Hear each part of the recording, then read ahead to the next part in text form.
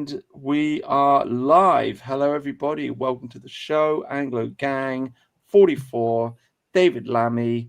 He's taking away our freedoms. He's taking away trial by jury. So we're going to talk about that today. As always, this is a peace and love live stream. We are against violence. We love everybody. We're just talking about a few ideas on the internet, but it's all comedy and satire and all of that. Let's play the intro and see if we can raise our spirits. Here we go. Britain is one of the greatest countries in the history of the world. You are the country of Shakespeare, the steam engine, you defeated Napoleon, you destroyed the slave trade. My country, America, became great as it is because of what we inherited from you, from Britain.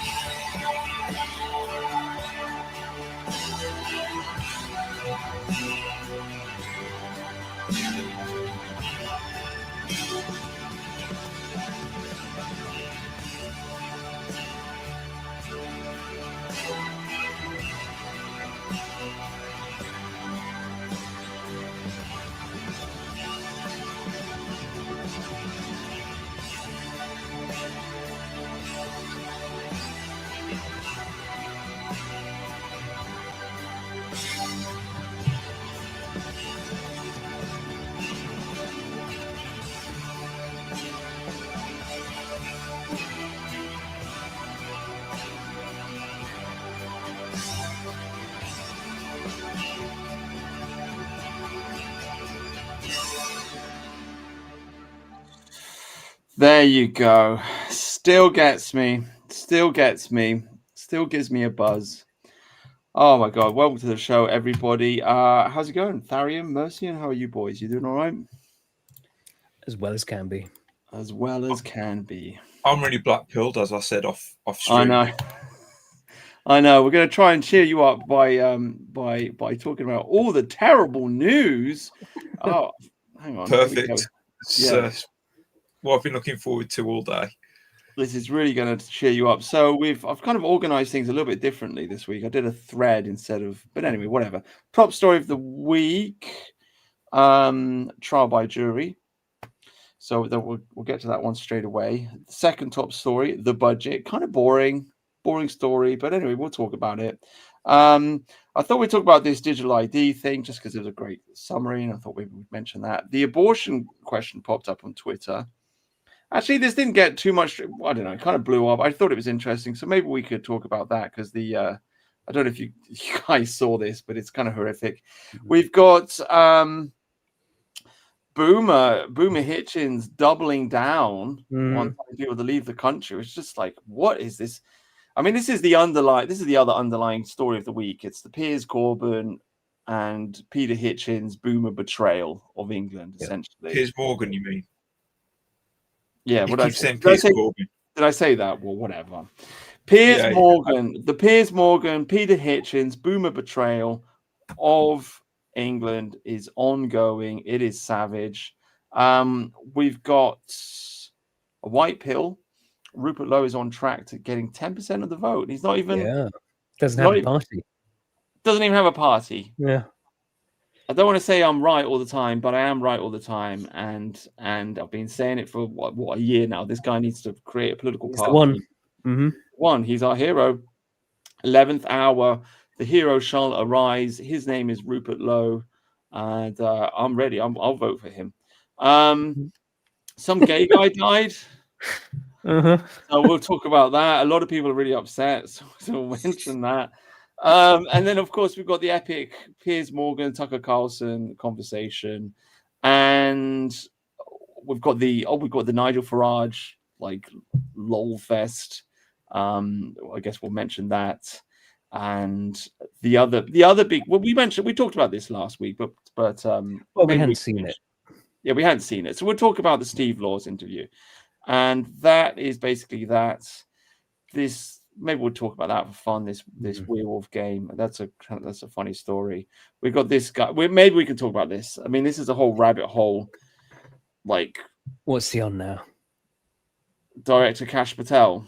He's going on about some global paedophile network known as 764. So I went on Wikipedia and looked this up. It's kind of horrific, but it's connected to it's connected. There are all kinds of weird connections. So maybe we can go down that rabbit hole and talk about that. I don't know. It's a little bit dark and fucked up. So maybe we will, maybe we won't. But is this going to be like the Epstein stuff? Remember, Kash Patel was going, "Yeah, we're going to get him. We're going to show it all, lads." And then, well, yeah, I mean, I wanted to talk about it because I started going down the rabbit hole, and it's connected in part to David Miat and to Atten Waffen and to basically neo-Nazis, satanic neo-Nazis who right. Yeah. Were you on the show when me and SJJ talked about this last year?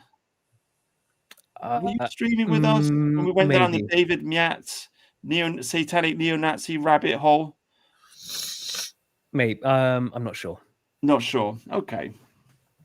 Maybe we'll talk about that. Anyway, story of the week. I mean, you could say that the budget is the story of the week, but to be honest with you, I kind of think this is, more important than the budget. Like we can get over poverty. We can't really get over losing trial by jury. So, I mean, I don't know, guys. What do you think? Yeah, it's terrifying. Yeah. Not that I was a fan of. I don't want to say I wasn't a fan of trial by jury, but I started to have skepticism that we would have a jury of our peers the way the demographics are going. Mm-hmm. But this is even worse somehow. I don't know why they needed to change it because they were kind of winning on jury and the jury of your peers anyway. Well, you still sometimes got good juries who would overthrow these like nonsense like charges. Right. But, and they can't have any sort of risk of dissent like that. Well, here's the thing. You know what they're doing? They're coming after us specifically. Mm-hmm. Yep. You can't have pesky juries getting in the way. This isn't the murderers. Yeah, it's only for, I think it's basically everything except murder. Yeah.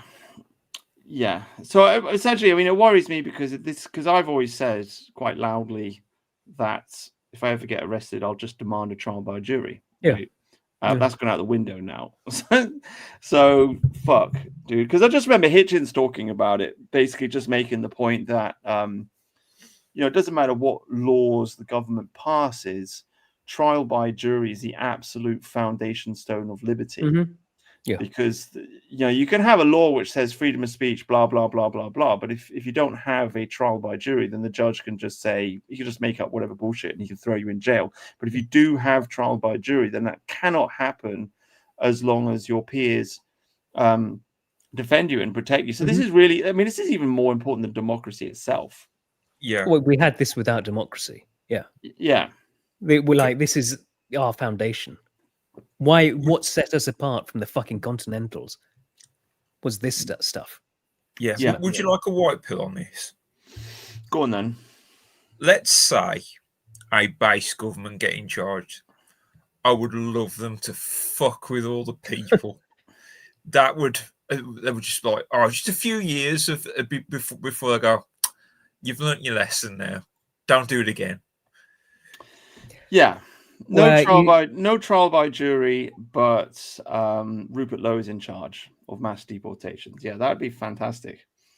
I mean, there are a few good judges still who do seem to be on our side, but most of them these days, the judiciary is all fucking the neoliberal shit libs, multicultural shit, and then also it's not just, you've also got all these sort of other barristers who they're not real judges. They're basically just volunteering for this shit.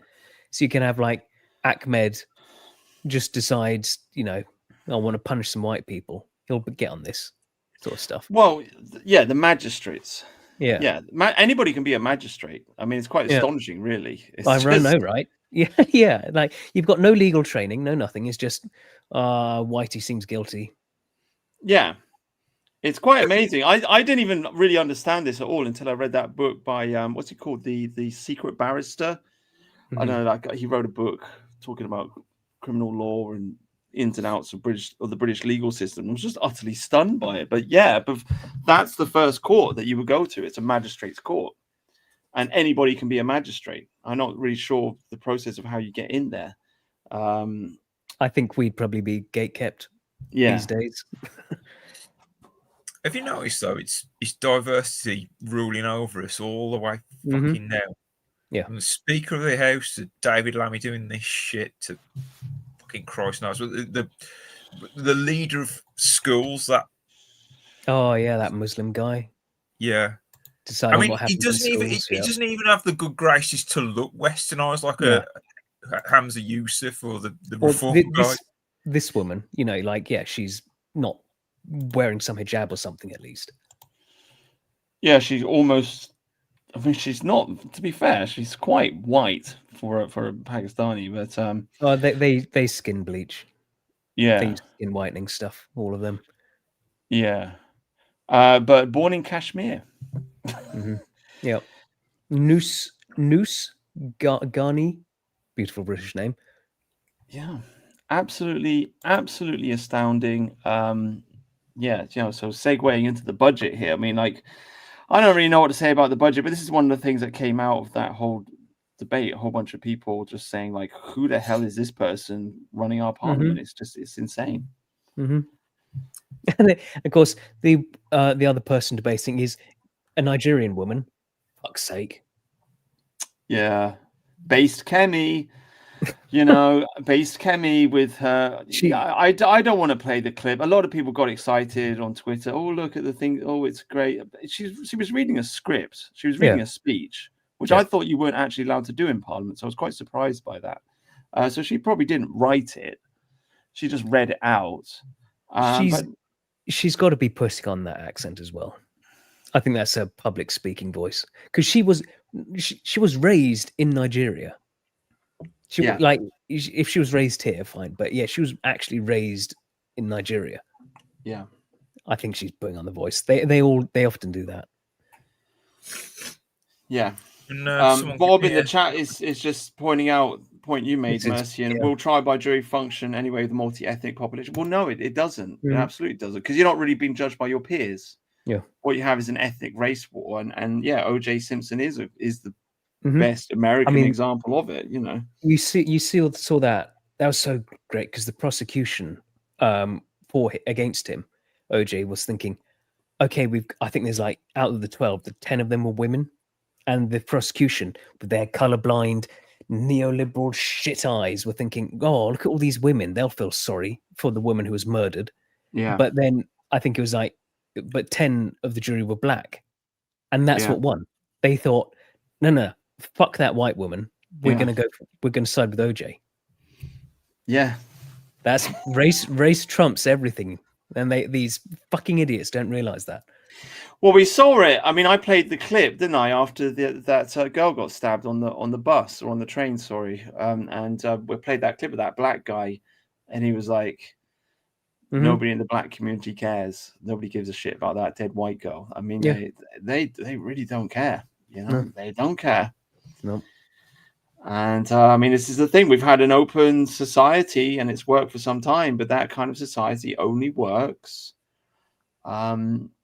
in an ethnically homogeneous civilization. You can't have an open culture if you've got different races and that at each other's throats. You're going to have an autocratic government just to stop people from killing each other, basically. And at least a few years ago, there wasn't the like, you go back to the 80s or something, there wasn't the narrative of white people are all evil that you see now everywhere. Yeah. Blame Whitey. What are we going to say about the budget then? What's the comment on the budget? I mean, it's shit. It's terrible. Why bother working? Why bother working? Yeah, I'm thinking, like, stop fucking have kids, have white babies, and don't work. You're better off. $6 grand a month if you can knock out enough by the time it's done. Tell you. How much do I get for a baby?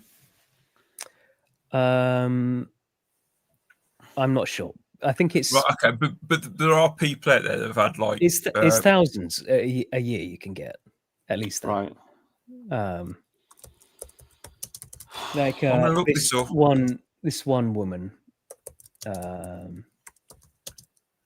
me try and share Maybe this. I could just get like 2 or 3 girls, and we could just start a breeding. Well, farm. I mean that Irish worker, like, she must be so upset because if she can start to get some babies popping out of her soon, yeah, quit a job.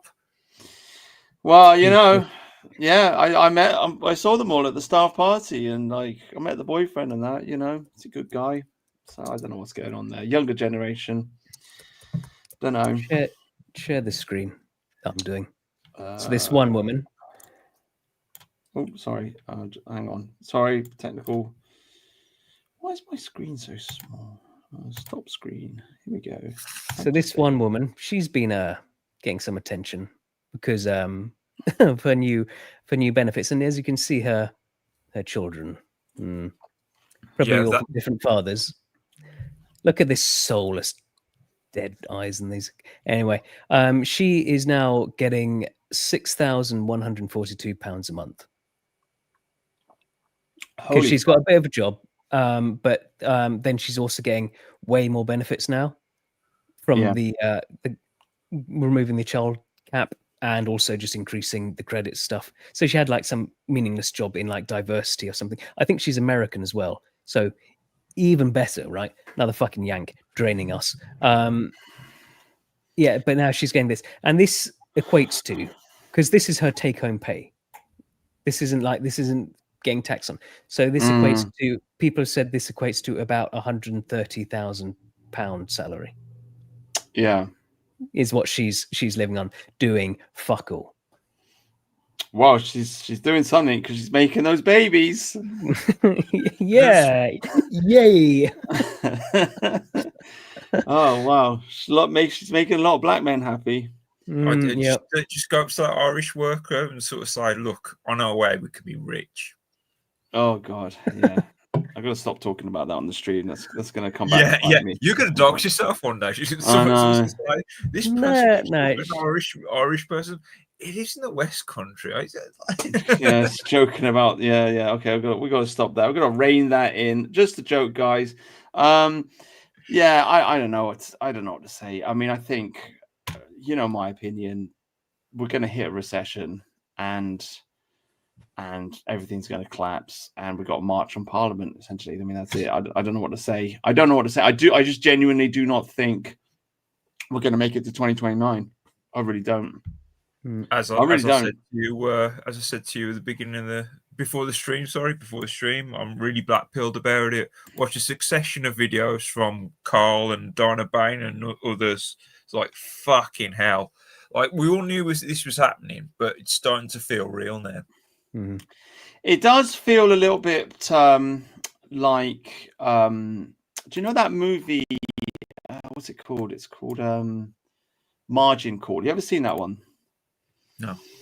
Okay, so anyway, all right. Well, there's a movie. It's called Margin Call, and it's about the 2008 collapse. And I just really enjoyed it. It's a great movie, but it's set in New York, and it's set in some big hedge fund. And everybody goes out drinking. Yeah, with Kevin Spacey, and everybody goes out drinking. There's one guy, he stays behind just to check some. Yeah, and then he's like, "Oh my God, we're bankrupt," And then they call in all the heads, and they all come in the middle of the night and have this meeting, and they're like, "Oh," and they're going over the maths, and they're like, "We're fucked." And then the guy's like, "When did it happen?" And he's like, "It's already happened. It's just the market hasn't noticed yet." And so then they have a fire sale, and that kind of kicks off the financial collapse. And I do kind of feel like people are like starting to look at the numbers. Do you know what I mean? The immigration numbers, and they're scratching their heads, and then it's like, oh, yeah. Well, with the budget stuff, I'm thinking like is it worth it? Just quit your job, go on benefits. Yeah. And then you've got time for whatever activism stuff you want to do. This is what the system is incentivizing. The government are making it clear they don't want people working. They're punishing that while they are increasing the amount of benefits. So if that's what you want, if that's what they want, fine. Fuck them. Yeah, I don't mind going for that goal. Seems like a righteous one if you do it correctly. Yeah. The thing is, they will force you to take a job though. So, well, I don't know, but it's about like just I feel like if this is the system they want, just drain it for all you can. Because the foreigners are. Yeah, it might work if you're a minority and your friends in the job centers are also minorities, right? What are you saying? So they won't give you a job? I'm saying they'll just keep the money flowing. Yeah. You know, I went to a job center. I was unemployed in London once, and I went to a job center, and it was just full of black people, just milling around. And they'd walk in, they all knew each other, they're all friends, and they're just getting paid, basically. Yeah. And that's it. That's what was going on, right? But I had to get a job because I was a white guy, you know. Yeah, but I bet they treat you like shit as well. Right. I feel like should we just fuck that. Just start living off the state. Yeah. I mean, you're probably better. You'll earn probably more money. I do think it crushes your spirit though, because I've been unemployed before. Well, this is why, like I say, like, then you just use this time to dedicate towards, kicking out the brown people, basically. Yeah, I do. I've seen people. Look, I've done this before. I'm with you. I've been unemployed before, and I do know from experience that if you are unemployed and if you are on benefits, all of a sudden your day gets really, really long and really, really slow, and all of a sudden you just get really lazy really quickly, and before you know it, you're getting out of bed at 10 o'clock, right? And then you mooch around the place, and then it's 12 o'clock, and then you're like, I better have lunch or breakfast. And you have breakfast, and then it's 2 o'clock, and then you're like, oh man, I was going to go to the shop and do that thing. And then you go and do that thing, and then it's 4 o'clock, and it's like, oh wow, the day's over. And then, do you know what I mean? It's easy. It's very, very easy to slip into this incredibly slow, kind of lazy mindset when you're unemployed. So you may think, oh, I'll be unemployed and I'll just live off benefits, and I'll dedicate so much time and effort to activism or whatever it is. In reality, I don't know if that's actually true because, like I say, you just get drained of all energy. Yeah, maybe. That's my experience anyway.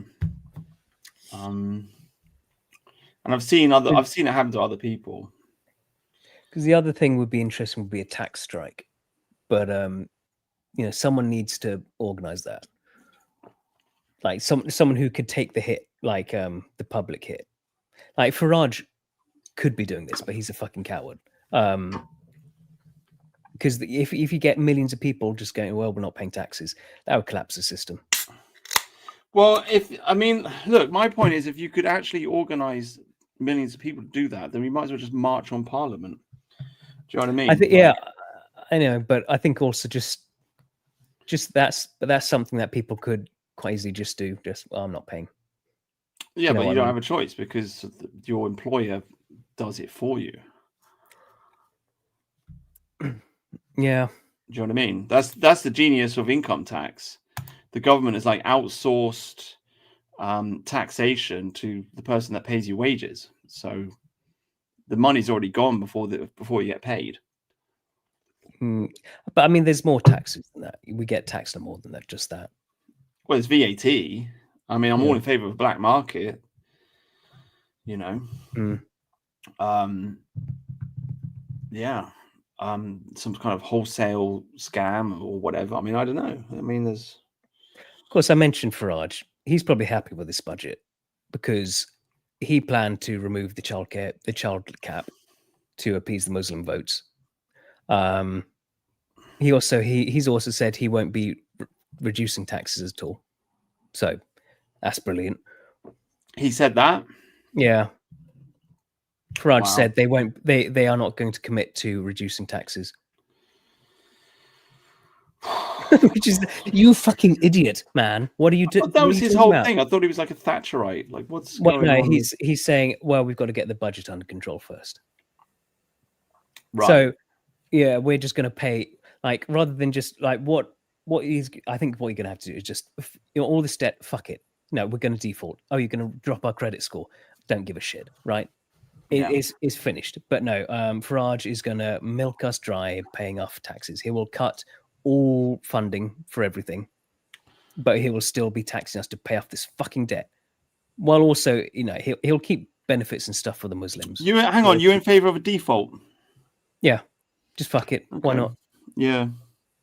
I've been thinking about it too. I mean, yeah, it's all fake money. I mean, you could just call it a jubilee. Apparently, because I read this book by David Graeber called Debt.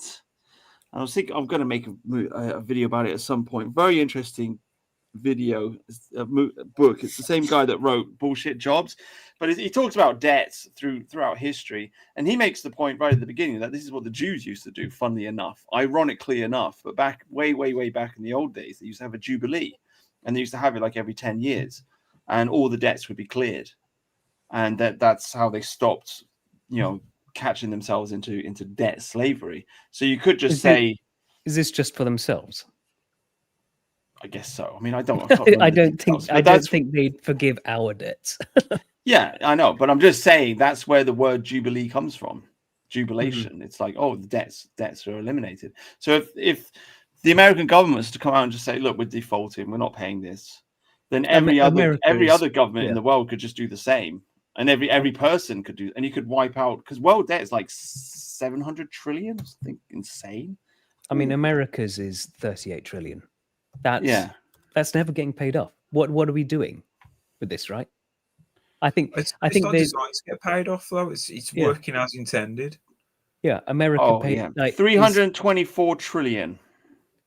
No, it's designed never to be paid off. Yeah, it's designed to keep money flowing. Mm-hmm. And the interest payments is like, I think America is like, it's over $1 trillion every year just on the interest.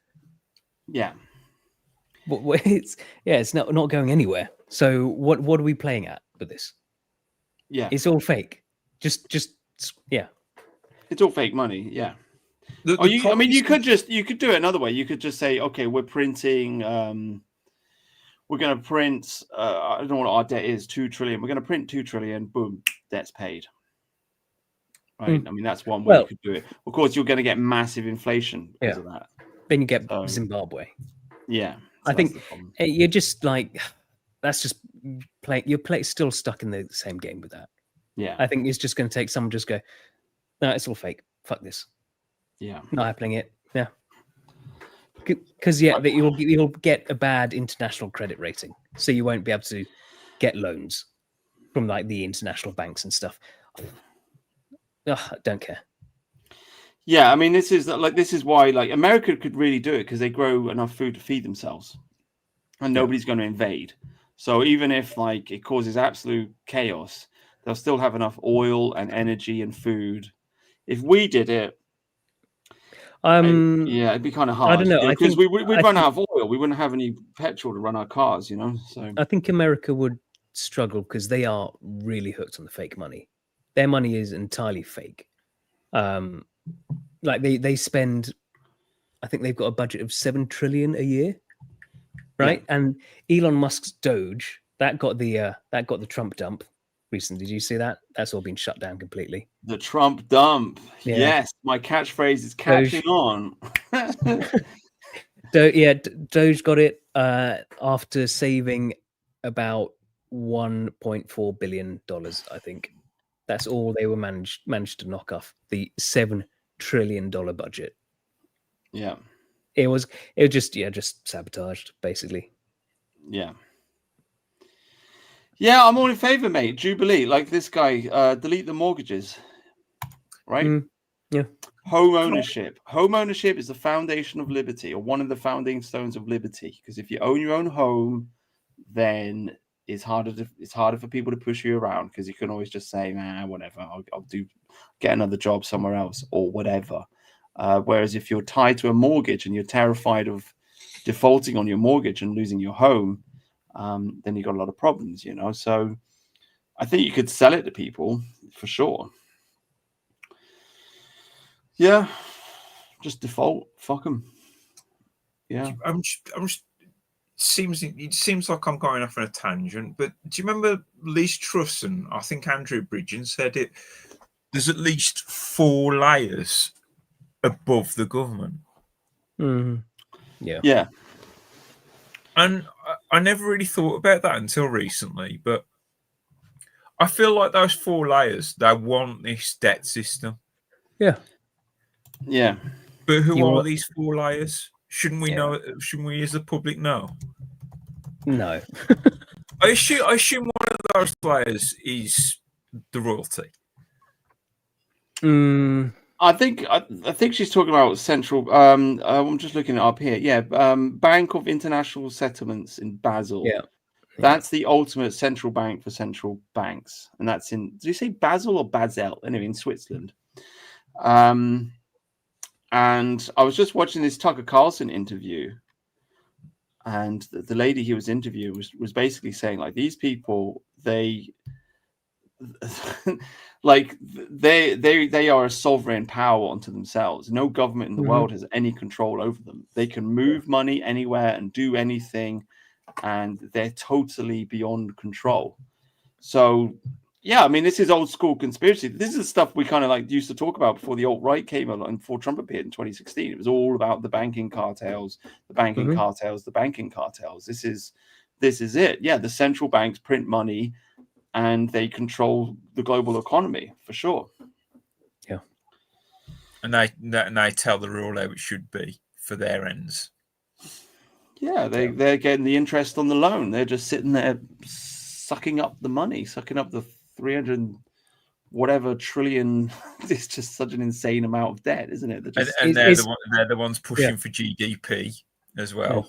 Yeah. Bringing all the foreigners for our GDP. Yeah. Yeah. Fuck 'em. This is it. It's fiat currency. It's fake money. It's not real. It's not connected to gold and silver.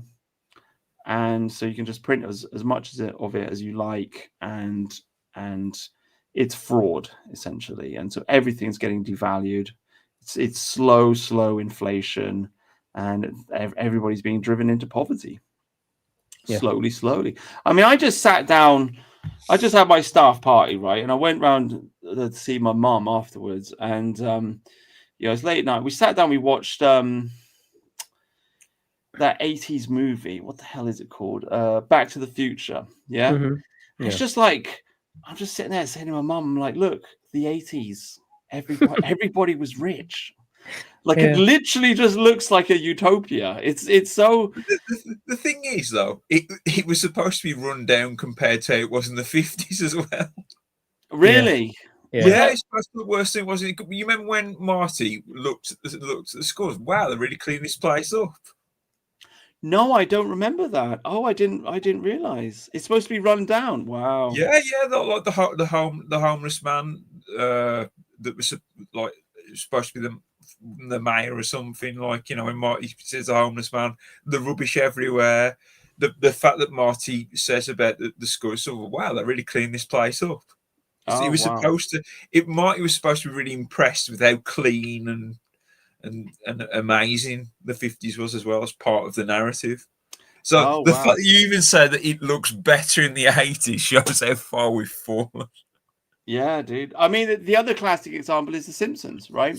So Homer Simpson, Bart Simpson, guy lives in the suburbs, working class guy, owns a house, got a wife, got 2 kids, and he was just considered to be completely normal, and not even normal. That was considered to be not even middle class. That's a working class guy with a nice big house in the suburbs, and a joke, essentially, a joke for the whole country to laugh out. But he's got a wife and he's got 2 kids and he's got a steady job, right? Yeah. And it's like people would kill for that lifestyle now. People would kill for the Homer Simpson lifestyle. Yeah, go on. That's a great example about The Simpsons, but arguably, whether he was or not, arguably, Homer's position was nuclear technician. I assume that gets paid a lot of money in real world, whether Homer could do that or not. The other one, was it Love and Marriage? Al Bundy, similar to the time period. He was a shoe salesman. I don't know that film. No, it's a sitcom, American sitcom.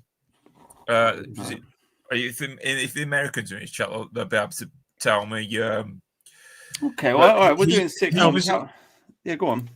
He was a shoe salesman, and he lived in what I would consider to be a fucking palace compared to what's on offer for me. Alphabet Cat does make the correct point, though, that it is all based on debt. And it was. This is all ticking up, and we're really paying for it now. Yeah. Right.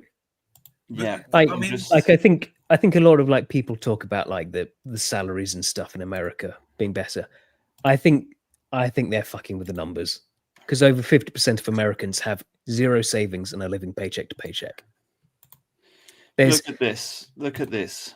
Anyway, you guys remember this? Married with Children. That was the thing. This is classic America. Remember this?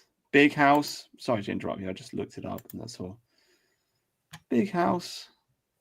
You know, it's probably not the best example. Sorry, I just interrupted you. But anyway, I just wanted to find it's perfectly livable. Perfectly livable. And a joke also. A joke. Working class, grubby working class family. That's what the joke was. Yeah. The thing is, they can think about the whole debt thing. That's the system working perfectly as it was intended to work. Yeah. That's how it was designed. It's not a bug. It's a feature. Yeah. Yeah. Anyway, there is a solution to all of this, and the solution is given to us by one of if I can find it, one of England's premier intellectuals. So I'll tell you what the solution is right now. So don't worry, guys. The solution is here. Yes, I do tell people to leave the country if they can, but that's an important detail. The if they can bit is getting harder and harder to get out of here, not least because people in foreign countries have begun to realize what modern Britain is like. They've begun to spot what most of us already know, that nothing works. Our schools are useless. Our universities are even worse, that we're not training people to be any use at doing anything, that we're very badly governed, that we don't know how to run anything. Why should they have us? If you want to get out, by all means try, but don't ask me where you should go. Don't assume before you try going that everybody will want you. Anyway, thank you, Hitchens. Thank you, Hitchens, for the advice. There you go. Flee for your lives. Run for the hills. Thank you. A lifetime of dedicated service to British journalism, and now at the end of times, he gives his final word, and that word is run away. Yep. He was a fucking commie, though. Yeah. Well, his mum's a Jew. I mean, in case people don't know. Oh. Yeah. No, it's making sense, isn't it? It's in the blood, you know. It's in the blood. He doesn't have that English will to fight. That makes sense. Even worse than that, he's Hitchens, which is a Cornish name. So it's this, half Jew, half Celt. Yeah. You know what I mean? That's like absolute English hatred there. Yeah. Yeah, it really is. It's the old Gaelic, the old Celtic Anglo War.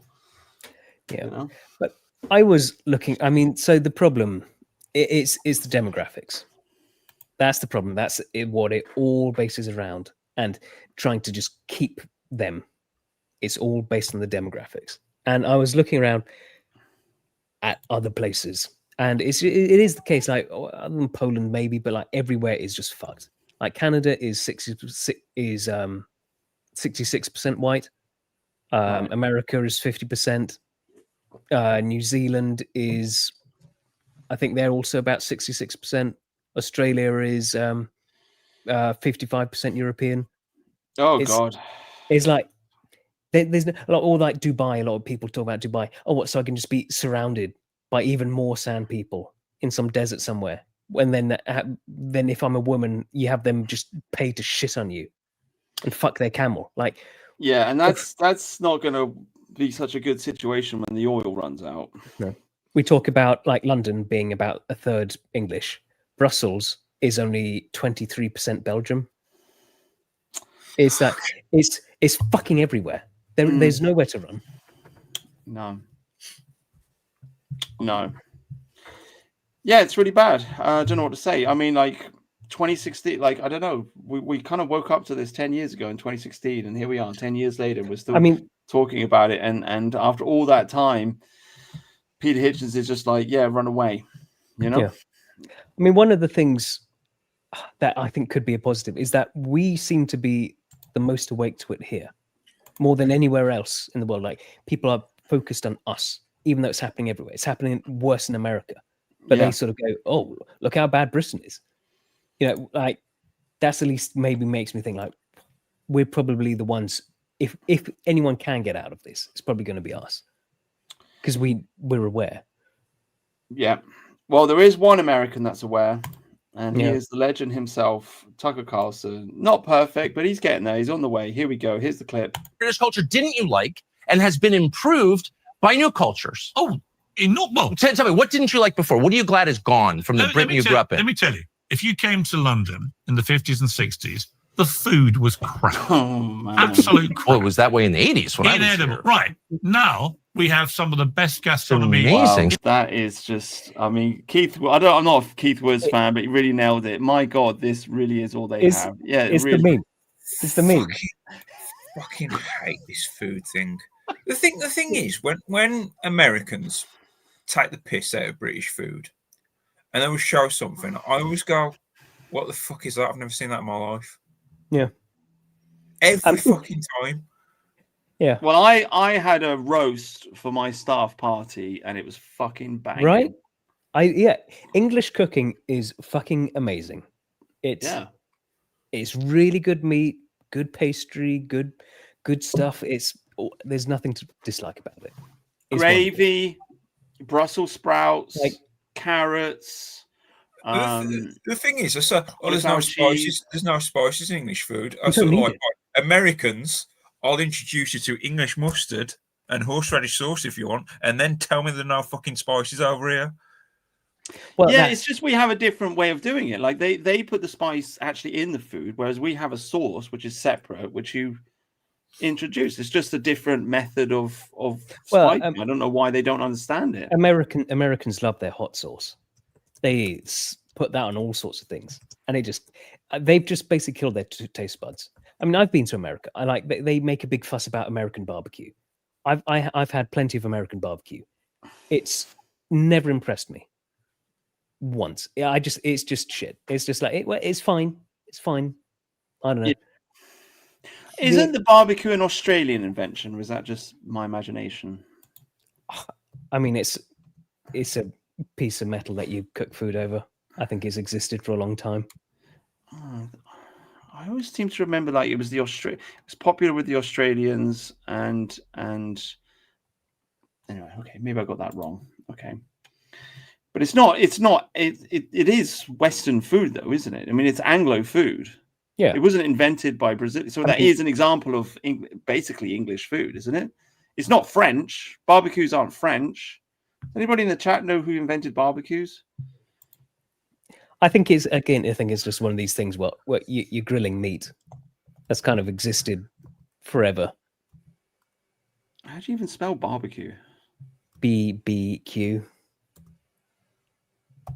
Yeah, okay. That's...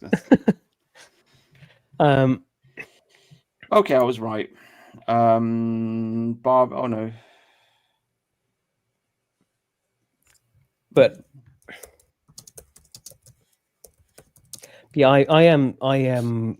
I've basically sworn off all like curry and all this foreign slop now. Really? Yeah. It's because it's feeding into this narrative that's always pushed around of like fucking Piers Morgan here, like that British food is terrible.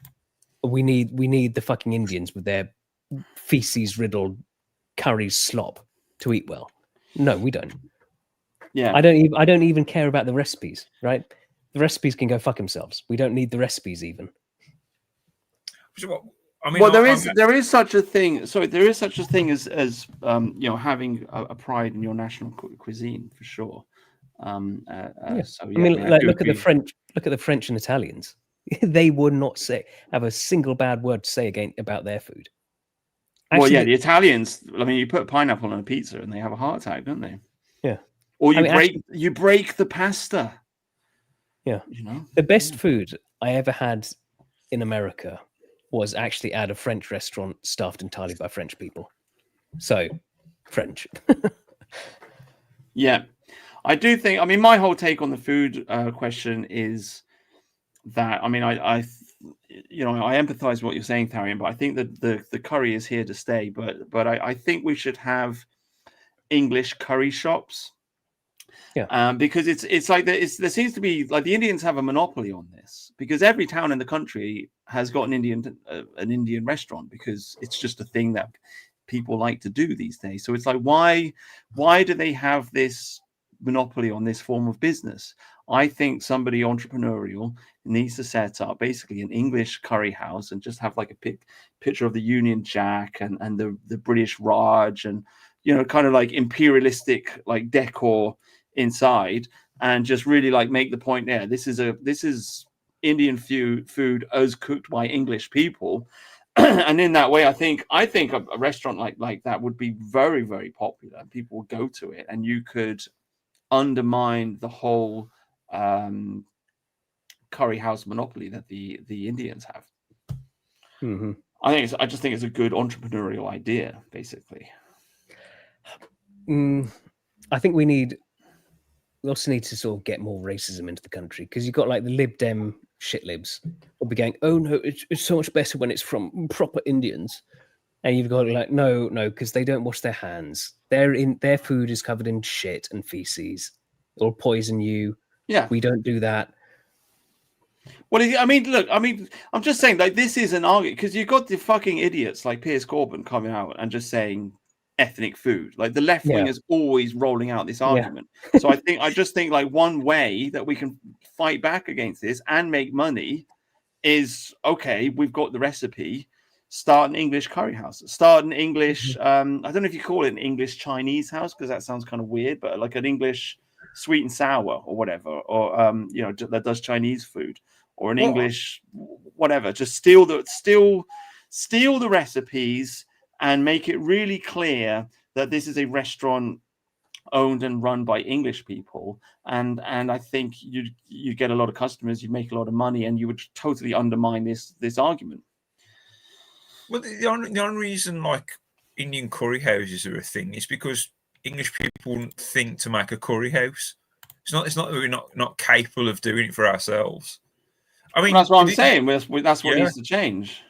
The other thing is sort of like, if what Piers is saying is correct, like you two were old enough to remember pre-Blair years. Not really. Yeah. Well, do you remember food being terrible before the pre-Blair years? I remember processed food being terrible, but like actual food. I remember turkey dinosaurs. I don't know. Well, I don't know. Do you know what? Processed food, that is no national dish. Like if anyone comes at me, so I mean, we always make fun of the Americans for all their processed food and all that, but that's not true American food either. Like no nation in the world has processed food. I would call corn syrup an American food because they want it in everything. They love their corn syrup. Yes, it's why they prefer Mexican Coca-Cola, because there's actual sugar cane in it. Yeah. Should we watch this then? I ain't really got nothing to eat. Got some curry chicken. But I did find something while shopping at Whole Foods. Coleman's mustard, original English. And I want to compare it to Chestnut Hill's yellow mustard. Y'all told me it's a big difference between the two. I'm going to try it and find out. He's about to get schooled. Me. Thing about American mustard, when you open it, it got all this gunk and goo up there. And then if you don't do this, shite. This is literally the American mustard glass container with a top and a lid. Yeah, it's quality, man. Nice little, you know what I'm saying? Like, oh no, it's almost like y'all seasoned y'all mustard. I gotta stir this up or something. Like the pause. Whoa.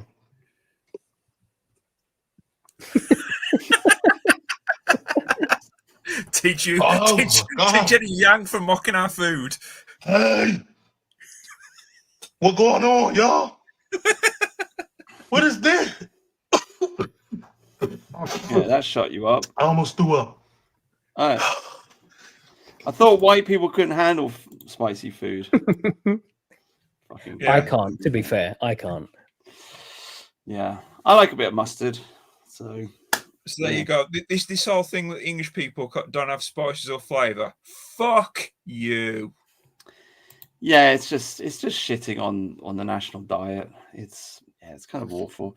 I mean, bangers and mash. That's another good one. Oh, I don't eat potato. Potato's foreign. Oh God! Wow. Okay, so like you potato. don't eat, I don't. you don't like eat chips. Then. You don't eat fish and chips. Not usually. Jewish. I have the sausage. I do agree with Tharian. Potato is really overrated. Yeah, it's like it's also they had to do an awful lot to sort of get them to be not poisonous. I don't think potato is very good for us, really. No, it's not. But I mean, I do like chips. I don't have chips very often, but going out to the pub and then going to the chip shop and having cheesy chips is just mwah. It's just like, oh yes, just dose up. If JFC was here, he would tell you about poutine. I've always wanted to try a proper poutine. What the fuck is a poutine? Oh, it's chips with cheese curds and gravy. Oh right, this is like some northern thing. It's a Canadian thing. Yeah. Canadian thing. Oh okay. Yeah. Where is JFC anyway? I sent him the link. I don't know. Yeah. People are unreliable. What to do? Like Western civilization is collapsing. Yeah. Just the way it is. Segueing on from Piers Corbyn to the other big interview, because we have two quite big ethno-nationalist interviews. I mean, the Tucker Carlson is not an ethno-nationalist. I mean, I'm not going to criticize the guy because he's done a lot bringing Israel to the forefront, but it just does seem like he's stepping up really close to making the argument, and then he takes a step back, and it's like, okay, Tucker, whatever. Because it's like he'll make a big show of saying the F word and this, that, and the other, and then he's like, oh no, but I love gay people. And one of the I was going to say one of the things though, he still doesn't get, or maybe he just chooses not to talk about, is that America in that interview with Piers, he doesn't like accept or say how America is the baddie. And like he's talking about, why did Britain do this? Well, I don't know. Maybe it's because we're not a country. We're an American vassal. We have no choice over anything. Like America chooses our politicians. Let's say Keir Starmer decided tomorrow, you know what? We're going to go into an agreement with Russia, get loads of free energy from them, loads of cheap energy. We're going to be an ally of Russia now. This will really boost British manufacturing. Do you think we could get away with that? No, of course not. America would destroy us for that because we're not a free country. We're a vassal. Every fucking woke piece of shit idea all came from America. Yeah. That's all being exported here. The US aid stuff that Elon exposed, that was all just American subversion of their vassals. It's all come from America. Yeah, America has given the world the rainbow flag. They make us buy their fucking fake printed dollars so that they can continue to print more and more for themselves while indebting us even more to them. Yeah. They have absolutely just used this fake financial system to crush us. I mean, and even when we sort of start doing a bit better, they will find a way to just fuck us over again, like the Ukraine war. And German manufacturing was doing really well with all this Russian energy. America didn't quite like that, so we blow up the Russian pipeline. Now, no energy for Germany. German industry has collapsed. Well done, America. Thanks. You're such a great ally. Yeah. I agree. There's the other quote of the week. Here we go. If my mum was black, what would you do to her? Absolutely brilliant. He actually started the interview. I don't know.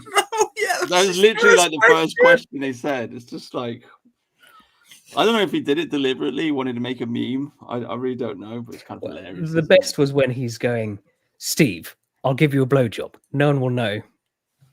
Wow. Do you see that clip? That was clipped out. He was saying, if I was Halle Berry, that's why he starts it, but people clipped off that.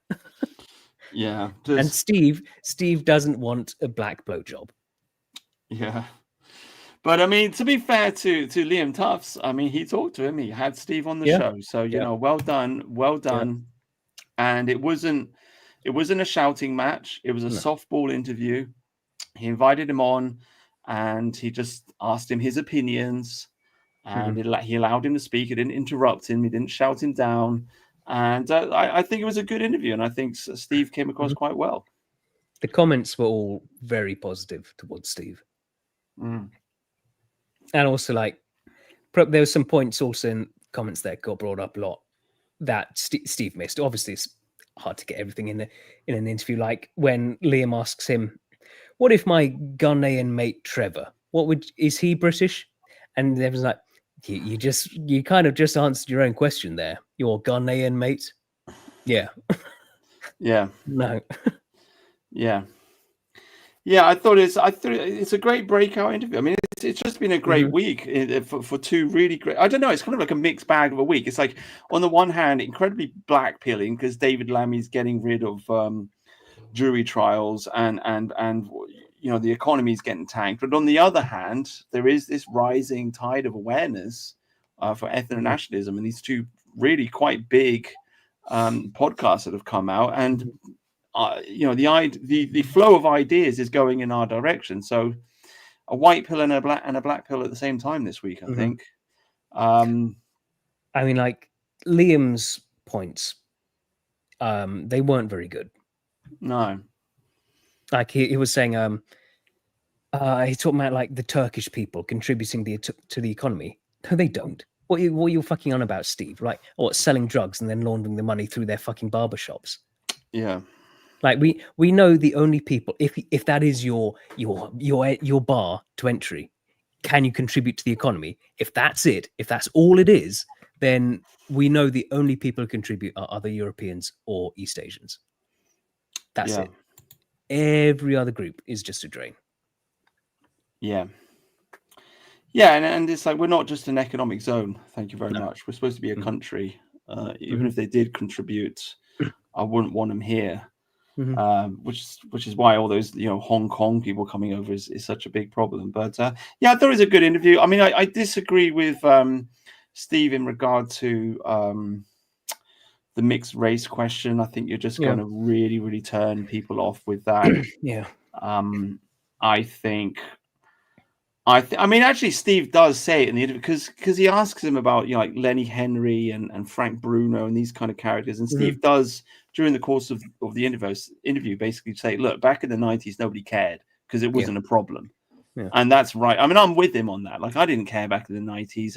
And I think most people in the country do feel that way. Like, we didn't mind when it was just like 5%. I mean, we didn't like it. We still had the Brixton riots. It was still a problem. But it was like a problem in some cities somewhere. And it was like, maybe over time we can integrate these people. And it was a mistake to bring them here, but let's just stop it. But now it's just replacement. It's just psychotic. Like it's just off the fucking rails, and it's not personal. And it's like, yeah, you've got your funny black friend. I mean, I think Steve says it in the course of the interview. It's like one funny black friend is all right, but all of a sudden you've got 100 of them or 1,000 of them. And it's just like, well, this is, where does it stop? So it's nothing personal. I think he came across very well. Yeah. And Lenny Henry, of course, now wants us to pay £20 trillion for slavery that he was never a victim of. Yeah. Well, I hope thanks, Len. Foots a lot of that bill. Yeah. Well, I should look up the flipping I'll look that up actually because I didn't put it in the list, but I should look up the what was that guy called? Salman Rushdie. You guys see the Salman Rushdie clip? No. The new one? So you cover. Well, I'll try and find it. On Friday, Harry on the Lotus Eaters did a good segment about this, and the problems with immigrants, all like the sex slavery and all the rape and the murder and stuff, that has been here all the time. Like he's bringing up news articles going back to like 1915, when there's like 100 of them in the country basically, and they are still like raping our girls and stuff. And it's the same shit. They pretend they're boyfriends and stuff. Nothing has changed. They've always done this. Yeah. There's just the idea that you can integrate people is just a myth. It doesn't work. Never will work. Yeah, it's always been a problem. It's just it was a small scale problem, and now it's a total civilizational destroying problem, basically. Mm-hmm. That's the difference. But yeah, it's always been a mistake. I'm trying to find it. Oh, I've just found it. Yeah, just wanted to segue into this because you just made me think about it because you mentioned Lenny Henry. Let me just, yeah. So I mean, this is Salman Rushdie. I haven't actually seen this, but I mean, this is the guy that wrote Satanic Verses. The Satanic Verses. The Iranian government put a fatwa out on him, and now let's see what he's got to say. The rise of prejudice is what's shocking to me. Do you think that kind of, frankly, casual racism, which used to be around in the 1970s, is coming back? I think to some degree, yes. I mean, I can remember having some of that kind of casual racism aimed at me when I was at boarding school, and it goes very deep. You know, you never entirely forget it. Yeah, I mean, funny enough, he's whiter than the academic agent, isn't he? But anyway, but anyway, I mean, it's just like this guy ran away from Islam, came to this country. We basically protected him. We actually paid for him to have bodyguards for some time. And how does he reward us? Oh, you're all a bunch of racists. Well, it's like, fuck off back to Iran then, you cunt. See how they treat you. What the fuck are you doing in my country? Why are we protecting you? Fucking refugee. I mean, because he's like a genuine refugee, you know, genuinely running away from an Islamic fatwa. And this is, oh, you're all racist in this country. Well, oh, thanks, mate. Talk about. You've got to wonder. We'll bring in loads of his fellow countrymen for him to feel at home. I'm sure he'll thank us later. Insane, just insane. Like he should be sitting there saying, "I ran away from my Islamic country to get away from Islamic fundamentalism." He should be on the side of Nigel Farage and reform and etc., marching with them to try and stop immigration. But he's not. He's snuggling up to the left and complaining about racism. It's just absurd. I think is this like one of these like just genetic things where they can't get over from their honor cultures. Like someone said a mean thing to him once, therefore you're all enemies. Whereas we just view it like as if like English people don't bully each other all the time, as if people haven't said mean things to us, but we just get over it. But these fuckers, you know, in their sort of weird third world honor sense, well, you once teased me. Can't have, so now you don't get a country. Yeah, I mean, I can't work it out. I've been saying for a while now. I don't understand why everyone hates the English. I don't fully understand it. I mean, they're going to say, "Well, you had an empire." I mean, like, it's the way they hate as well. I don't get it. And we were uniquely soft as an empire. Oh, yeah. Most like Genghis Khan's empire. Any who resisted, murdered. Whole cities slaughtered. Every man, woman, and child.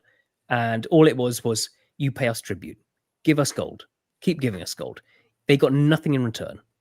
Whereas our empire, we gave you all these savages. We gave them civilization, technology. We brought everything to them. We tried to show them this is how you have a functioning society. This is how you build things. They didn't care. And then what was it? We can't have all these English people, here. Yeah. Go away. Yeah. And now we've got that. Let's get revenge, guys. Yeah. it's like you wanted nothing to do with us, and we agreed. Okay, we'll leave you. Then why are you back here? Why are you back with us?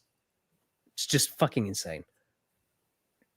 And the other thing, like with the Salman Rushdie thing, when did the Satanic Verses come out? Was it the 80s? Wasn't it? Yeah, I think. Yeah. Our government, well, I mean, I say that they didn't give a shit, of course. But because there was all the fucking Muslims, and there weren't that many in the country but they all came out wanting him dead, marching in the streets, demanding his death. Yeah. And that should have been, I mean, the BNP were up in it and stuff, but you know, it just would have been nice if that was taken more seriously, because it's so obvious then. Yeah. It's been obvious to a lot of people for a long time. Hopefully now people are finally waking up. I think the Zoom. Well, let's segue onto something a bit more. Well, I mean, the thing, I know you want to segue, but like, there are too many people like Piers Morgan. Far too many. Yeah. The boomers the boomers need to go. And Piers Morgan allegedly is on the right. Oh, he's so full of shit. He's such a scumbag. Like, he will say, I think he's the sort of, he will just say anything. If he can make him one single pound, he'll say anything. He's such a scumbag. Yeah, I don't think, does anybody really take Piers Morgan seriously? I mean, he doubled down. He doubled down on this shit with a tweet like saying, I would gladly trade loads of English people for one good curry. Go fuck yourself, Piers. Like, he's just like trying to farm anger and stuff with that. Just go fuck yourself. Yeah. Well, yeah, he's always been like a rage bait kind of person. But anyway, on the positive side, we've got my second favorite politician in the country, Maria, what's her face? So a poll has dropped with Rupert Lowe's name in like the "Who would you vote for?" question without a party, and 10% have said they would back him tomorrow. That's not social media noise, that's actual recognition. And I know that already because... So anyway, she goes on like that for 2 minutes. But anyway, we'll get the point. 10% for Rupert Lowe. I mean, people don't even know who he is. A lot of people don't even know. I could go to work and talk to people, they wouldn't know who he is. And yet 10% of the country's on his side. Yeah. I mean, it's quite astounding, isn't it, really? Because that's 10% of people that are just on the internet, basically. Which tells you a lot about the power of the internet vote. Mm-hmm. Now, don't do this, but when we do get to vote, it would be so funny if loads of people wrote in Rupert Lowe and put across by his name. Don't do it though, because I probably would. Yeah. I'm currently set like my area is very likely to go reform. So I'm just going to vote for whoever is the craziest mad lad on the ballot. I'm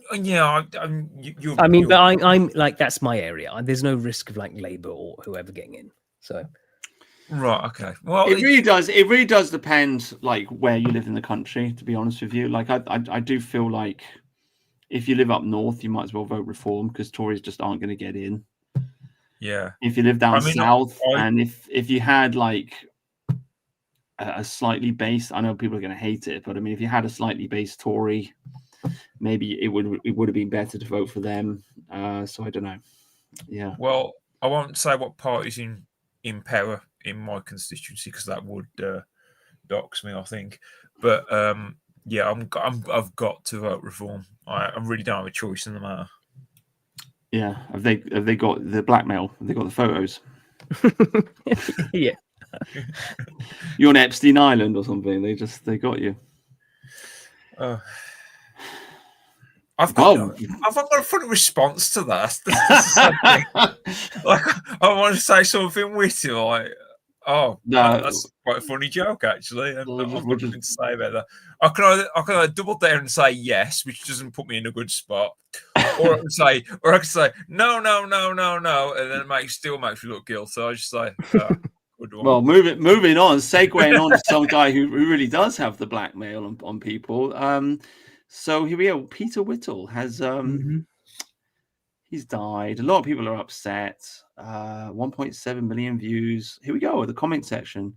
Rest in peace, Harrison Pitt. Carl. God bless him. Very sorry. Iconoclast. That's a name I haven't heard in a while. The Iconoclast, yeah. Dan Wootton. He's another gay anal sex guy. Andy knows a gay just above him. Yeah. Tom Rosewell. I'm telling you, man. Despite being a gay, Peter Whittle did. I mean, he was at least on side. Yeah, he was on side. Yeah. He was, on one hand, he was playing for the wrong team. On the other hand, he was kind of playing. I don't know. Maybe I shouldn't be such a homophobic arsehole. Well, I don't know what to say, guys. He does have a look at the face, though. I mean, he's got quite a strong, high testosterone face, and it just makes you wonder, like, why would a guy? His boyfriend is a Twinkie Filipino guy. Really? So he's clearly the top in the relationship. He's the top, yeah. Right? The thing is, though, why would gay men vote for Labour or left wing? What's in it for them, like politically, when you really drill it down? Well, you did see the fighting with the Your Party Corbyn lot, and like that they don't love the gays, the Muslims. That's what I mean. And yeah. I hope that in the next like year or two that all starts unraveling, the gay communist Islamic alliance, because it's such nonsense. I hope it does just break down. Yeah, I think they're just united in their hatred of the white man. Yeah, essentially, that's what it is. It's not a positive; it's a negative.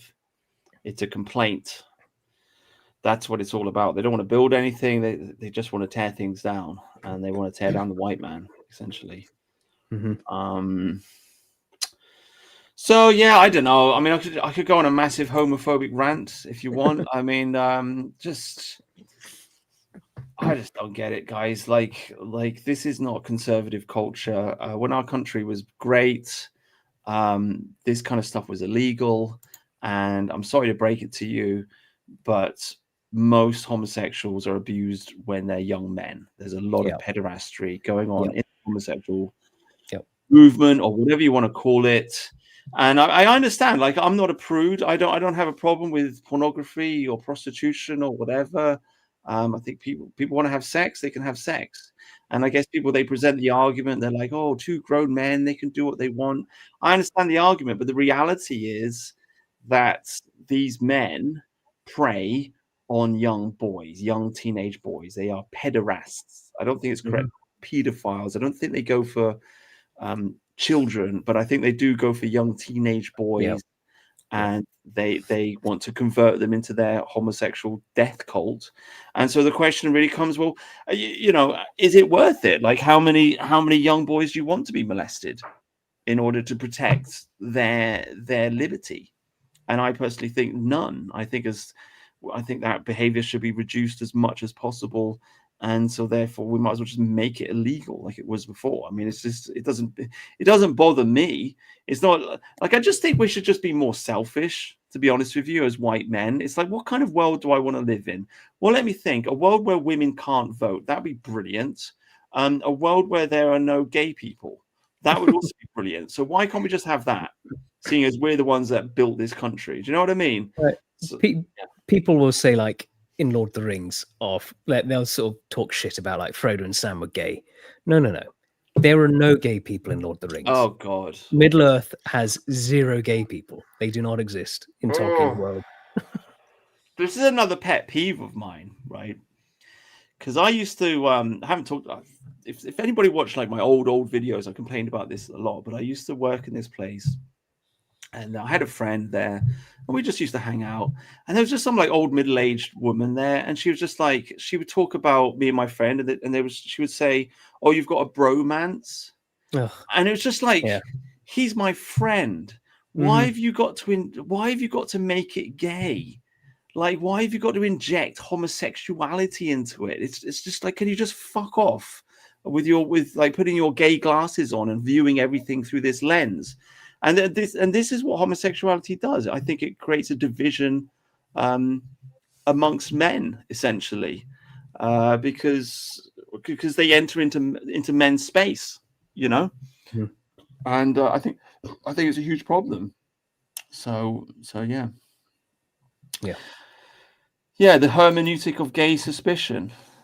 Yeah, I mean that's a. I remember Andrew Anglin talking about this a lot. I mean, it's such an effective a defense of homosexuality, because if you complain about it, people say, "Oh, you're repressing your inner gay," and it's like, no, I just find you gross.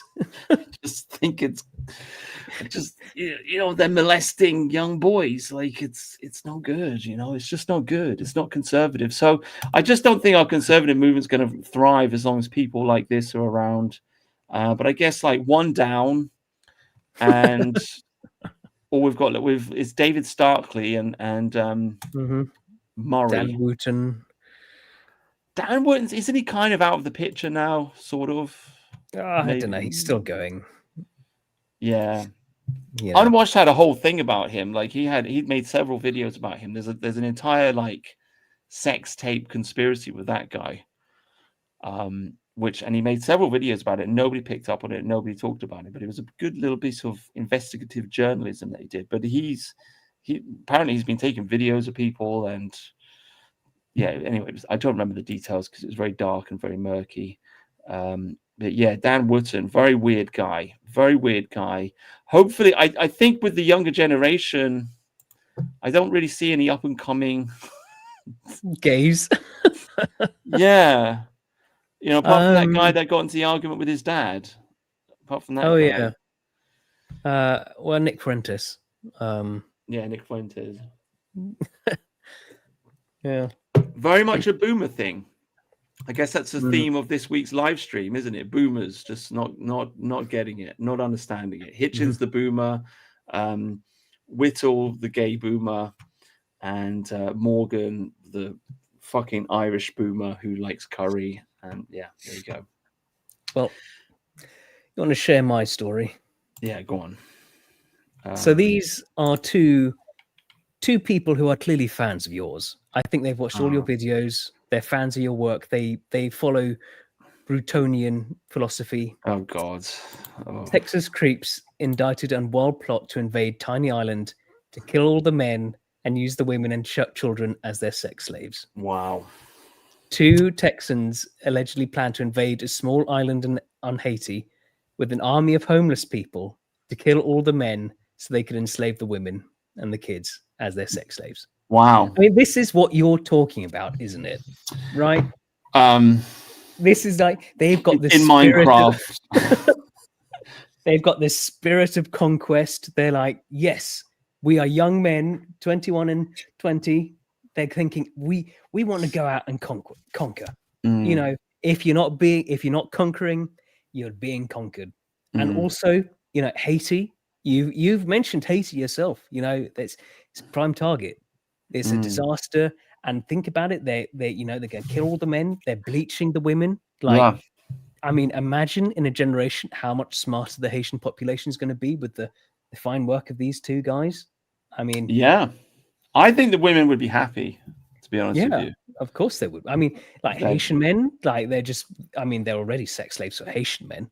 Better to be for white men, right? Yeah, I think they would be happy with their Chad Aryan slave master. Yeah. I mean, look at that guy; he's quite handsome. Much better than Barbecue, the cannibal. Yeah, and they plan to purchase sailboat firearms, and then get Washington DC's homeless population. So another level. These homeless people who have been abandoned by society. These young men, they give them a dream of conquest. You can be something again, homeless man. You can have a harem of Haitian women sex slaves. This is this is unironically the solution to homelessness. And I think it was the ancient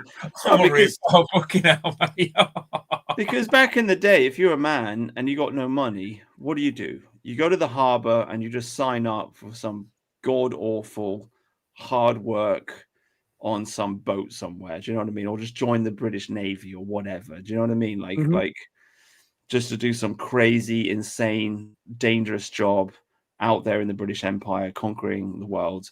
So I think this is. I mean, Western civilization has always thrived on this. People who are dispossessed, they don't have much money, and off you go and conquer the world. Daddy didn't give you any inheritance, so you better go to Africa, and make your own fortune. Isn't this how the British Empire started? Because it wasn't government or crown led, was it? It was yeah, sort of companies and what's the word? It's not a freebooter. It's what is the word? privateer. Privateer. That's it. Yeah, privateers. Yeah, I mean, the American government, Donald Trump, has gone and arrested them. I think they were charged with like the law was something like plan to do harm abroad or something.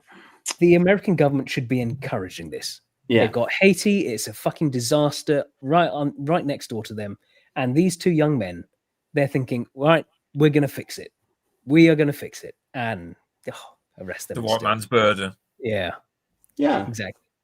We could take the whole of Africa doing this. We did. We did, yeah. I mean, it's amazing. Like, the conquest of Africa is literally called the Scramble for Africa. It wasn't even a conquest. It was just like grab as much land as you can before. The competition wasn't against the Africans. The competition was with other white men. Do you know what I mean? Like, we got to get control of this land before the other white people do. Well, look what happens when we don't do this. We get the exact inverse, and we're told how evil we are. It's like, well, if we're that evil, fuck it. Let's show them how bad we are, guys. Yeah.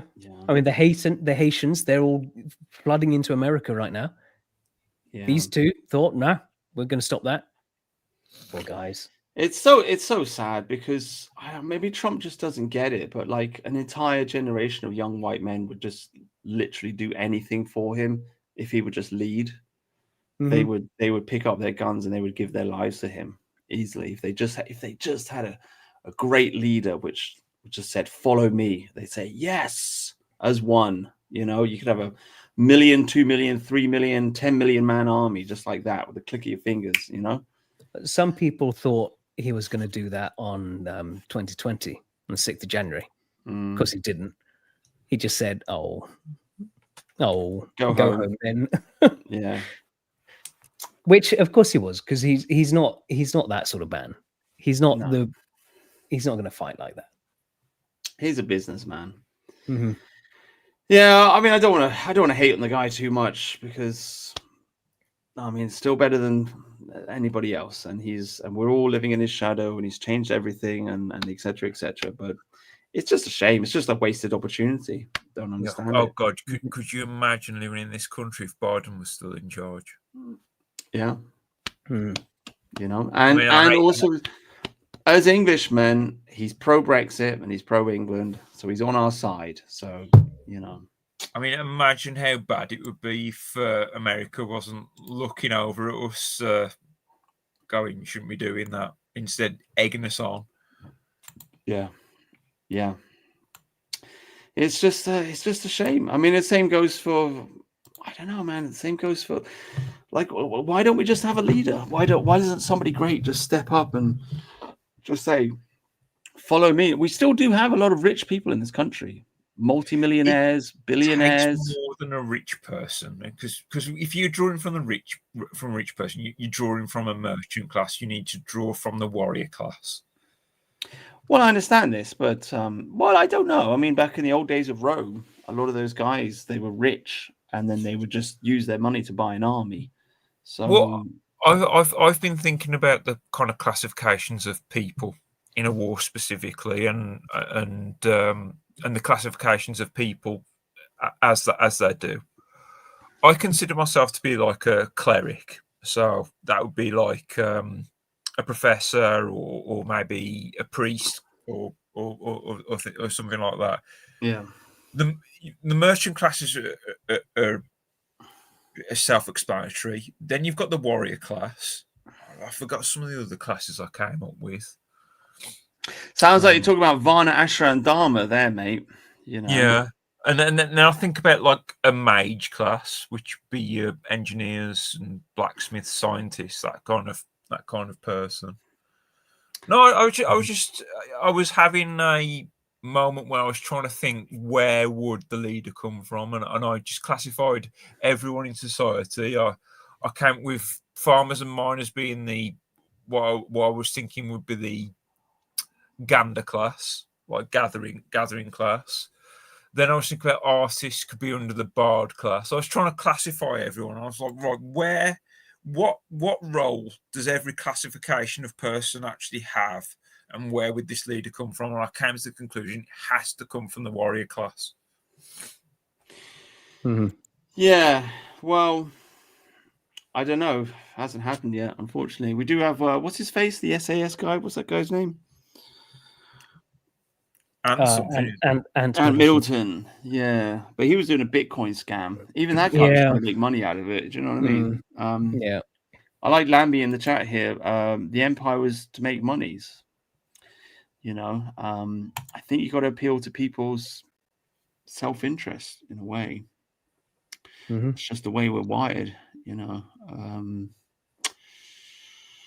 Yeah, I mean, I think that the von Aschendahl model works. So I mean, you've got the Brahmins at the top, you've got the intellectuals at the top, and then you've got the warriors, and then you've got the merchant class, and then does it work though? As an analysis of society, like you can look at your civilization, you can divide it in four, and I think it's the intellectuals at the end of the day that guide society. The ideas at the end of the day rule. If you can get the intellectuals on your side, then you'll win. Basically, that's the way I see it. And the other four classes, the warrior class and the merchant class and the working class, will just follow. The problem is, I guess people are trying to start a revolution with the working class, and it's just like, well, you know, they got no money, they got no power, they got no motivation. It's kind of hard. Yeah, but a lot of the warrior class will come from the working class.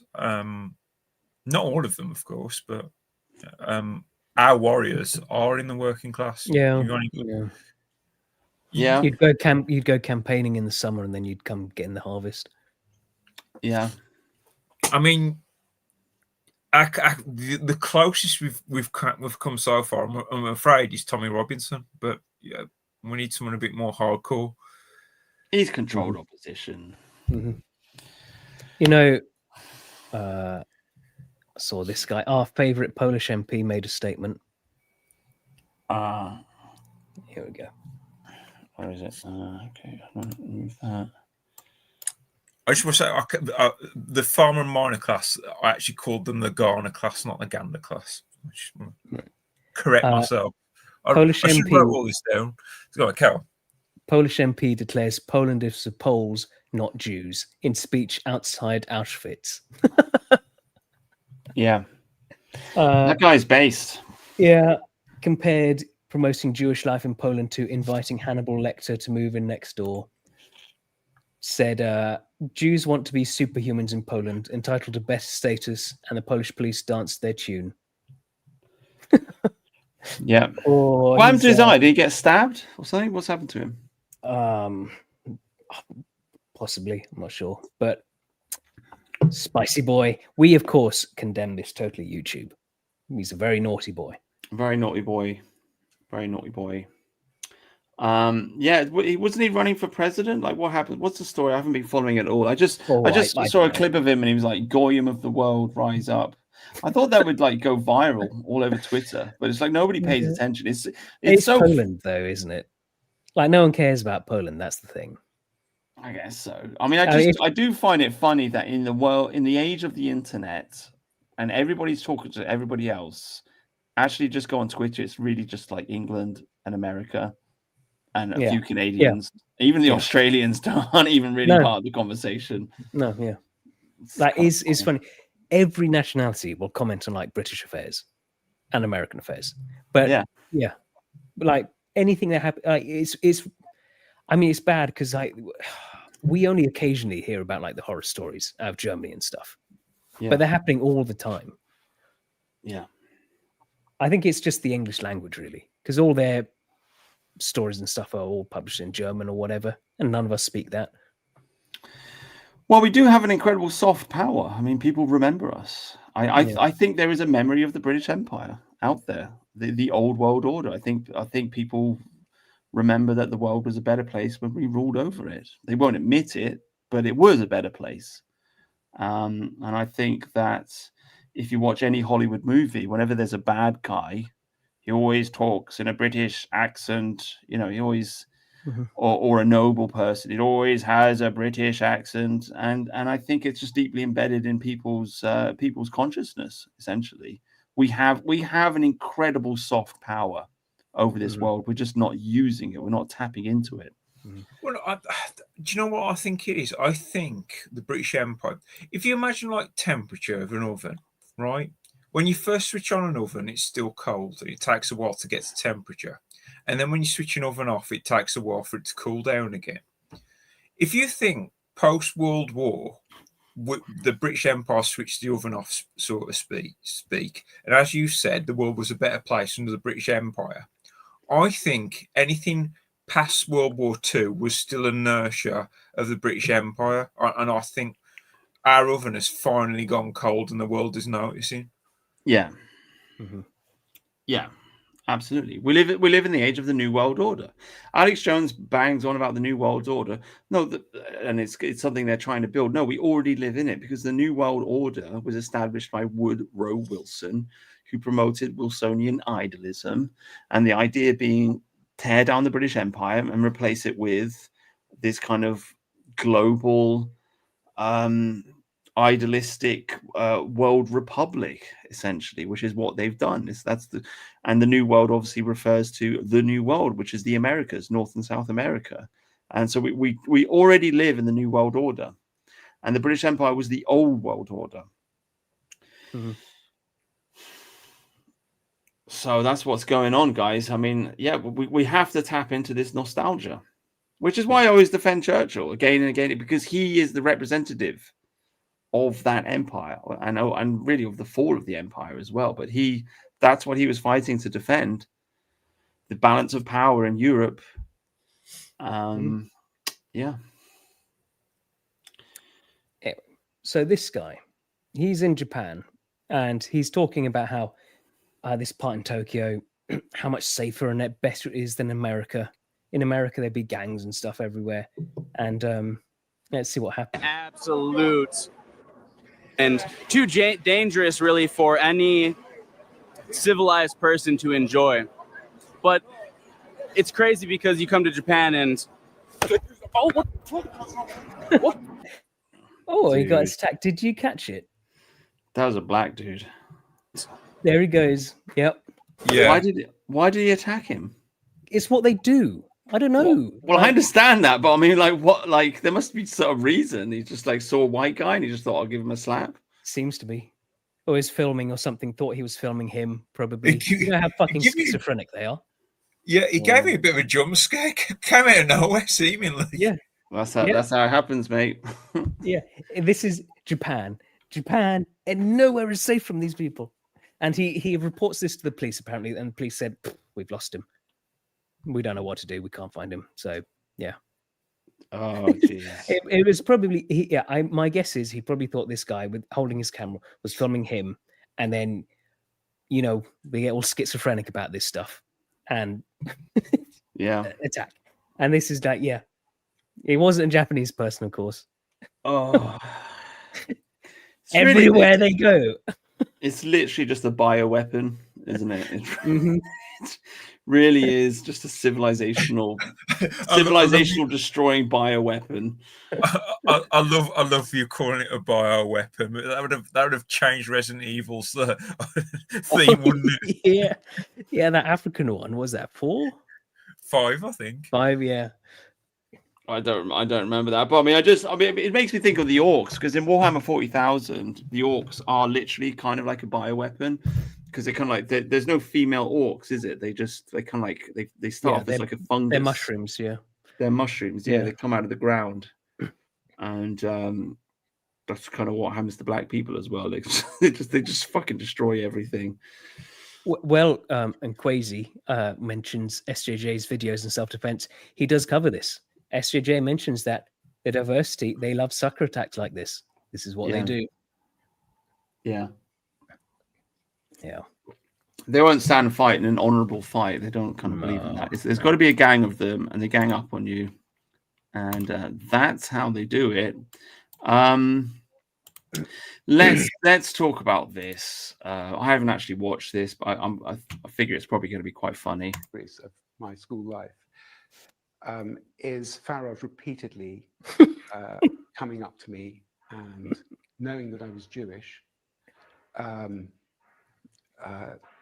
saying Hitler was right and Gassam, and that was frequently followed by us, kind Terrible. of imitating the sound of Wow. escaping gas.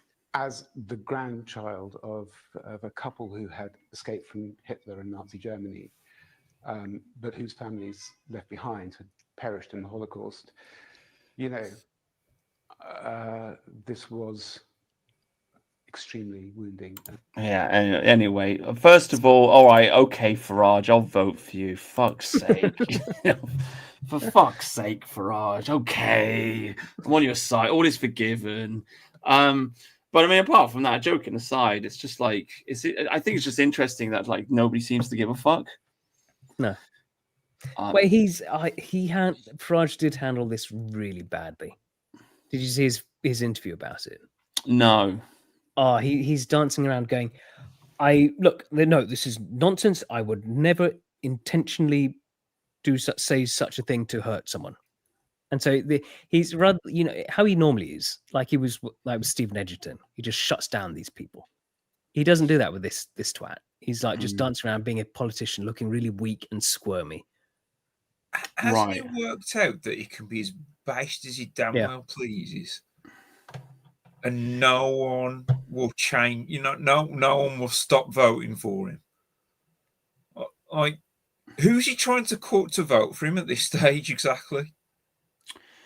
Yeah, I don't know. I mean, the simple thing to say would just be to deny it. I mean, there's not going to be any evidence. This happened like 40 years ago. He could just say, no, I didn't say that.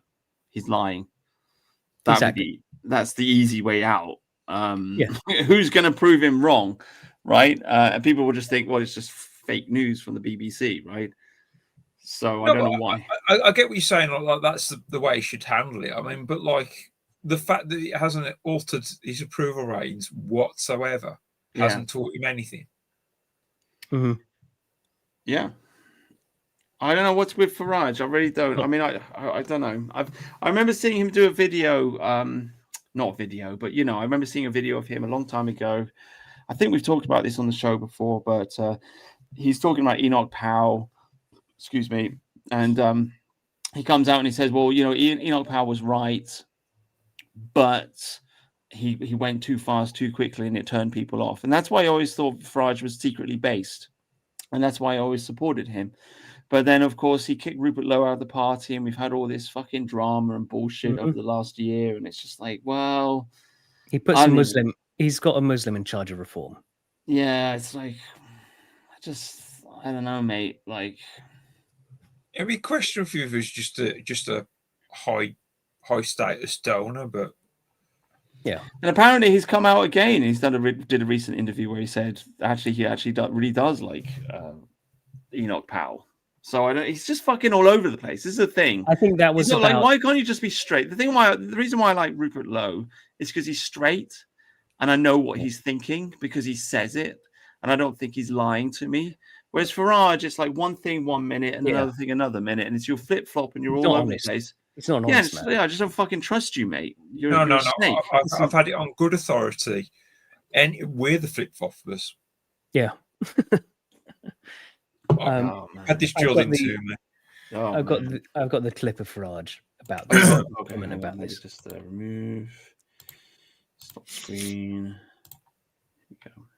Did you racially abuse fellow pupils when you were at school? No, this is 49 years ago, by the way. 49 years ago. Have I ever tried to take it out on any individual on the basis of where they're from? No. At school, categorically on the record, you did not racially abuse fellow pupils. I would never, ever do it in a hurtful or insulting way. That's not quite the same as not doing it. It's 49 years ago. It's 49 years ago. What difference is it? What difference to the time? Isn't it? Well, I just entered my teens. Can I remember everything that happened at school? No, I can't. Have I ever been part of an extremist organization or engaged in direct, unpleasant personal abuse, genuine abuse on that basis? No. You're not quite That's very, very caveated. You're not quite ruling it out. The question is, did It's you a fucking ever car crash, isn't racially it? abuse Yeah. fellow pupils in school? You've caveated it with a hurtful way. Not with intent. What do you mean, what do you mean not with intent? I don't understand what you mean by No, not with well, you intent. What does wouldn't that mean? You wouldn't do. But what does that mean? No. No what? No. I have never directly really tried to go and hurt anybody. You could clip so many things. There's my favourite bit, which you could take as a euphemism. I'd never take out and use it against other people. That could be clipped so well. Yeah, that's a fucking car crash, isn't it? Like, I don't know. Yeah. You don't want to just say no, like you're saying. You just say no, it never happened. Like he's some Remainer who's just angry that I'm going to be the next prime minister.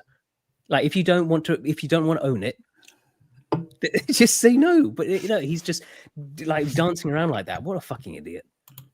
Yeah, it's kind of. I guess that's his weak spot, isn't it? It's the Jewish question, and it popped up, and it just makes him nervous. Yeah. So,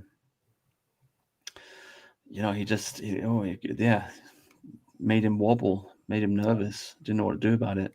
But whereas it's Stephen Edgington or Sam or the Marshall guy asking him, do you want Muslims in the country? Yes, they're the future of our nation. No, I will not support any illegal immigrants. I don't want to do that. He's no problem being like solid with them. But this, pathetic. Yeah. Yeah, I don't know, guys. I mean, this is the thing. It's just he's just all over the place. I wish I could just really. We're the flip-floppers. Yeah. I don't know where you're getting this idea that Nigel Farage flip-flops. It's always been solid. Yeah. I just can't trust him, unfortunately. JFC, who has been bad, he's been a long time sort of Farage doubter. He's sort of onto him for a long time. It's missing out all the bits I've talked about. Canadian poutine, which you could have had an opinion on. Your friend that was going to come on. Yeah, I don't know. God almighty, people are so unreliable. It's just so awful. It really is. I mean, I don't want to complain about it, but it's just like it's not just an e-celeb thing, by the way. So it's not just like it's in real life as well, like arranging things with people. I've just noticed like more and more and more people. I don't want to go into the deal. I just had this thing at work with the staff party and what have you, but it's just like people say they're going to do something and then they just cancel and they don't do it.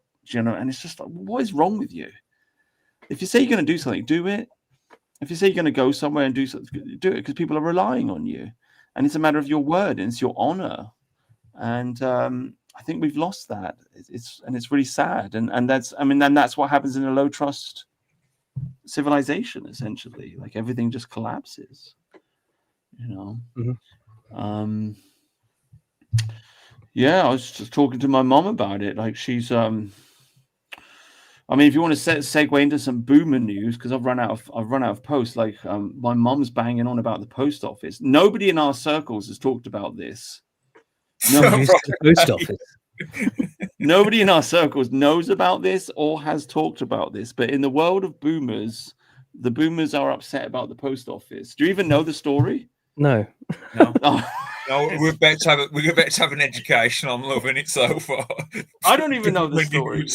This has been huge. This is kind of hilarious because it's been huge mainstream news for like a couple of years now, and none of our circle of friends on the internet is even aware that it's even happened. But there's been a huge. Is this the people that got blamed for stealing money because of the computer error? Is it that? Yeah, essentially the post office has ripped a whole bunch of people off for like billions. So essentially what happens is you're a small business, a news agent or whatever, and then you work with the post office. You set up like a post office thing in your shop or whatever. And then the post office, like they've got their own separate account. And then so what happens is somebody from the post office will say that you're short. So you've collected, let's say, £200 in a day, and the post office will say, well, that was supposed to be 300, and you're missing £100. And so then the person that runs a small business was go, oh, I don't know, something's been a mistake. So they put in money from their own accounts to cover the mistake because they trust the post office. But whoever's been working in the post office or managing the post office, they've just been lying. Essentially, they've been lying to small businesses, accusing the small businesses of losing money. And the small businesses have then been injecting their own money into to cover the accounts. And they've made hundreds of millions or maybe even billions out of this. And it's a huge, huge, huge scandal. The money's gone missing and the small businesses have not been paid back. And in the mainstream boomer news cycle, people are really, really upset about this. Well, can I guess? I'm going to make a guess. It's foreigners who are doing it. Yeah. And we get back to the same problem that every problem is caused by foreigners. Yeah, it's funny. You do see a lot of foreign-run post offices, don't you? Yeah. Yeah, it could well be. I mean, the point is, it's just low trust civilization. I mean, the thing is, we're running on a reputation of, it's like, oh, it's the Royal Mail. It's we can trust them. We can trust them. And so people don't ask, people don't question, people just go along with it. People try and do the right thing, and then you end up getting ripped off by a Somalian. Well, it's like all British institutions, because like the BBC used to have a name that it's been banking on the past decade or so that it didn't deserve to bank on, quite frankly. Yeah. And so the reputation gets lost, and you gradually sink down into just being a low trust society, and it's lots a lot of like I was making an example in this. I don't know why I'm live streaming a conversation I had with my mum, but anyway, whatever. We were having this conversation, and I was just saying it's little things like, for example, you get on a plane, you book a flight on a plane, and you've booked the flight, you've got your ticket, you go to get on, and they've double booked you. And they do this as standard practice now. Yeah. And they do it with hotels as well. They double book in hotels now. And it's like, so you turn up at your hotel and they're like, oh, sorry. They try to move you to another hotel. I mean, it's just awful little thing. Like you can't even, so you're breaking down the relationship between customer and business essentially. And now it's just like, you just can't trust anybody for anything. So everything collapses. You end up living in a third world shithole, where everybody's am I going to get ripped off? Am I going to get mugged off? While also at the same time thinking, how can I fuck over these people first? It's the hustler mindset. It's literally, it's the Andrew I'm a hustler. I'm a hustler.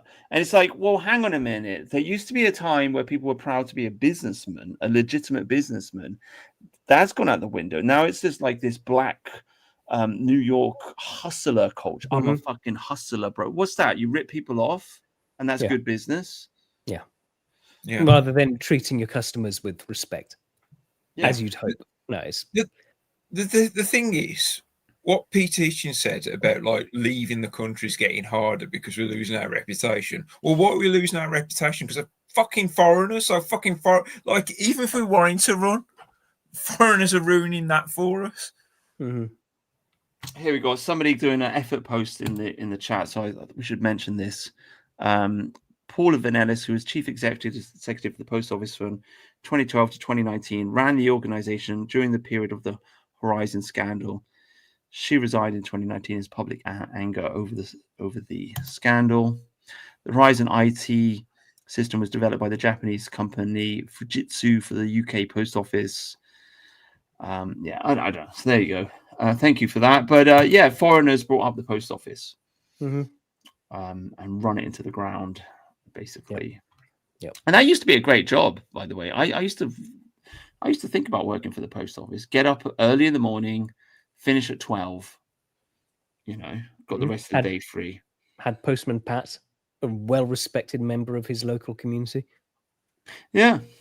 Generally, like literally TV programs about Postman Pat. Yeah. I mean, kids would be like... It's like almost like Tucker said.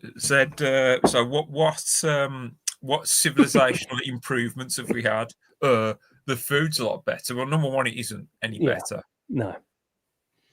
I mean, people have made this. It's like our country used to be semi-fascistic in a way, in that you would have uniforms. So military men would wear their military uniforms around the street. They wouldn't have to worry about getting stabbed like Lee Rigby. But you'd also have policemen's uniforms. You'd also have the bus conductor's uniform. Yeah. You'd also have the postman's uniform. And it was just like there were these big institutions, and they sort of had like a code of honor, and they were run by white English men and the respected uniform and trusted. Yeah. And the uniforms, they were smart. They looked good. They weren't just some sloppy high-vis crap. Or like a McDonald's, wear a baseball cap and a polo t-shirt. The Americanization of it, Yeah. Fucking America again. Yeah. And who are they in the pocket with? Maybe not. Yeah. So low trust society, hustler mentality. Andrew Tate, hustler mentality, isn't it? Ripping people off, and people just think that's good business now. And I've encountered this before actually when dealing with Americans. I'm not going to tell the story, but like I remember there was an American and he kind of ripped me off, and he was so proud of it. Just like he was so happy that he did it, and I was like. That's it. Like I was just kind of shocked. I was like, "It's so dishonorable what you've done," and he's just like, he thought it was brilliant, you know. I mean, this is third world culture, that they're engaging in. Like the third worldists, they celebrate whenever they fuck one of us over. That's brilliant. They've done or great. Fuck each other over. Like that's it. It's like I ripped you off. I'm better than you. I got the sly on you. You know, it's from a different family. Fuck him. There's no sort of shame about it. Yeah. Lack of honor. Well, this is their honor, though. That's the thing. They think this is honorable to be like lying cheats and swindlers, so long as it's against like someone who isn't part of your family. That's honorable. So there's no.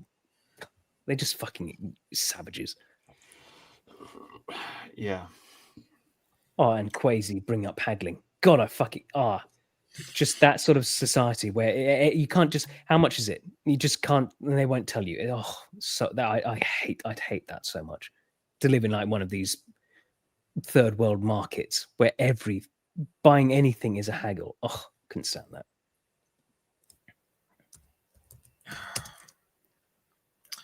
I was thinking about that scene in Monty Python. Life of Brian. Which one? You know. Oh yeah, I know. Yeah. It's sort of like he was trying to buy a disguise. Like, you got to haggle with me first.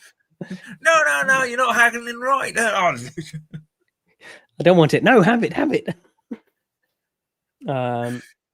Has he gone? Oh, I was going to move on. He's muted himself again. I was going to move on to our SJJ segment. SJJ's been up to no good again. Very bad. Oh, right, okay. So I've never really talked to SJJ. I've mocked him, because I've seen one of his videos. I've seen two of his videos, and well, the bullying's going to continue until he comes back on. Right. Okay. So I feel bad because I've never met him. I feel like I should at least spoken to him before.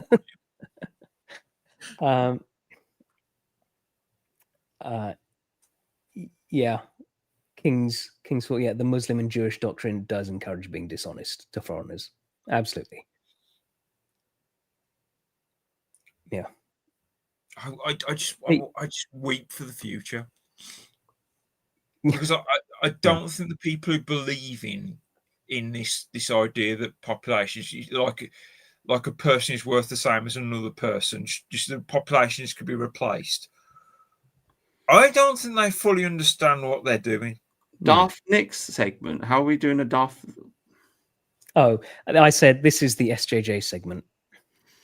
Oh, right. Okay. We're following what SJJ's No, been yeah, up to. yeah. This guy doesn't. Yeah, this. Oh, here's SJJ again. Yeah, SJJ's Yeah. recently been doxxed, by the way, in case you guys didn't know. Yeah, He's, this is all this time he was pretending to be a white nationalist. He's actually just a Deliveroo. But he no, this is actually the fact. He was white, and now look at how much it changes you. Because he hasn't had a shower in a year. Yeah, he's just in his he's just dropped off a package and he's like, oh, what to do now? Oh, need a shit. Oh, I'll just go on. Oh, God. Oh, wow.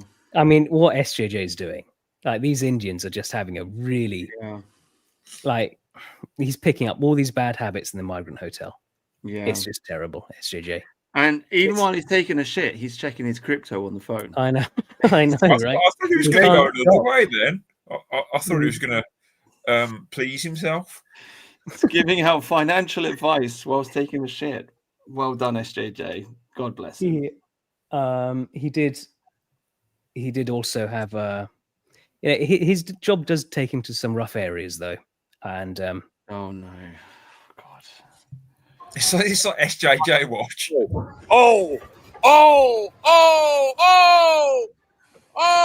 Nah, you bugging. That's a female. Oh, that's the Muay Thai there coming in handy for SJJ. That's wow. Someone needs to freeze frame that bit where he does a flying kick out the van to where everybody was kung fu fighting. There he goes, the Muay Thai championship kick there coming in. Everybody was kung fu fighting. Poor old SJJ. We've got to get him on the show. He's got to come on the show before Christmas. He's got to come on the show. Yeah. Everybody in the chat needs to bully SJJ. He might have to come on the show because the 21st is it? I've got to check the diary. I might not be able to. No, actually, I definitely won't be able to do that one. The week before Christmas. Well, that's no good. But well, okay, all right. I'm working. I've got a job. You got a job, yeah, fair enough. Yeah, it's Christmas. Of course, he did. Oh, we're going to cleanse the timeline with the Aryan goddess. Well, no, this is SJJ. He criticized this. He criticized our girl Sydney Sweeney. He said, "Look at her without makeup here. That's not very impressive." Do you remember that early in the week? Yeah, that was a bit cruel. I will say this: it's a supermodel now from me. No, do you need me to explain the supermodel now? By the way, no, yeah, go on. What is supermodel now? In the absence of any of the supermodels, it's a yes. If I have an offer from another supermodel, it's a no. Well, I don't know. I mean, I think she's there's something about her in her eyes. I just think she looks very honest and straightforward. Mm-hmm. I think she just looks very homely. Got that humble milkmaid sort of look. Yeah, I just think she'd be a really good wife, to be honest. She reminds me of someone I went to school with. She just looks really earnest. Yeah. You see, SJJ, he's been talking to too many porn-brained Indians in his migrant hotel. And so he doesn't realize that, like, this sort of, like, without the makeup, this is what women are supposed to do. Daft SJJ segment of the... Well, yeah. If he's not going to defend himself, this will continue. The other one you need to have a go. Well, you don't need to have a go at me because I'm right. It's because I how I quite like the Russian Ukrainian women, and you keep saying they don't age very well. No. You need to prove me wrong on this one. Find me an attractive older Russian woman. Well, that's they don't exist. They don't exist. That's why. I'll find you one. But you see, Sydney Sweeney, this like very minimal makeup. This is what women are supposed to look like. But the porn-brained Indians, they don't understand this. Yeah, like, we shouldn't expect women to be caked in an inch of makeup everywhere. This is fine. This is natural. This is what women are supposed to be. Yeah, I think she's a nice girl. Mm-hmm. Blonde hair. I mean, I also say big boobies. Small. What's not? I also see a lot of makeup as a red flag because it either means very high maintenance, which you don't want, or they're really ugly. So, I got to say, like, to be honest, like, all joking aside, without getting all woo woo and emotional, I do have to say that in my experience dealing with women, I have lusted after a lot of women in my life, right? But I do find that the moment that they do something really fucking stupid, I lose respect for them. Once I don't respect them anymore, the lust kind of dries up, because that's just a physical attraction. And I think for a genuine love to appear, you have to respect the woman, you see. And what I'm trying to say is Sydney Sweeney is a woman that I respect, regardless of her being a supermodel or not. I respect her because she has character, because of the way that she stood up to that fucking evil bitch in that interview. I mean, she handled it very, very well. She sat there very calmly, and she just went, "No, I'm not going to talk about it," and she stepped over. And I think that was very good of her to do so. So I just fundamentally respect her, and that's worth more than a ton of makeup or, you know, a supermodel jawline or whatever it is SJJ is looking for. I mean, she also said how she's scared of needles and would never do any sort of plastic surgery or anything. Unlike all these other hags in Hollywood who just go and ruin their faces with all this fillers and plastic crap. I don't even look. We got fake jawed. I don't even know. Is this the real jawed or not? I don't know. But is that an insult? Peasant phenotype? That's good. That's what you want. I want a good peasant girl. She's not going to. Yeah. Not one of these debauched nobles. Yeah. 7 heaven, as the manosphere would say. You don't want to marry a 9. Beautiful wife is not your wife. You know what I mean? She's always got options. She can always leave you. What you want is like a homely woman who is 7 heaven. Like, she's attractive. But she's not like supermodel attractive. So you have to be constantly looking over your shoulder all the time, worrying about some bloke stealing her from you. You want her to be yours. That's what you want. I mean, it's like I know he's a black guy, but Patrice O'Neill, like he said, like he was right. I think he said, you don't want to be in love with a woman, you want her to be in love with you, and you want to like her. Do you know what I mean? Like, you want to be like, yeah, she's all right. Do you know what I mean? And then she's in love with you. That's the perfect kind of setup. And with a 10, with like a really beautiful woman, you're going to have, I mean, Sydney Sweeney is actually a really beautiful woman, but whatever. I'm just going on a tangent here, but I'm just saying, like, with a really beautiful woman, unless you're really tall and handsome and rich, then you're probably going to have problems, you know? And that's just the reality. Question, Tharium. Is 35 years old too old? We're talking a girl or boy? What? Yeah. So, for Take a up Russian woman, surfing? is 35 old or not? Oh, that's not old. For a girl or a boy? Just in general. Yes, He's trying to find. I'm going to prove you wrong. Unfortunately, I don't know many old Russian women. You see, you're capping out at 35, aren't you? And then it's all going downhill after that. Fast. It goes downhill fast with them. All say is I've got Maria Raya Bushkina at 35 years old. I don't know porn stars, I'm afraid. I'm not into this. Oh god, let me just remove. I'm really. I mean, I'm. Oh, hang on. No, how do I remove your? Sorry, I'm having Mertine's thoughts. Right. Yeah. I'm having technical difficulties here. Oh, here we go. Right, share screen. Sorry. I'm just not into it. Probably it's just because I'm just too ordinary. I prefer like it's too glamorous for me. She'd be annoying. You know, she'd be annoying. She'd be annoying. You just know it. She's going to probably cheat on you, and it's just Russian women are very unfaithful. That's the other thing. They will I'm not always into the high heels. I'm really not. Maybe I'll just show my age or something. But I prefer a girl who's just wearing who just looks normal. Yeah, you're not trying to hide your bad genetics with all these other things. That's the thing. Would you like a photo without makeup? Sure. No, Oh, go on then. How many have you got on your hard drive? Again, this is only 35. I'm pulling up the fucking Google images. Yeah, all right, mate. Yeah. This is only 35 though. Yeah. I don't what.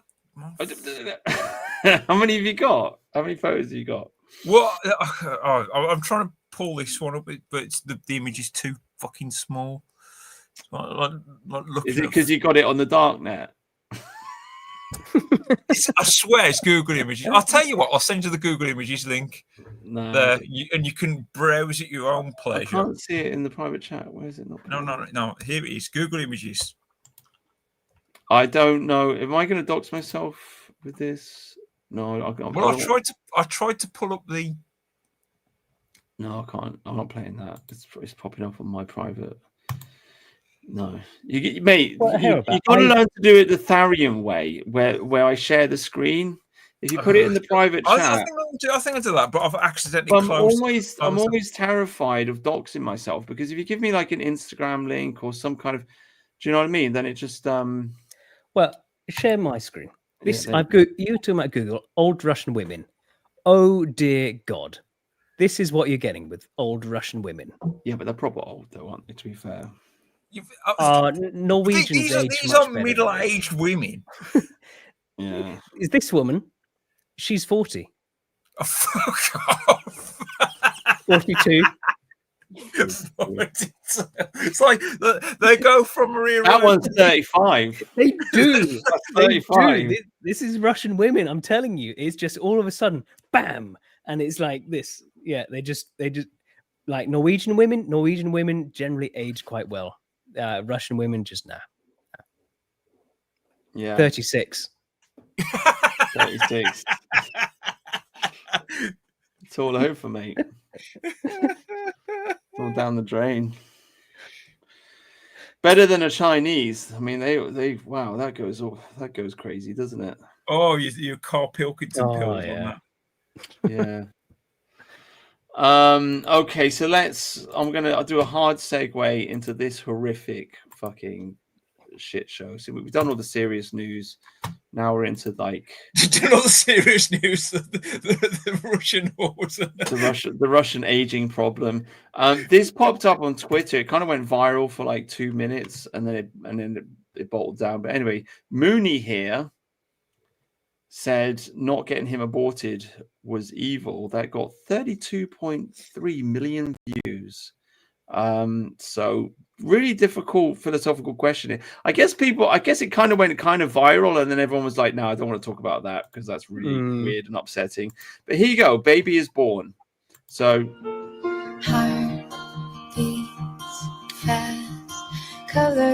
oh man, might want to mute it. So, well, I'm just playing. So, oh yeah, probably get a copy drop. Anyway, whatever. Yeah. But you get the picture.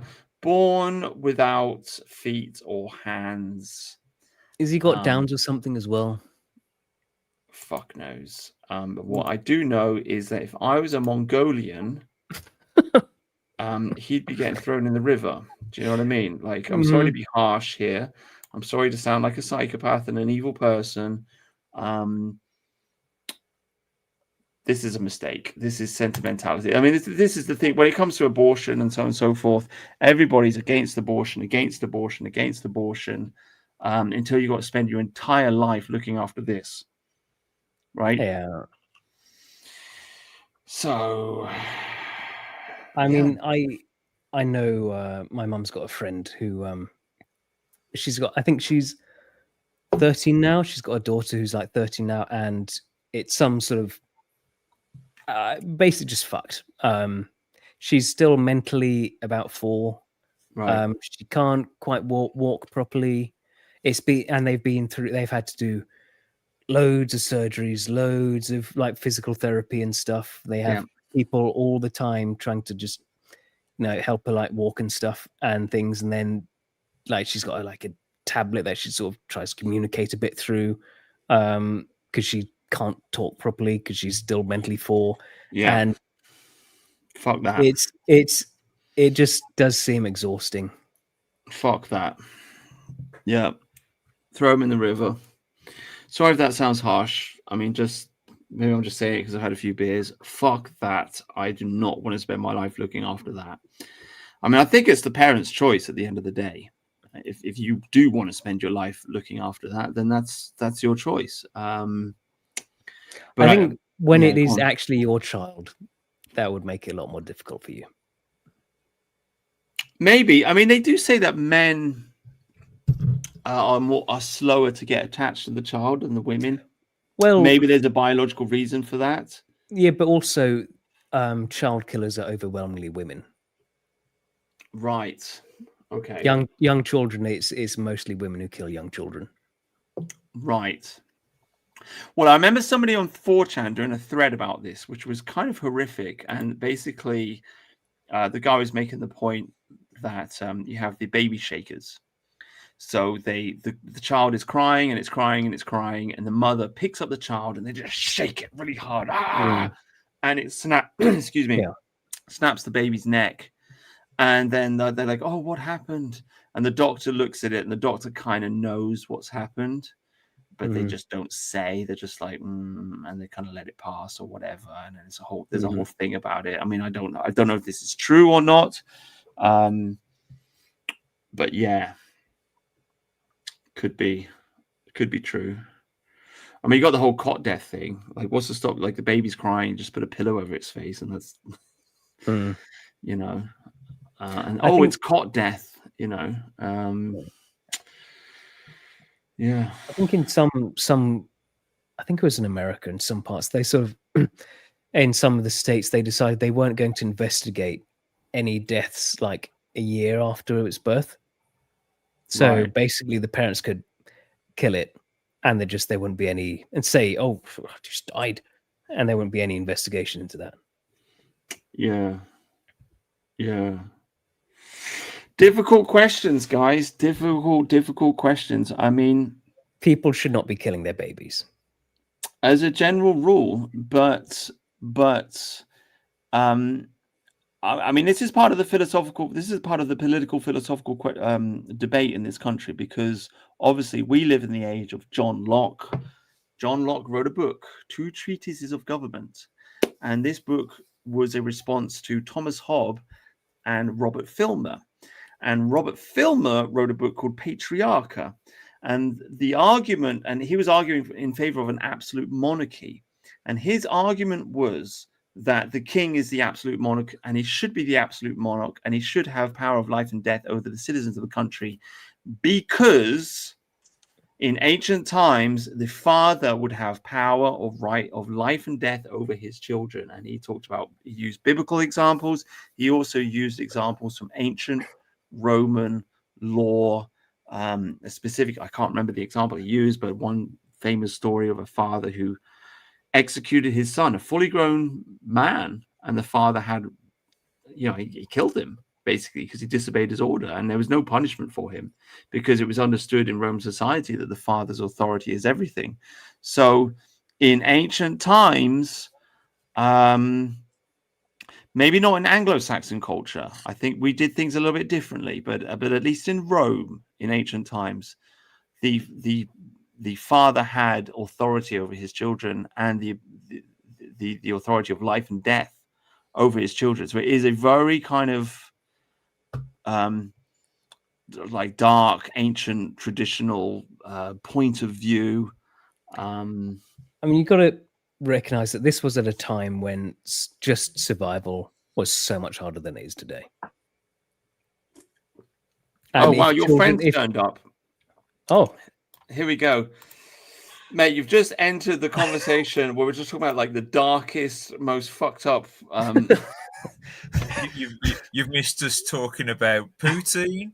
Yeah, you missed us talking about Sorry, Farage. I'm so late, eh? Fuck. Yeah, you've missed us talking about my Russian women fetish that apparently I should knock off the head, but I won't because. Oh, jeez. Yeah, we talked about all the funny stuff. Now we're talking about killing children, and this is when you decided to end the chat. But anyway, welcome to the show, mate. Sorry about that. Sorry. That's okay. What's your opinion on killing children? Would you throw this child in the river or not? I mean, what's your take on that? I mean, do you want to see the video? Shall I play it for you? I haven't seen the video yet. I'd like to see it. Yeah. So this went all over Twitter. This got 32.3 million views. This girl here, Mooney, said, not getting him aborted was evil. The post is, born without legs and arms, most people would have aborted him, calling him inconvenience. They kept this child alive. Here we go. Mute it. Yeah. So anyway, there you go. I'm not going to play the whole video. It's just more of this. If that was your child, you're right into the deep end here, mate. But this is what happens when you turn up late. If that was your child, Jesus fried Christ, what would you do? Well, I would keep it. You know, you can still have a good life. There's lots of bionic limbs and whatnot that you can get now. So there's no reason the kid can have a perfectly, good life. I think being crippled is that's a lot less bad than just like being mentally retarded. Oh, for sure. If they're like, 5 years old forever, that's tricky. Mm-hmm. That's true. Yeah. Well, I'm throwing it in the river. So that's my fucking take on that. I'm not looking after that shit. Holy fuck. It would be a challenge, but if it's your kid and you love them, then you go through anything, right? Nah. Think of the benefits, though, Brutus. Think of the benefits. Yeah, you get benefits now. You can park in all the handicap stalls. No, the welfare benefits. Oh, those kind of benefits, yeah. Yeah. I reckon that baby's worth at least $2,000 a month. Oh yeah, definitely. Well, yeah, if you sell it to the Chinese and they harvest the organs, could make a lot of money. Oh, circumcising for the Jews and their skin cream. Get the skin cream. Yeah. Got to get the skin cream. Yeah. Yeah. You could just anyway, won't go down that route, but we were just mentioning before he turned up, there was a philosopher in England. His name was Robert Filmer. He wrote a book called Patriarcha in defense of absolute monarchy. And his argument was that the king is like the father of the nation. And his argument was that the king had power, that in ancient times, the father had power of life and death over their children. And in ancient Rome, this was true. The father, and there's an example, I forget the example Robert Filmer used, but there was an example in ancient Roman literature of a father who killed his son, who disobeyed him, and he was not punished. Nothing was said about it because that was just the way that things are. The son was expected to obey the father. So it's not Anglo-Saxon culture, but it was Roman culture. Fathers had the power of life and death over their sons. So there is something very traditionalist in it. And people these days, they scream abortion is evil. And it's like, well, I don't think the Romans would have kept this baby. Yeah, probably not. No, that'd be down the well. But like I said, it's just survival was a lot harder back then.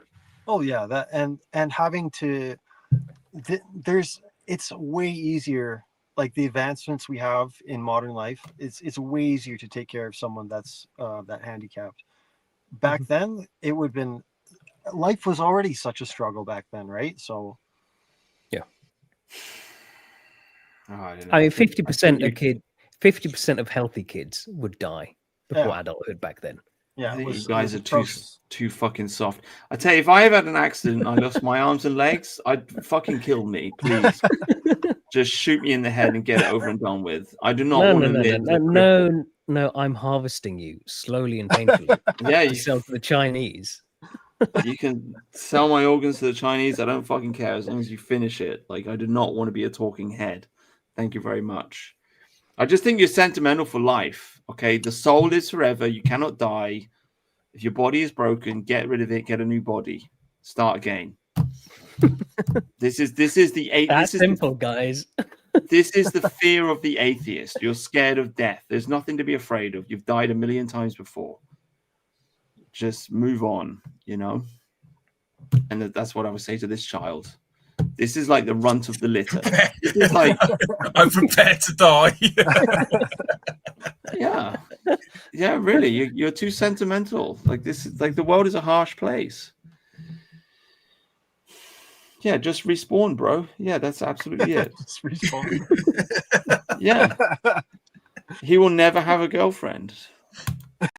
This kid. You by protecting this kid's life, you are leading him into a lifetime of suffering. Stephen Hawking had girlfriends and wives. Yeah, and I have seen other people who have disabilities who do get girlfriends. So it's not an impossibility. It's improbable, but it's not impossible.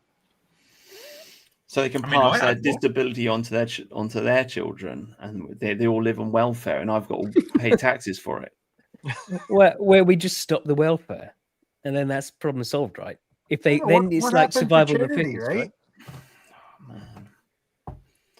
I mean, if we have no welfare, and they can survive by themselves. What's our welfare budget? Isn't it like half of what the United States spends on their military? Something like that. Yeah, probably something like that. Yeah. Yeah. Fuck no, you're too soft, too sentimental. This is why men should run society. Mm-hmm. Well, men don't like killing their own babies. Other than you. I don't want to look at this picture anymore. It really is.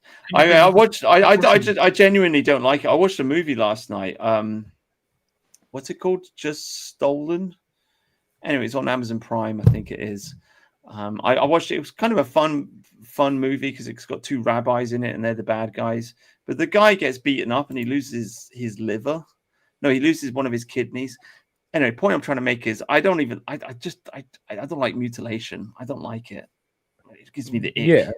Yeah. It gives me the fucking ick. I don't think many people like it. Yeah. There's a mental illness. These people cut their bits off. Yeah, it really gives me the ick. I can't tolerate it. JFC.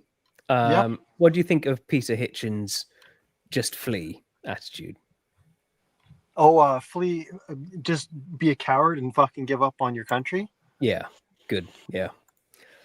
What kind of fucking bullshit is that, buddy? Yeah. Fuck.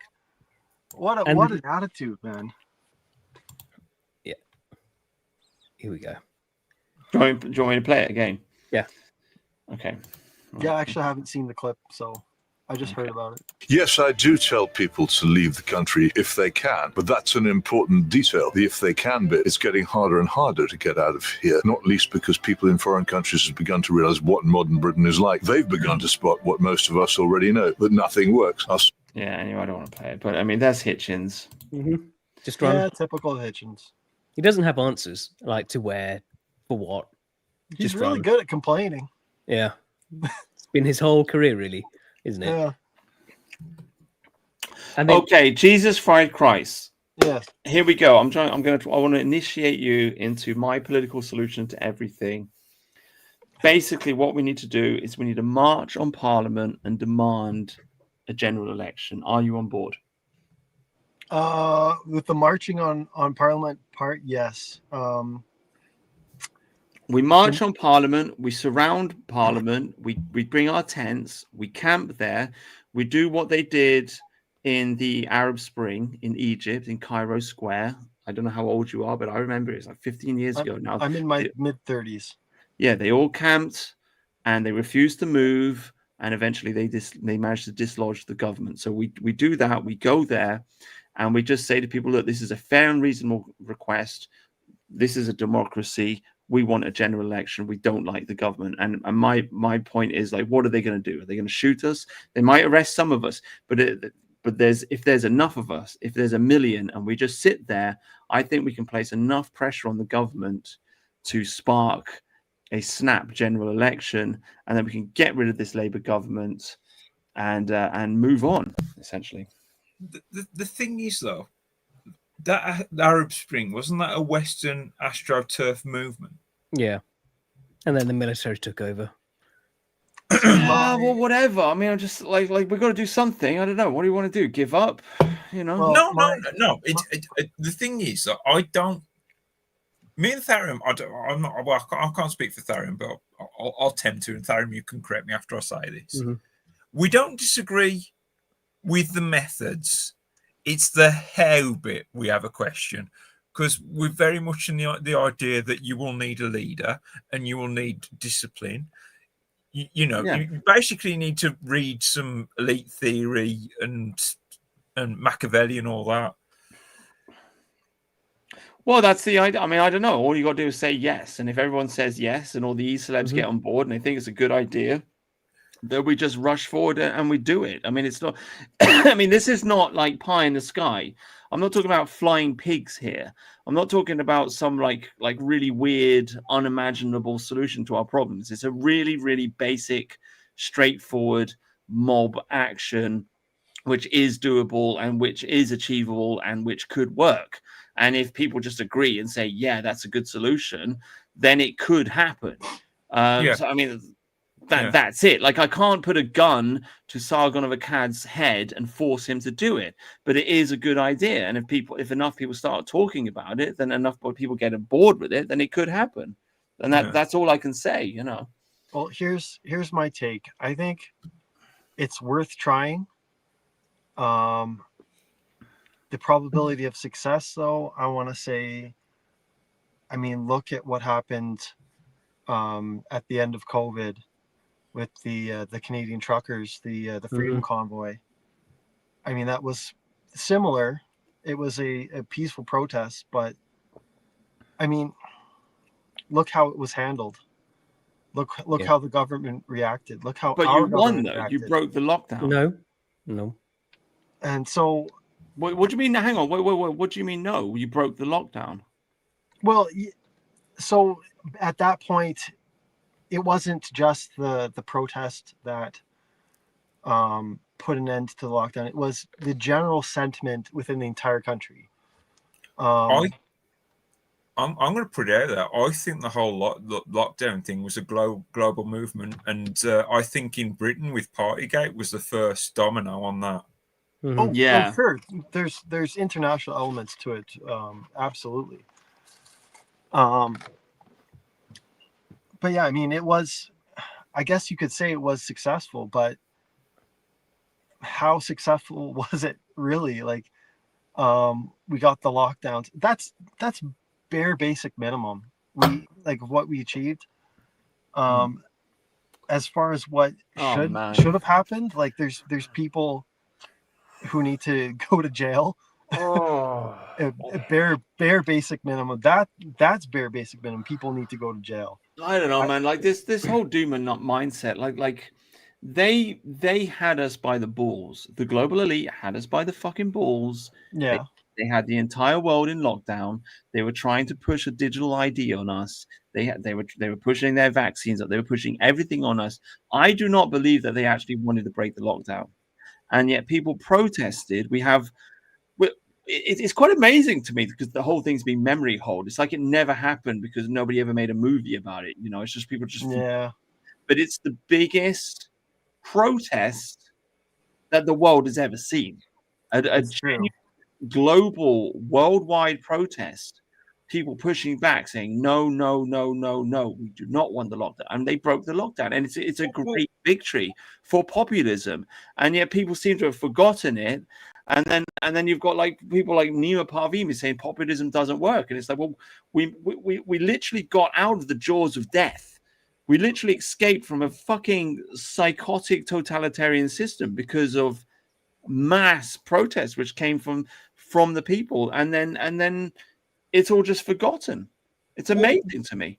I'm not saying I don't want to say you're wrong, right? But think back to COVID. Why did we come out of COVID really? Because the Ukraine war started, and then suddenly COVID was suddenly forgot.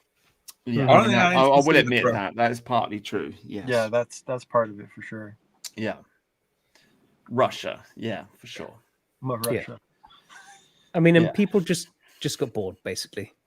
They got bored of it. They wanted their lives back. So everyone just start ignoring things. And then it's like, well, we can't arrest millions of them. So well, there you go. I mean, the populism had some effect, though. You have to give me that. It did have some effect. Yeah. I think my point is that populism works. It's just to an extent. Mm-hmm. Also, I do feel you sometimes underestimate the or overestimate the goodwill that the government has. Oh, okay. If enough of you want this thing, we'll give it to you. Well, I don't see what they would do. I mean, are they going to shoot us dead in the streets? Well, what I imagine. You look at Tiananmen Square. It's happened before. What I imagine they'd do is they'd go, okay, we'll do all this, and then that diffuses the anger. Everyone goes. Romania in what was it, the late 80s with Nikolai what was his name? Yeah.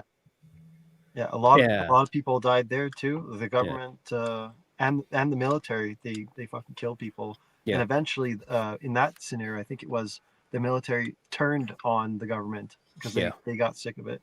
Well, this is what I'm saying. I think the military is on our side. And we've seen a revolution in Sri Lanka, and we've seen a revolution in Nepal. Like we look at the numbers that we had last year with this year, with the free speech march. If we just had those numbers and we surrounded Parliament and we just sat there and said we want a general election, what are they going to do? They're going to say no. This is a totalitarian. It's entirely possible they say no. Okay, then we just sit there, and then what do? They bring in the army and they shoot us. I mean, that's not going to look very good, is it?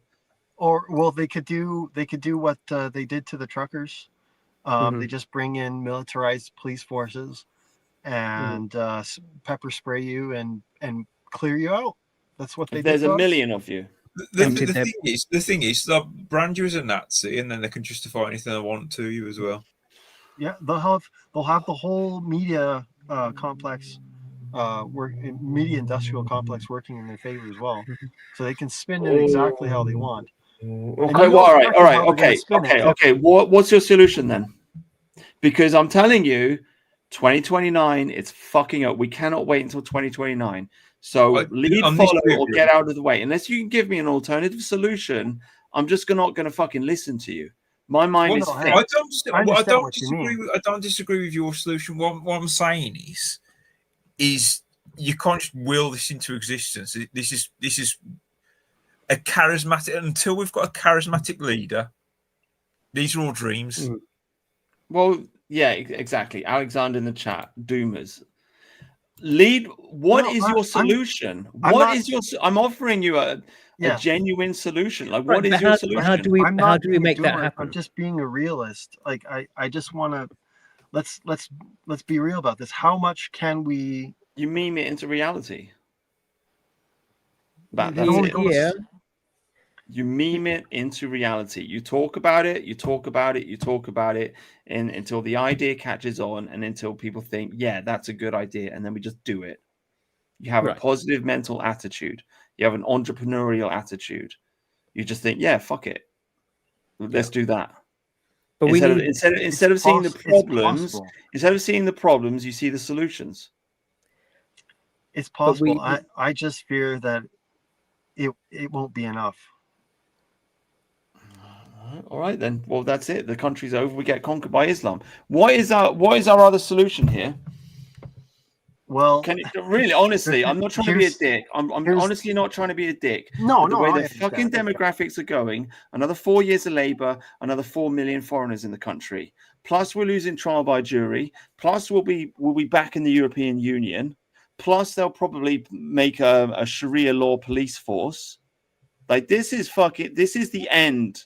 Okay, guys, I don't want to be the doomer. This is fucked. We are. Plus, I mean, Hitchens is banging on about it. We got, God knows, hundreds of thousands of young white men running off to fucking Dubai or Germany or whatever. It's fucking over, guys. It's over. You think I'm the crazy one for saying March on Parliament? No, I don't think you're the crazy one. It is fucking over. We don't have a choice. I don't think you're wrong with your suggestion either. That's not the criticism. Yeah, the problem is, how do we what do we as individuals? How do we make that happen? Well, that's what we're trying to say. We're not arguing about the what. We're arguing over the how. Like Tommy Robinson's the only one who can really do that, and well, fuck him, right? Yeah, basically. Right. Well, that's we're not arguing over the what. The what is sound. The how. That's where we are. Right. Well, I do mean, feel my like argument is where there's a will, there's a way. Figure it out. I Find a do feel like solution. the upcoming economic collapse will probably help and make this all much more Here you likely. go. Here's someone in the chat. Surely the next step is the message Shark. Yeah. Okay. So I've got 43 people watching. Message Sargon. Get him on board. Get one of these fucking. Let me have a conversation with one of these people and present my case to them.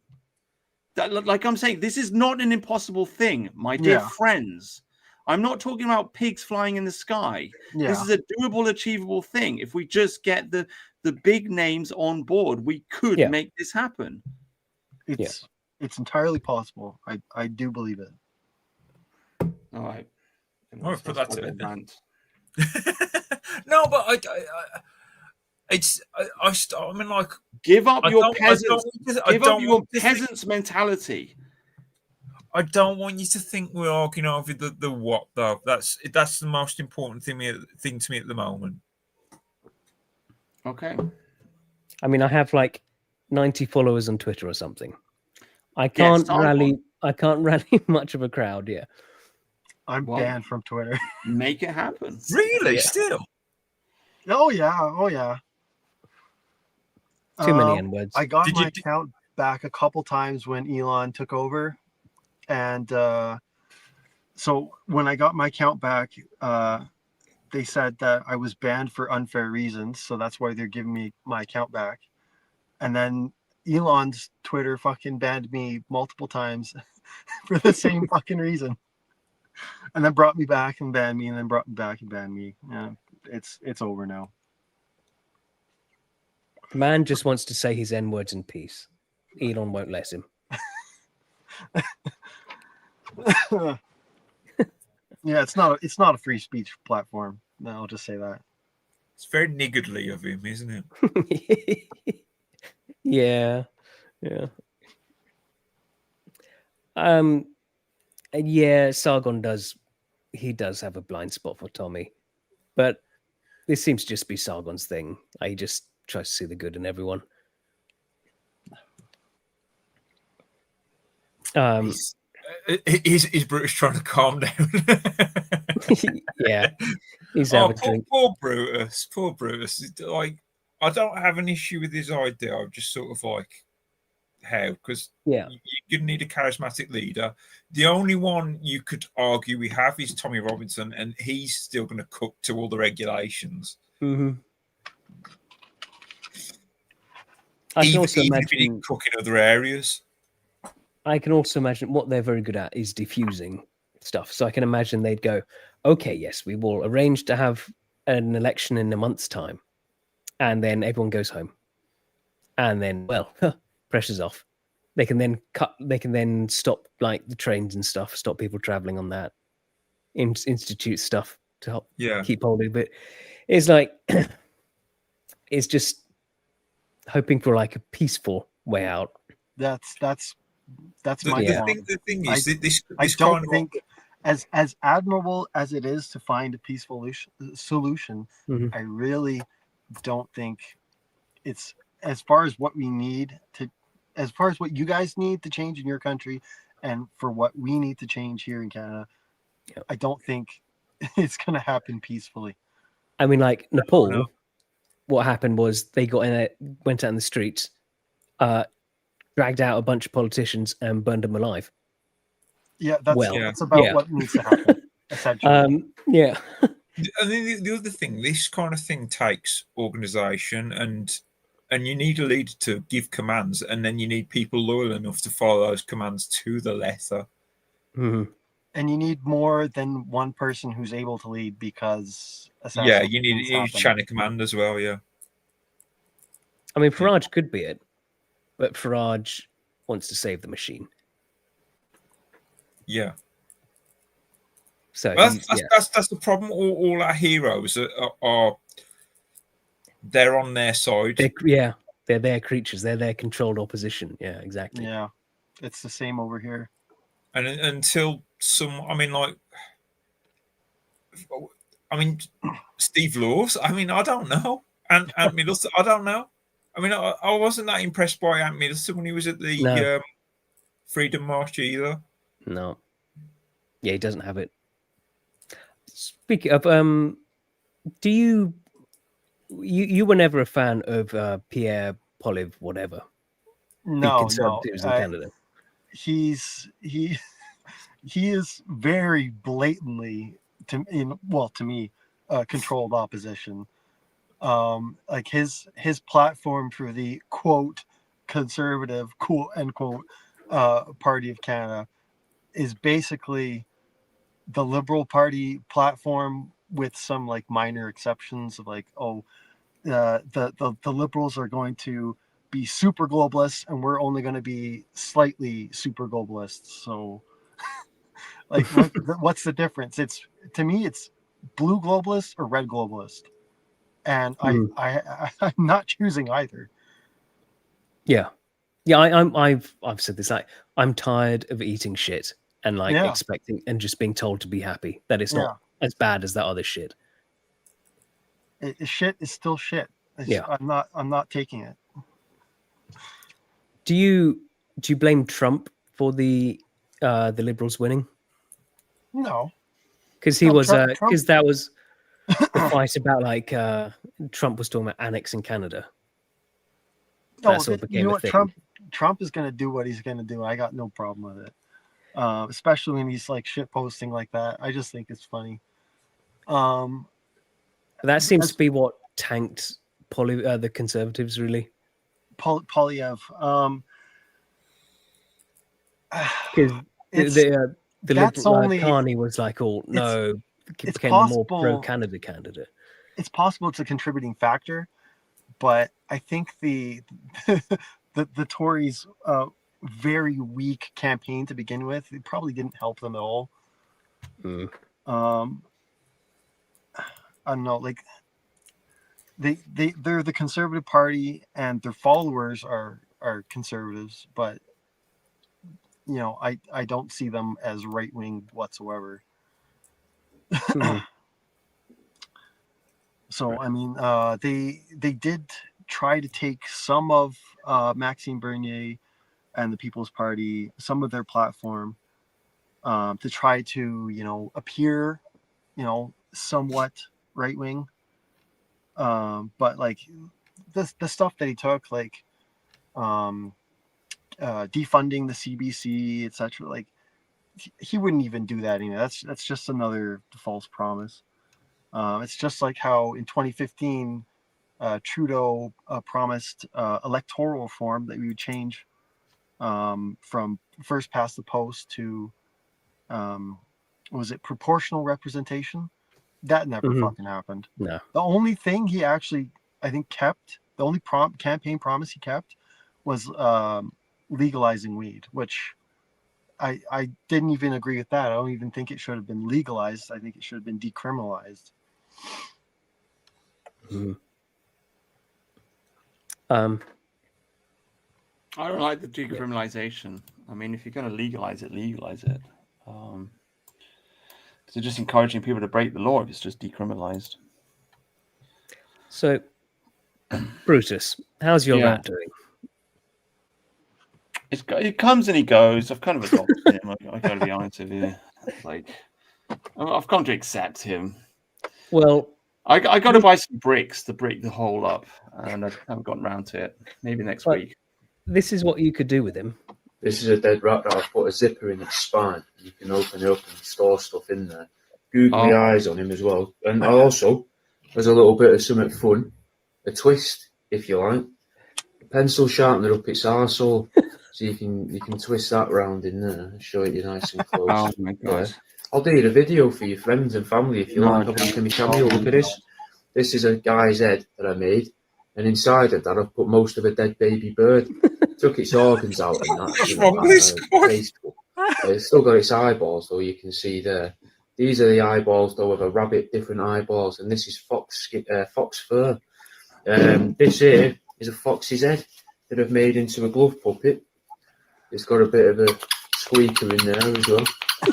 I've got all sorts, mate. I even used the organs. Like, look at this.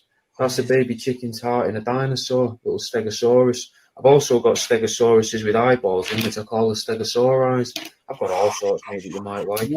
Even magnets with pictures of dead animals on that I've made over the I've years. expected him to stop and go, "Yes, mother." That is some weird shit. Yeah. Does he live in your town, Tharium? Is he like one of your mates? He's me.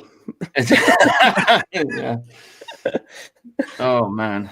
All right. Well, let's play the clip that you didn't think was funny, because you told me this guy's not funny, and I thought he was really funny, and you were like, "Nah, Americans aren't funny." So I mean, let's ask. Oh my god, where's the thing? Let's ask the chat whether they think this is funny or not, because I thought it's fucking hilarious. Random clip. Let's have a look. Right. Like all the woke shit that we're trying to do, China's undoing it, especially the environmental. Right? We're like, oh, we need no more plastic bags. They all do this fucking voice. We want you to have a panic attack every time you go to the grocery store. No. We want the back of your trunk to have 1,000 plastic bags in it. And then you forget and you go into the grocery store and they go, "Do you have any bags?" And you go, "Fuck! I have so many bags." They're like, "That's no problem. We'll just add $400 to your purchase. No more plastic bags." It's like, why? It's like, well, we need to save the turtles. And then in China, they're like, "Oh, please save a turtle. I'm so hungry for turtle." I thought it was hilarious. They don't give a fuck in China. They'll boil a turtle in a plastic bag. They'll throw a couple chives in there. Say, "Delicacy is so good." So good. Boiled plastic bag turtle.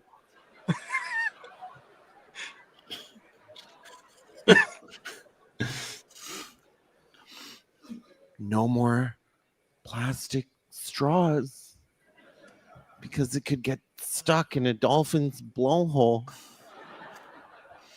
think they give a in China. They got big nets out. "Come here, dolphin." Ooh.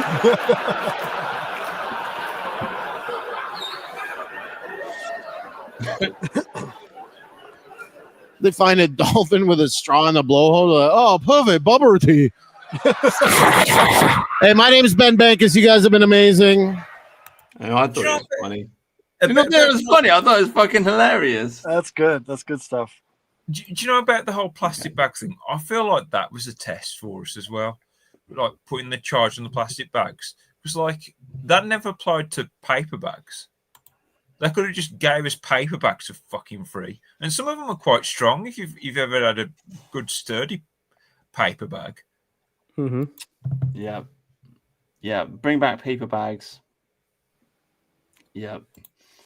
Come on then, Tharium. Did you not think it was funny? Are you really? Not really. Oh, let's play another one then, because this is the one that got me onto this guy.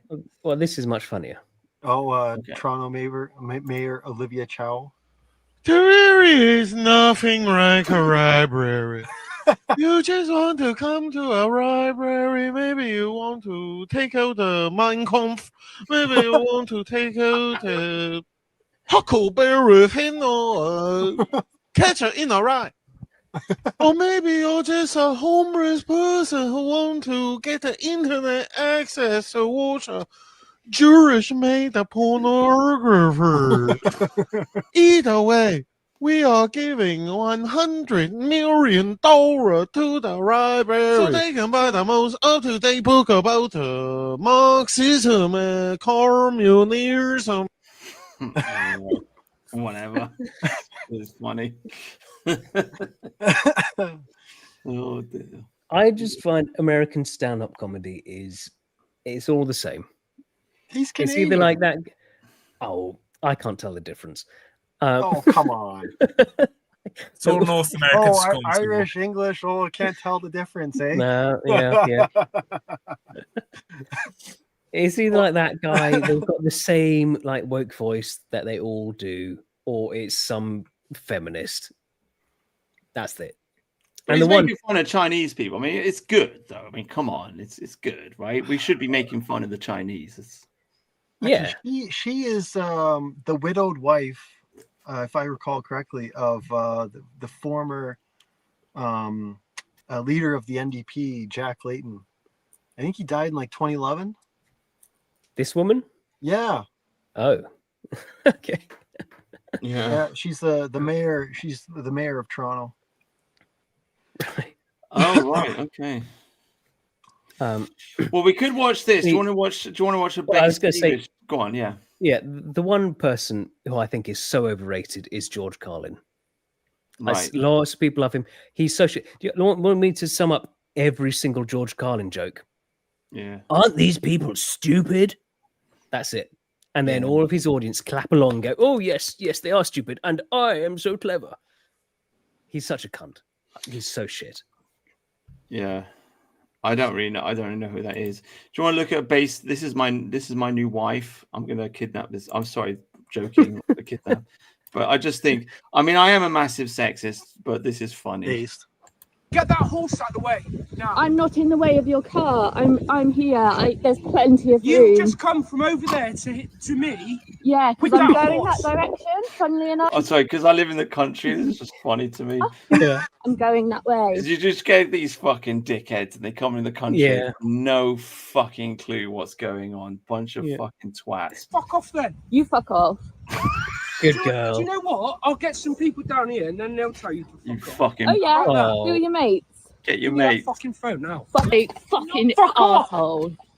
Get in your car. No, I fuck don't off. need to. Move. I'm not in your way. You're You in the have road causing whole road. Oh, there You you can go. get in your car. No, I'm not blocking Fucking the door. spastic. I I'm mean, not his little blocking the fucking road. epi. You're blocking the road, you moron.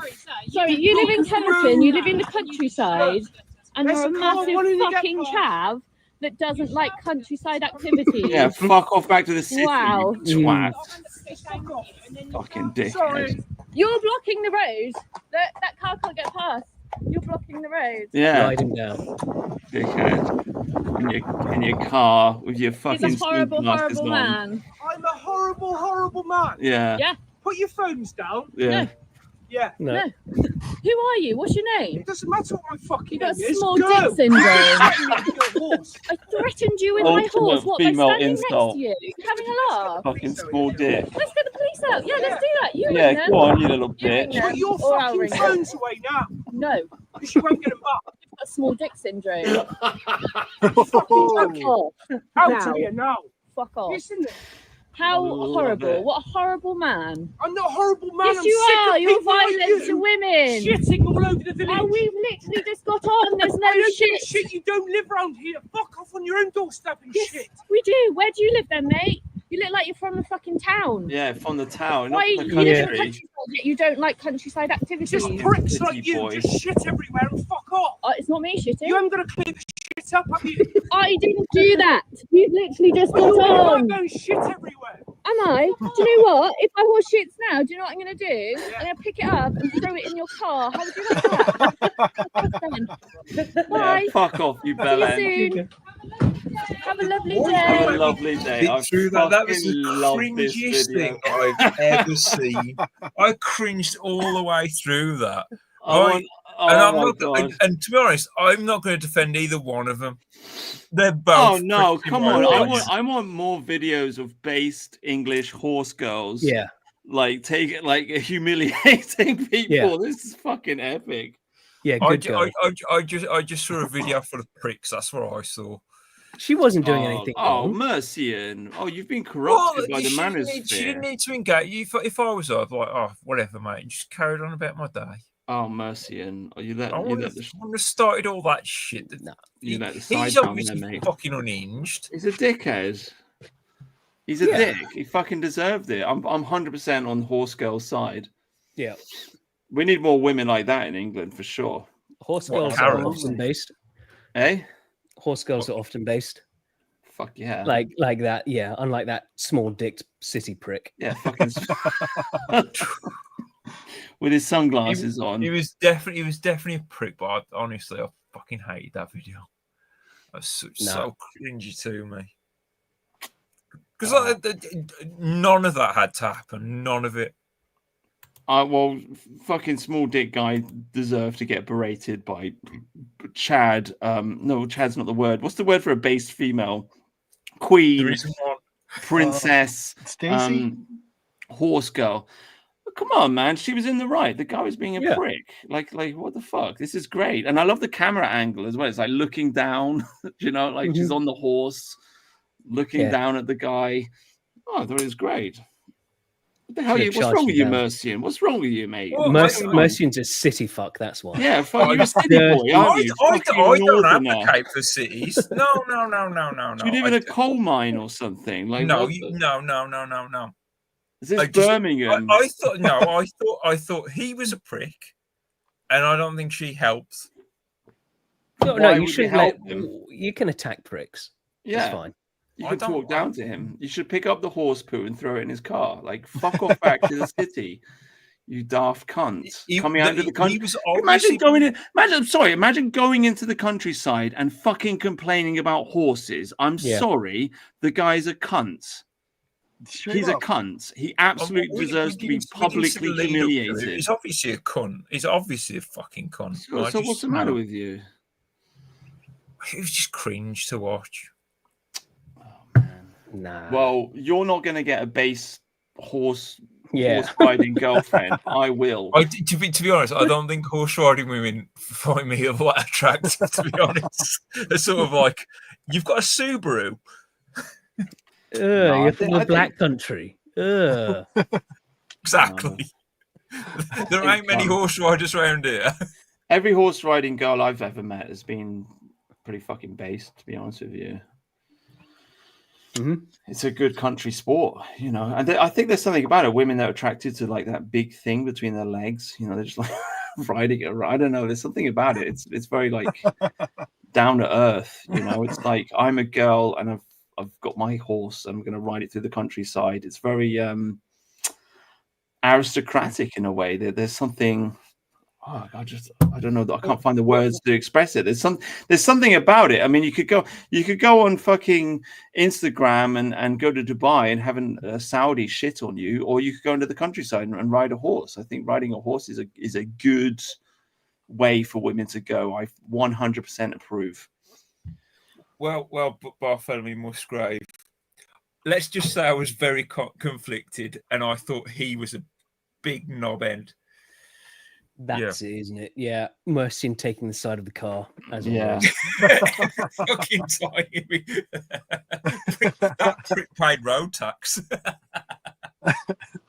Yeah.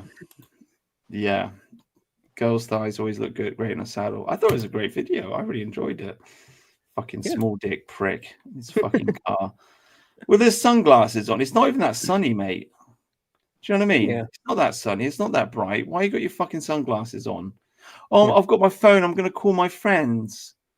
I'm going to call my friends. Fuck off, dickhead. Yeah, I'm going to get my mates, my gang of mates, to attack one lone woman. Everything was so good. You know why he came up with that? He's probably dealt with fucking the local Muslim lads, and that's the trick they put on him.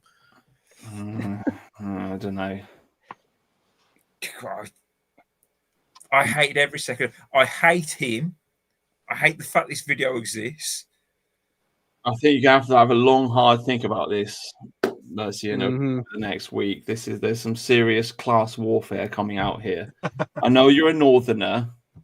I know that you grew up in a coal mine.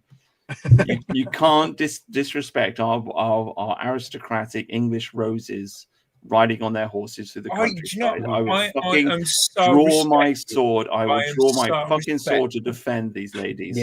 Yes. I'm so respectful of horse riders. I always drive past them. I'm very nice. I always give them plenty of space. I'm very patient. Okay. All right. We'll let it go for now. But you may find the cavalry turning up at your house. You may find well, I don't know. What do you guys feel about the fox hunters? What do you guys feel? I think we should bring back, based fox hunting. Bring that back. You know. Now, if you find they do still do dry hunts where they just have a scent trail. Now, if you find the women who go on them, That's proper based right there. Yeah. Like these are women who they really want to just be chasing down the foreigners on their horses. Horse killed. Bartholomew, you stop bringing your bestiality into the mix. I won't tolerate it. Yeah, the chat's against you, watch mate. Porsche. You've lost the chat, Mercian. I gotta say, you've lost the chat. Welly's Yeah. wanker, never set foot on tar. Yeah, fucking prick. It's fucking dickhead. I deport this guy. I agree with you. He's definitely a prick. You can tell by his tactic. I mean, he's having a fit about fucking nothing. Yeah. And I was cringing because like I'm the I don't want to say the base car guy, but I'm the car guy, right? And usually when I see interactions, it's usually a fucking cyclist and motorist, and I know the cyclist is always wrong, but he has just undone all our good work against cyclists. That prick right there, fucking hate him. Yeah. Oh, unfortunately, it looks like she's married. Oh, is that what? How did you find that out? Looked up Katie Clark there. Somebody's looked her up already. Tracking them down like a stalker. Well, it's in the profile. Well, there, and she's got her man in the profile. Yeah, this is good. I've blown Good up the girl. picture. Yeah, she's a attractive, good girl. attractive lady, married, passing on Anglo genes. Yeah, and shouting Based. at fucking city chavs and getting them out of the countryside. Yeah. Well done. Like, We're on your side, absolutely Katie Clark. based. Yeah. If you're watching, God bless you. Yeah. Bring it up. I've blown up that picture. Oh, sorry. This is the sort of woman that Mercian hates. I don't hate you, don't you fucking dare. Those kind of women hate me. I don't hate those women. Mate, you dug the hole. You No. dug the hole, Mercian. Yeah, that's Yeah, he's Mercian's not against interested. this. No, Yeah. he sides with the city wanker rather than this. When did I side for that? Lovely woman. When did I side for that? I'm not having this gaslighting. This is gaslighting now. I'm not having this. Just because you don't have this in I Birmingham. cringed all the way through that video. I felt very uncomfortable. Mate, Manosphere's corrupted you. You know, Mhm. yeah, you know all that MGTOW nonsense. Do you know what I mean? We've got to defend our women sometimes, especially the good ones. She's a good lady. You think you found a vector of attack. You think you found it. All right, let's segue on. What other thing can we turn to talk about as we get him out of his misery? Should we talk about this? This is kind of interesting. This will be fun to watch. Let's talk about the werewolf game. Yeah. I'm trying to help you dig you out of your hole here, mate. I wasn't bringing. I was going to move on from that story. I haven't dug a hole. I cringed all the way through it. I thought that fucking you kind of did. The French van driving prick was a prick. Yeah, you said they're both pricks. You know. Yeah. Well, hold on. When she was arguing, she stood there and she said he was blocking the way. Actually, she was. That's the only thing. The only thing I can attack on. But he was shouting at a woman on a horse. Like she's just trying to walk down the road. He's in a car. He's complaining about her shitting on the. See what happened before then. He said something because obviously he's the way he's defending himself. He obviously did something wrong. Wait, no, he said. Yeah, he said. Remember, like you were over there on your horse, and now you've come up this way towards me. So she's riding along the road. Yeah. And he had a problem with that. So then he stops, blocks up the whole traffic. He's totally to blame. God, Mercian, this is just a whole. He's scared of horses. I can guarantee you that man's ancestors never rode in a cavalry charge because he's got he's probably his ancestors probably got chopped down by the cavalry chargers. Like this is some fucking serious peasant mentality to be scared of a horse. Horses are noble creatures. They are intrinsically noble. Yep. One of the few animals is dogs and horses, the only animals that go with us to war. Yeah. Yeah. There you go. They're good creatures. Alexander the Great buried his horse. He fucking buried. He built a funeral. He built a fucking temple for his dead horse. Every great leader in history has had a good horse that he loved. The oldest book on horsemanship, which is from the ancient Greek Xenophon, says how you should treat your horse as well. Yeah. It's a good animal, loyal, and honourable. It don't matter anyway. I'll take all our fucking cars away anyway, so we'll have to have a fucking horse. Yeah, then you'll be sorry, won't you? I'll be fucking suicidal then. Stuck in this fucking country. Oh man, yeah, we're not going to let this go. Anyway, let's move. Let's put Mercy. No, out you're of not. his misery. You're going to keep bringing this up. You're going to keep bringing this up. I tried to move on, and I was going to bring up a different story. Let's talk about. Let's talk about. Actually, no. I'll tell you what. This story. If we're going to segue, then this is a lot like how you know. Yeah, Mercy can ride a donkey. There you go, mate. Yeah. What's wrong with donkeys? There's nothing wrong with donkeys. That's fair enough, mate. It's not a horse, though, is it? Either you've got the aristocratic spirit or you don't. It's all right, Mercy. It's all right, mate. It's okay. We still love you. I've ridden horses before. I grew up breeding horses. Oh wow! There you go. Yeah. Yeah, well, none of you want getting a fucking lift off me then. Stay where you are, fucking. Oh my god. Yeah. Don't use taxis either. I like country girls. What can I say? I like girls from the countryside are literally the best girls in this country. They just hate you, though, don't they, Mercy? This is where it all comes from, isn't it? Yes, yeah, they hate me. You've got me. Give me a girl that's grown up in some small town in the countryside, and she likes riding horses. Hates the Browns. Hates the Browns and hates people. More importantly than that, hates people that are from the fucking city. Yeah, fuck off, you city wanker. Yeah, that's what we need. I don't want to live in a city. I hate the city. Same. All right, mate. Listen to my voice. Listen to what the place has done to me. I'm like the agents from the Matrix. You know, when Agent Smith is there talking to Lawrence Fishburne about how much he hates the Matrix. That's me in the city. That's me. Yeah. There you go. Anyway, we'll put you out your misery. Let's move on. Let's talk about this because this is vaguely funny. Have you ever heard of a game called Werewolf? No. Everyone gets a piece of paper. It's either got villager written on it, but 2 have the word werewolf. Someone runs the game to make sure no one's cheating, and they go, okay, it's nighttime, everyone close your eyes. Werewolves choose someone to kill, and the werewolves go. They say, okay, everyone close your eyes, it's morning time, open them again. During the night, Francis was killed. There's then a conversation, and this is where it gets interesting, between all the villagers and the 2 werewolves over who the werewolves are. Then at the end of the day, the villagers have to decide who they're going to kill. And they say, well, we're going to kill Constantine. It's revealed by the person running the game, I'm afraid Constantine was a villager. And the game continues. The villagers win the game if they kill both werewolves. The werewolves win the game if they kill all but 2 villagers. It's Among and the Us. werewolves usually win. The game was invented by a student of sociology in Russia who wanted to prove his thesis that an uninformed majority will always lose a battle of information against an informed minority. So that just shows when you have hidden information, you can completely manipulate a large group of people.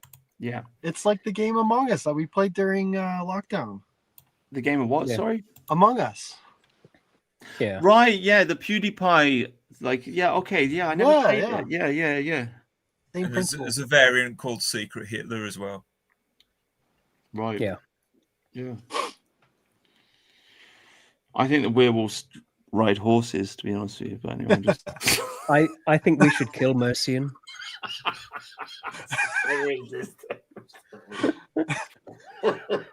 All right, Mercian is sorry. All right.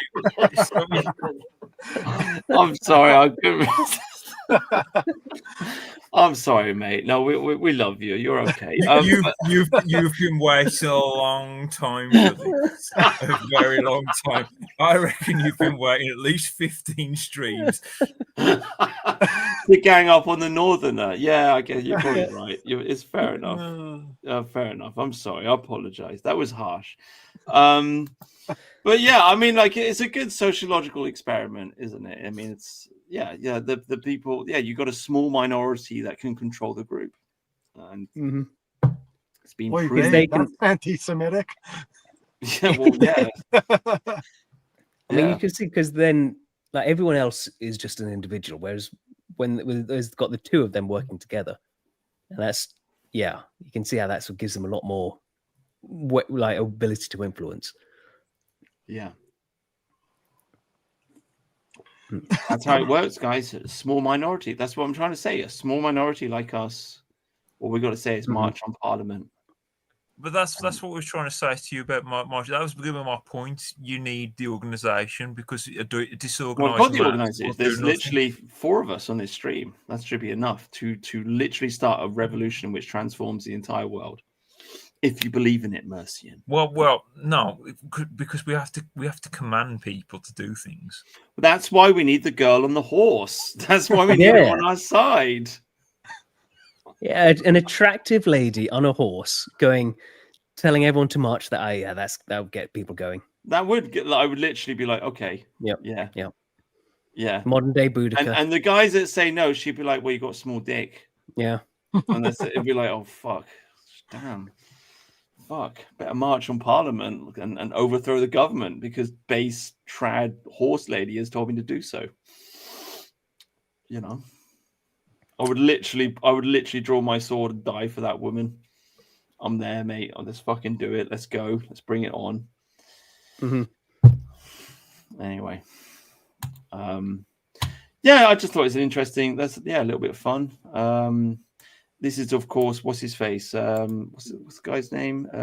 Graham Linehan. I never memorized his name, but that's the. Never heard of him. Yeah, you have. It's the Farmer Ted guy. I know. Well, sorry. What's his name? Not Farmer Ted. What's his name? Father Ted. IT Crowd and Black Books. Yeah. It's the Father Ted guy. Totally smashed. Totally cancelled by everybody. I never watched Father Ted. That apologized to Count Dankula. Yeah. Did he really? He did attack. At the time, he attacked Count Dankula, going, "Oh, this is unacceptable." Then, after his own cancellation, he realized he was wrong, and publicly apologized to Count Dankula, admitting he was wrong and stuff. So credit for that. Yeah, absolutely. Whereas, like the Mike Graham we talked about last week, no apology for all the attacks he's made on us. Just sort of hoping he can slide his way in there now that he's been fired. Yeah. Yeah, dude. Yeah, I mean, like, we're all walking a path of truth. People need to, you know, we need to be willing to accept people who realize that they were wrong. I think Tucker Carlson's kind of like one of them. But you kind of, you got to apologize. If you don't apologize, then there's no real humility, is there? No. Yeah. You know? That's it. There you go, guys. I've run out of content, so I don't know what to say. We've got Klaus Schwab. I mean, we could talk about this. This looks fucking cheap as fuck. I just want to say, like, what is he doing in this little place? We've got leaves. And I don't want to be too picky, but you see the leaves on the ground. Like, you couldn't sweep the leaves. Like, you couldn't sweep that off. And so you got this shed, and it's like, Welcome to the Schwab Academy. The mission of the Schwab Academy is to prepare people for the tremendous changes which will be caused by the transformation from the industrial to the intelligent age. The intelligent age is couldn't sort out the glare, whatever that is, in the video. Didn't sort that out. Based on a combination of many life-changing technologies. Of course, artificial intelligence, but there is also quantum computing and many other technologies which will have a tremendous impact on how we live, how we communicate, and we have to prepare for those changes now. Yeah, bottle of water in the background, random book here, cheap desk. I'm just saying, like, my advice to the elites: if you want us to get us to join your club, can you please just, like, lay on the wealth. Like, this is not fucking inspiring to me. Like, old man in his fucking shed. Do you know what I mean? Like, I'm not trying to be a dick, but it's just like, it looks like you're some washed up old guy that's been kicked out of your own organization, and now you're in a shed somewhere, and you're like trying to get some young kids on your side or whatever. This is awful. You've got all this money, all this wealth, and all this power, and you can't organize a decent propaganda video. What the fuck, you know? SJJ likes it though. SJJ has joined already. Yeah. He thinks he's going to increase his crypto earnings. Sad. Okay, you want to get into SJJ? Do you? Do you really want to get? Let's find that. Let's find the killer SJJ vote quote. Shall we? Do you want to find the killer SJJ? What's this? I don't know this. What's he posted now? Oh, I mean, let's have a look at this. Let's. Sorry if I lost the ability to. Here we go. Hang on. Hang on. Sorry, it's all gone quiet. Everybody's waiting. Everybody.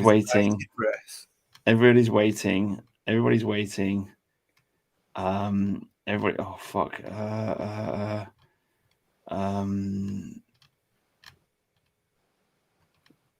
Oh my god. Oh, sorry. Oh, he deleted it.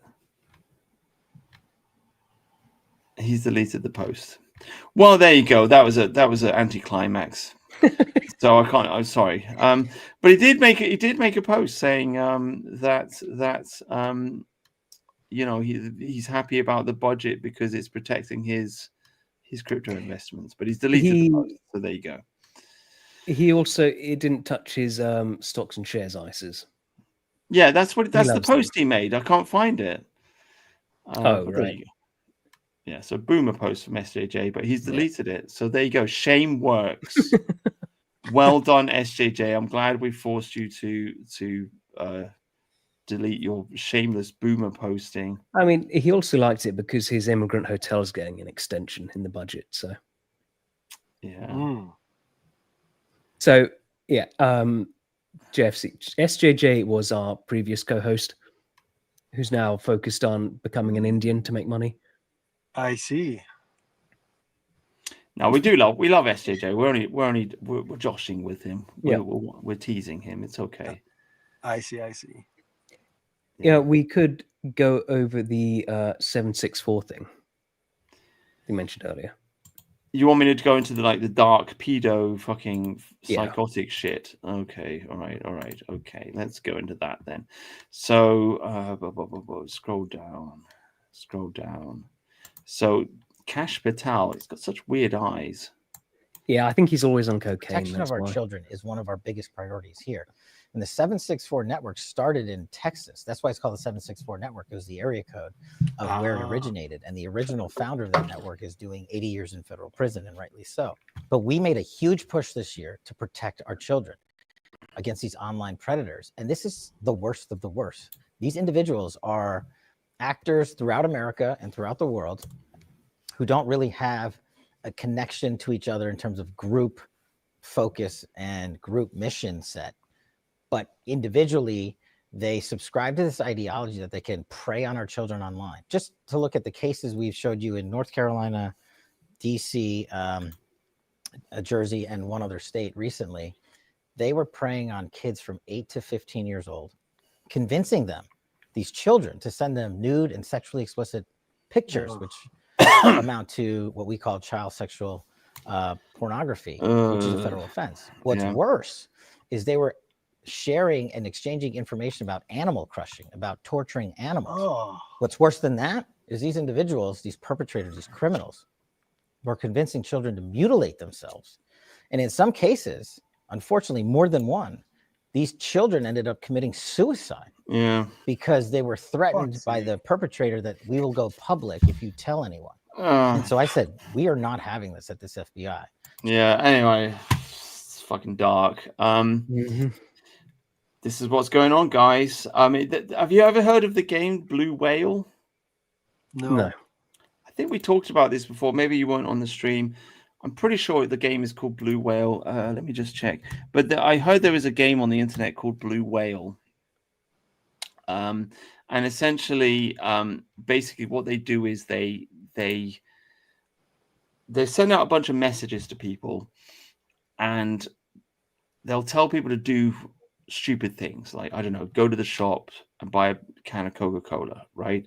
And so they get like 100 people to do that, and then they give them more and more crazy instructions until it's like cut yourself with a knife or whatever. And then they're down from like 100 to like 10 people, and they just kind of like filter out all the people until they get the most obedient ones, and then the last instruction is kill yourself.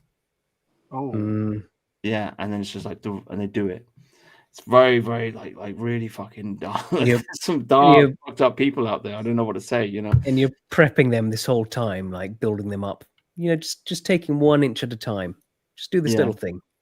And if you get on that, I mean, you see that with these transgender forums and stuff. They've always encouraged it. Like anyone, so I think I'll do my hair a bit different, and they go, "Oh, that's brilliant. You look so good with that." Yeah, I think you would look good in a dress. They just, all this grooming of children. Yeah, so a lot of dark fucking people. I actually found it. Actually, it's it's called. Sorry, there's a Wikipedia page. It's called the Blue Whale Challenge Social Network Phenomenon. First appeared in Russia. Yeah, series of, and ends up with you commit suicide. I mean, that's just a Russian thing, so. Fair. Social media is dark, it's fucked up. Indeed. But okay. Oh god, it's getting into the dark. Let's look at 764. So 764, decentralized sextortion network, ideology, accelerationism, nihilistic violent extremism, satanic neo-Nazi cult. So associated with neo-Nazism, based on Discord and Telegram. Guys. Nice. So then you can follow that. You can just click the links. There's this thing. There's the com. Okay, cyber extortion, swatting, assault. You keep clicking on the links. I don't know if I'm going to be able to find it because it's been a while since I did this a while ago. But there is essentially it traces back to neo-Nazism and to a guy. I'll just look this up because it's just easier to do it this way. David Miat. Have you heard of David Miat? Because we talked about this, and I thought apparently you weren't on the stream. But let me just delete that, and then share the screen. So we'll just go down this little rabbit hole and have a little bit of conversation about this. But this is the guy. Me and SJJ talked about this last year. So this is a guy. He's an English guy. His name is David Wollstonecraft, also known as. He ended up converted to Islam, but he's a far right Islamist. He ran a thing called the Order of Nine Angels, which was, by the way, partly an inspiration for the London bomber. And there was a white nationalist who set off a nail bomb in the middle of London in the late 90s, injured a whole bunch of people. But essentially, my point is the guy is a Satanist neo-Nazi, and this fucking crazy guy here has been the inspiration for a lot of people. He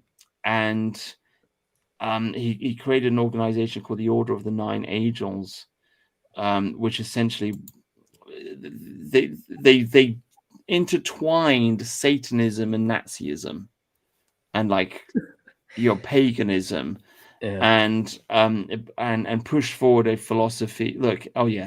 Influence over neo-Nazi groups such as Atomwaffen Division, National Action. I don't know if you remember those guys. They got shut down. Here we go. Here it is, 764.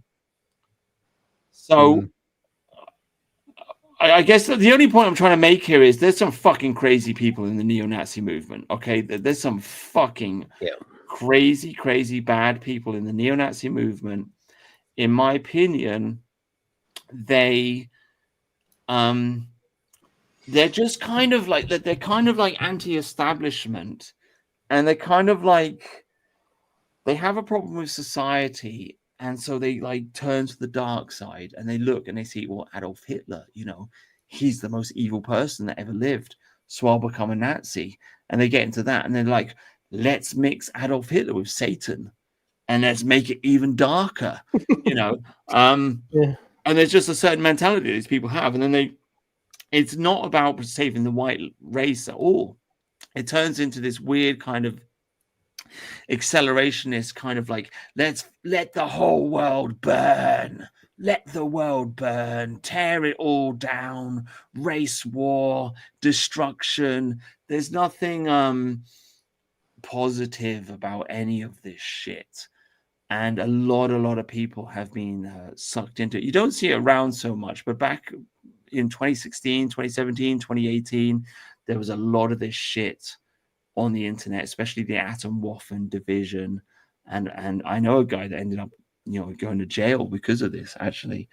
Got sucked into this kind of group. And I just think like the proof in the pudding is that this guy here ended up converting to Islam. And this is my entire point about neo-Nazis. It's the whole point is it's coming from a place of negativity, and it's coming from a place of, I hate England, I hate the British Empire, I hate imperialism, I hate the establishment, I hate the government, I hate mummy, I hate daddy, and so I'm just going to rebel, and I'm gonna join the darkest, most fucked up thing that I can imagine. So I'm gonna become a Nazi, and then I'm gonna become a Satanist. And when that's not enough of a rebellion against everything, I'll just convert to Islam, because that's the ultimate anti-Western movement, which is exactly what this fucking guy did. He converted to Islam. Like the England's most prominent psychotic neo-Nazi, the literal founder of satanic neo-Nazism, converted to Islam, right? At the end of the day, that is where the path led him. This is just a guy who hates England. Okay. Kind of also like, what does that say about Islam when, this satanic neo-Nazi stuff, it's not enough for me. I need something more hardcore. I know, Islam. The Hitler to Muhammad pipeline. Yeah. Yeah, it really is. And you do see, again, like I do think the world's changed a lot. The latest expression of ethno-nationalism is a lot more mainstream. The whole Sargon crowd, the new Zoomers that are coming, they're much more chilled out, much more pro-British. So I think to a great extent, this problem has been resolved. But nonetheless, like back in the old days, 2016, 2017, 2018, there was a lot of this shit on the internet, and a lot of like this kind of like neo-Nazi Islamic alliance.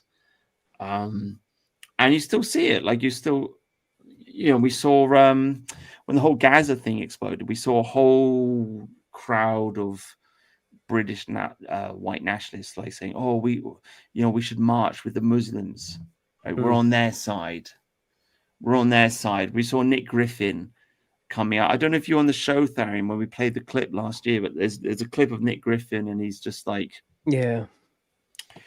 In fact, I think that's one of the first streams I did with SJJ, actually, because I was so fucking pissed off about it. But there's Nick Griffin, and he's just talking to some Muslims, and he's like, "Oh yeah, a lot of white girls have been raped, but they were asking for it because they were out in the streets late at night. It's their fault because he didn't exactly say it like that, but he was victim blaming. It's like the real the real fault lies with the fathers. The real fault lies with the fathers, I don't know how he can be a British nationalist and be at the same time a traitor against his own people, so to speak. Yeah.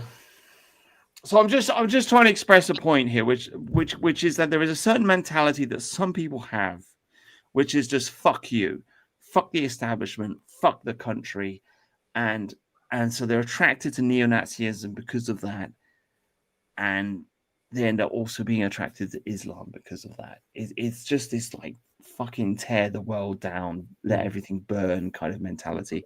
And these people are out there, and they're on the internet, and they're, you know, you got to be careful, and you got to fucking stay away from these people. They are not positive. So, kind of anyway, there you go. a bit Just leave it related. at that. Yeah, go kind on. of a bit related, like the more goth side of things and stuff, is that these people, they're so obsessed with just Jews that they forgive like all the Muslim child rapists. They go like, well, no, they're just sort of, they've been sent here, so they're just like, they're just following incentives. They don't have any sort of, so I don't blame them for it. It's like, whoa, I hate that attitude so much. It's like, I can hate everyone. I have no shortage of hate to I go hate around. knows no bounds. Yeah. It's like, oh no, you got to focus on this other group. No, I can hate all of you. Well, here we go. Look, he's turned up in the chat. My old friend Alan Bastard, who I've known for about 10 years now, actually, commenting on my Is it videos. Alan Bastard? Yeah, that's the joke. Alan, yeah. Look, I saw and heard funny. what Griffin said in context. Where are the fathers? A good question. Girls underage should not be out alone. Griffin did not excuse rapists. Yeah, you don't get it, do you, mate? No, he doesn't. You don't get it. Like, teenage girls should be able to walk the streets without getting raped by Pakistanis. You're just not fucking like understanding this, mate. You're really not. Yeah. Also, to that point, most of these girls, a lot of them were from care homes. They were wards of the state. Yeah. They didn't, and like, and sometimes when they did have fathers and the fathers did try and intervene, the fathers got arrested. Yeah. So this is some serious victim blaming shit. Like this is. I mean, I talked about this. There's a favorite movie of mine. It's called Dazed and Confused. Okay, so it's a movie. It's set in Texas. The movie came out in the 90s. I guess probably a lot of nationalists would say it's degenerate because they're all smoking weed and whatever. But basically, it's like a bunch of white people, and it's the end of the year in high school, and they all go out to the forest, and they drink some beer, and they have a little bit of a party, right?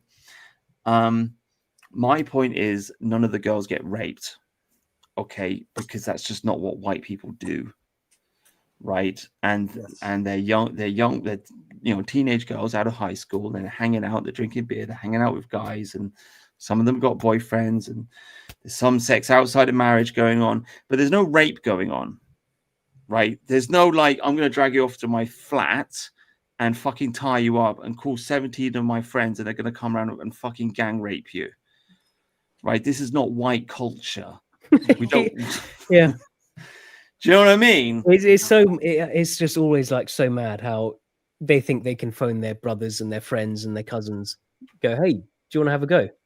So that would just never happen with that. Like child rapists are all demonized. They're loners. They have no friends. They just wouldn't happen with us. Yeah. Yeah, it wouldn't fucking happen. Can you imagine me? Oh yeah, I've just kidnapped a girl. Yeah, Tharian, mate. Do you want to come around and gang rape this girl? You know, you turn up with a baseball bat. Do you know what I mean? It'd be like, yeah. But there you go. I mean, this is what we're dealing with. Alan Bastard. Like, I love you, man. Like, you've been watching. We've been having this conversation for years. You just don't fucking get it, do you? You don't get it. How Nick Griffin is blaming the victim. You just don't get it. It's amazing. I mean, there was the point of, well, this is the world now, but it wasn't. We didn't have this world. Yeah. This was forced on us. We don't want this. We didn't have this. This wasn't. We didn't have this in the past. Why should we have it now? Yeah. There was a world where teenage girls could go to Tesco's at night without worrying about being fucking kidnapped and raped. You know what I mean? Or stabbed. Yeah. Yeah, it's kind of wild, you know? Mm-hmm. So that was dark. That was I wanted to end on the comedy stuff. And yeah, but we ran out of comedy stuff, so we went dark instead. But there you go. Yeah, not just to close that out, not to excuse bad parenting, but parents should be able to be bad parents in our own countries without worrying about our children being brutalized. Yeah, for sure. I mean, like back in my day, like I remember me and my friends, we got on our bikes, we rode out into the countryside, we got totally lost. And I had like 10p, and I phoned up my mum, and I'm like, "Mum, I'm lost." And she's like, "Yeah, just ride home." Like, she didn't give a fucking shit. Like typical boomer parent, you know. It's just like, it's like, we're lost. I don't know where I am. She's like, "Just come home." You know, we had to get on our bikes. We had to make our way home, and parents didn't care. And kids would just run around here and there and everywhere, getting into trouble, being outside, and it wasn't a problem. I mean, this is an American meme, isn't it? It's like E.T., right? The kids on their bikes. They live in the suburbs. They all ride bikes. They're riding here. They're riding there. They're getting into trouble. They're not worried about being kidnapped. Yeah, that was my whole childhood. Yeah. Well, out on bikes and going to the park and skate park and didn't have to worry. You I know, was always off by myself around the fields, going through that. Yeah.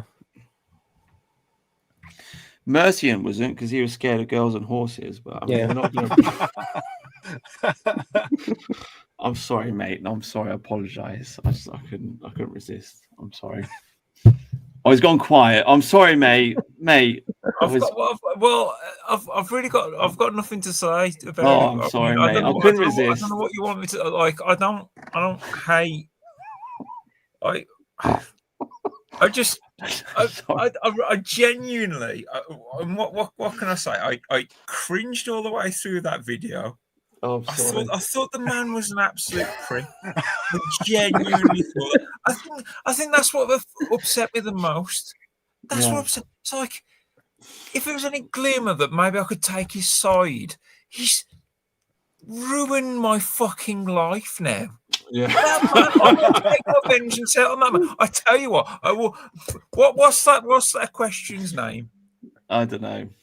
Whatever her name is, I will go. I will hunt him down. I will fucking kill him.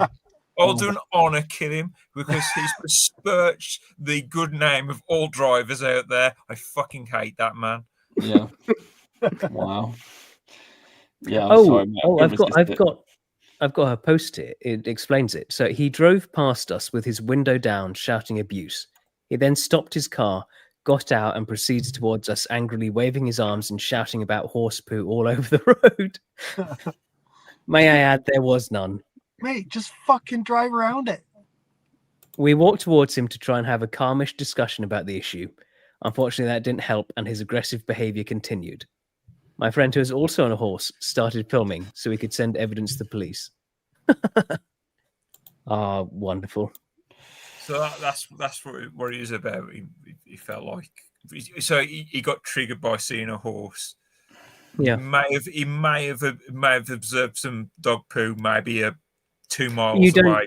Different horse, maybe. You don't confuse dog poo with horse poo. The horse poo's just grass. It's like it's fertilizer. It doesn't even smell bad. I said dog poo. I meant like any kind of feces, to be honest.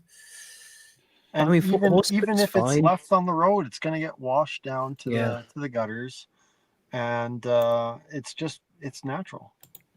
He didn't stand in it, like I assume. Yeah. Well, I don't know, but even if you do, it's grass. Like horse poo doesn't even smell bad. So there you go. He's obviously. I don't know what his problem was. Because he's a city fuck. That's why. Just stop cars ganging up on the Mercian.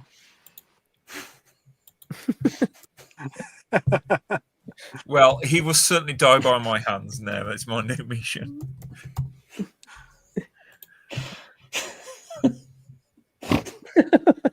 Fuck's sake. Oh, I'm joking. No, I'm sorry, mate. We just got into a dark place there talking about pedos. I just wanted to change the subject. We're going to a dark place about pedos. Hopefully, I want to change the subject to BCRC. You go, Brutus, go for it. Oh, mate. Dino Bain probably hates horses too. Yeah, I bet he fucking does. Oh yeah. Angry guy like that. I think that was Dino Bain in the. I think that was him actually, wasn't it? Yeah. Before he went bald. Yeah. Oh, we've lost Brutus. I'll be back. No, I thought that the whole thing was very cringy. I liked her. She was good. Well, I could show you. I could find you some nice equestrian women TikToks that have come up on my feed. Mm-hmm. Well, you're the horse guy. I'm like, you know. Hey, Yeah, hey Martin, Tash's friends. No. Are they good? Take that as yes. Well, have you seen them, JFC? No. Oh. No. Okay. Are they fit? I don't know. I've not seen them. Well, well, by Tharium and Brutus's logic, if there are questions, yes, they are. They usually are. Horse girls are usually good. They'll take that bet. Yeah. Whereas car women are usually chavs. So, I mean, okay, Mercian. Subaru girl or horse girl? Hold on. Subaru girls are lesbians. Let me type in Subaru girl first, and then I'll type in horse girl. Isn't that funny? Ukrainian race driver Subaru girl. You couldn't make it. I swear to God. Can I even present on this anymore? I've got to show you this. You can link it in the private chat. I can see then. All right, okay then. It's gone tiny. I'll send the Google image search because for some reason it goes tiny. If you want to look as well, JFC, couldn't make it up. It's like almost my perfect woman.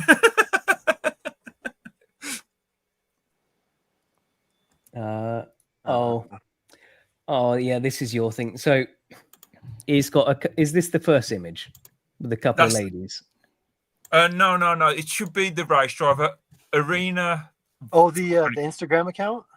Yeah. Oh, okay. Yeah. So chat. He's got a woman in a racing like jumpsuit thing, and it's his typical Russian. Way too much makeup. Way too high maintenance. He's going to cheat on him, and should type in right. Brutus, you back? Can you pull up that because I need you to follow up on this? Can you pull up so the chat can see? We were having a discussion about like I was saying like you two would find horse women the most attractive, and I said jokingly. So the thing about car women, there's nearly always chavs. Yeah. So and then Tharium says, well, Subaru girl or horse girl. And then I typed in Subaru girl in Google, and a Ukrainian Subaru racing driver turned up. I said, you couldn't make that up, could you? Oh wow, there you go. Yeah, she's cute. Yeah, she's cute. Yeah, but I mean, you got to choose the horse girl, the English horse girl. Yeah, choose a horse girl. Yeah, definitely. Yeah, no question. Yep. Yeah. Yeah. So now you've got to type into Google search horse girl. This is you, isn't it? Rizlo Rizba. You pretending to be a Zoomer talk, isn't it? I love you, Rana. I love you, Subaru. This is you, Mercian, isn't it? All right, let's stop bullying Mercian. Look, any good new movies? Anybody got any good new movies? I'm halfway through watching Hurricane or Tornado, which is about a Japanese girl in Scotland. I'll probably finish off watching it before I go to sleep tonight. I'm just about to give up movies. Actually, I think they make me slobby, and I'd rather read. I heard the new Frankenstein was quite good. I got like 45 minutes through it, and I thought I just got bored of it. Oh, yeah, sorry.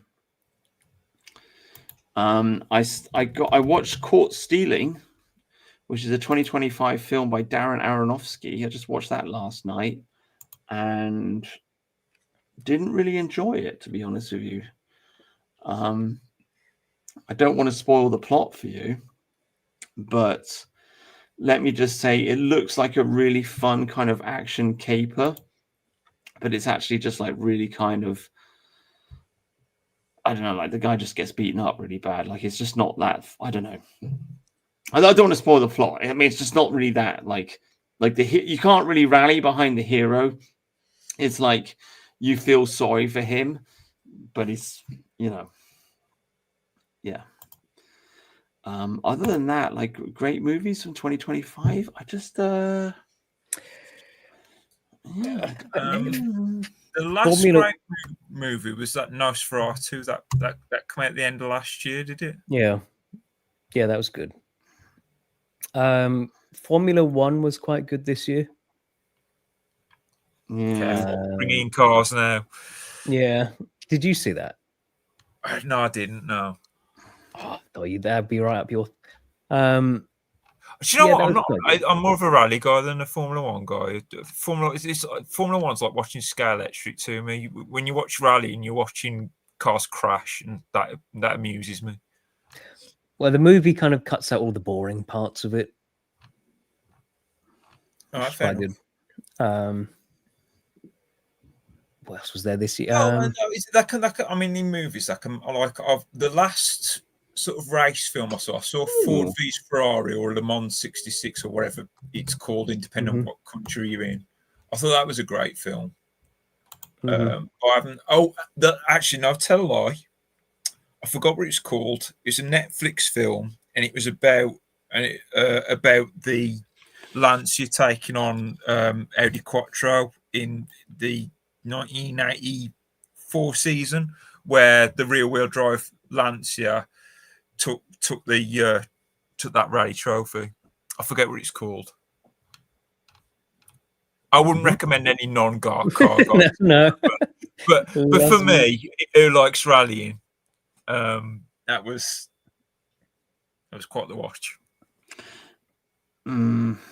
Yeah, I watched Sovereign. That might be a recommended one.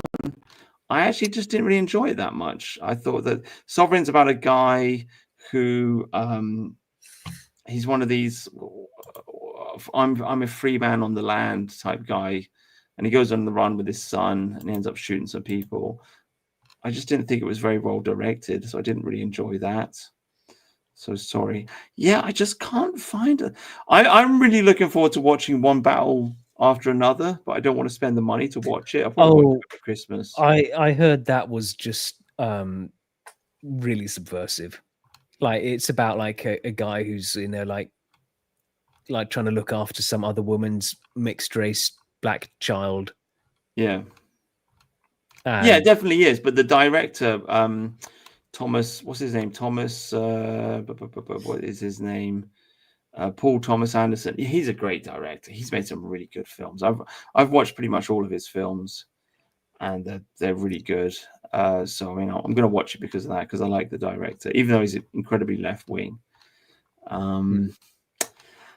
Yeah, guys. Yeah, sorry. I wish I could recommend a whole bunch of really great movies.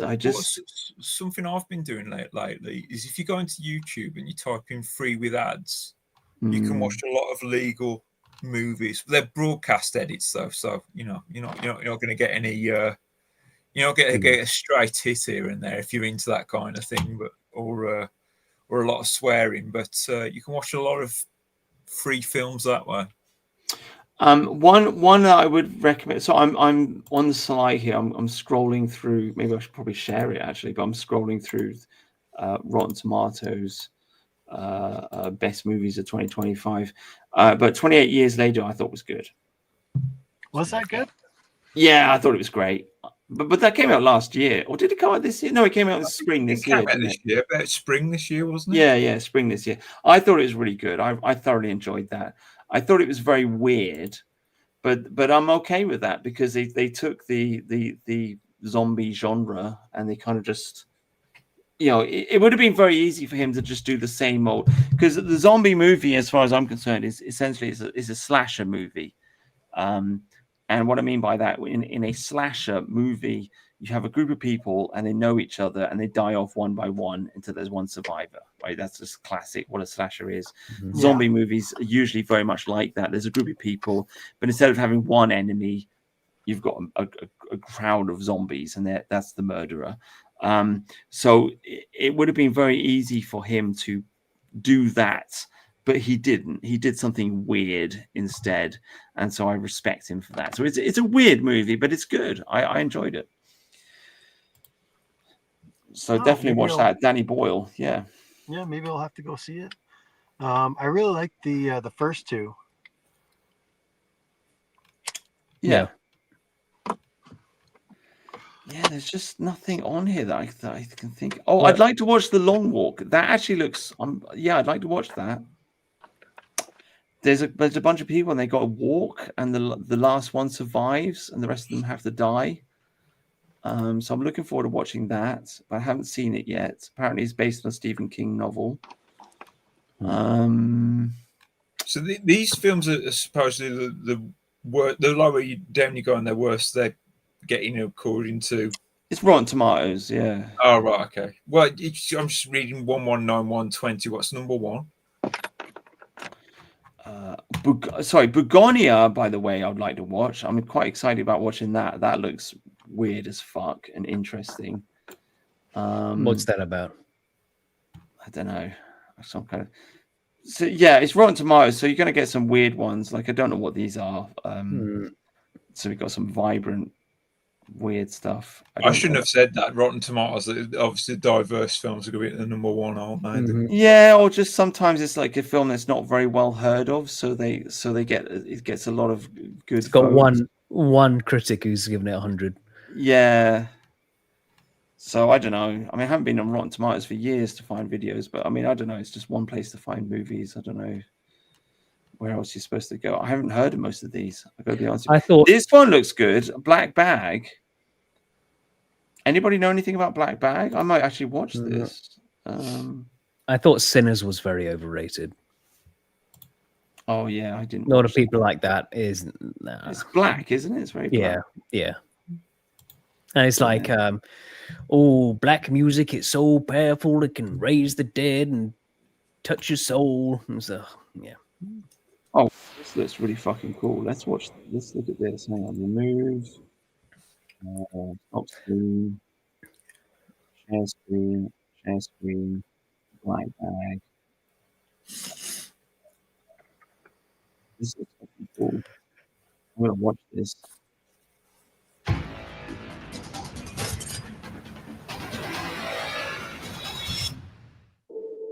Where are you off to? Black Bag. Ooh. Right.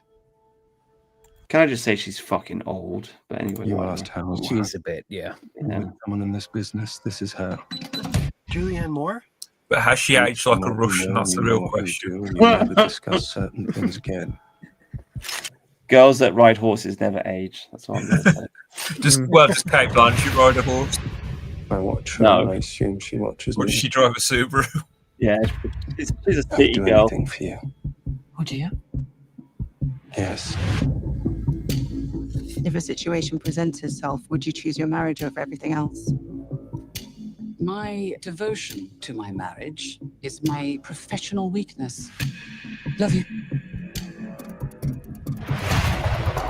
You got a breach. What did you do? One of our people stole something. Something extremely valuable. You cannot imagine the damage. Find the leak. How long do you think you'll need? Give me 2 weeks. Thousands of innocent people will die. Okay? 1 week. Who's the suspect? Your wife. I can feel when you're watching me. Sorry. I like it. When you can lie about everything, when you can deny everything, how do you tell the truth about anything? I need a satellite redirect, but this has to be unofficial. You are one naughty husband, George. You see, this isn't normal. The way you're doing this, just so you know. What's on the menu? I'm engaged. Is it true? No one can lie to you? I don't like liars. Anyway, there you go. I mean, that looks kind of like a good movie. So there you go, God's Own Prototype. I hope that's answered your question. I like Steven Soderbergh. I think he's a great director. He did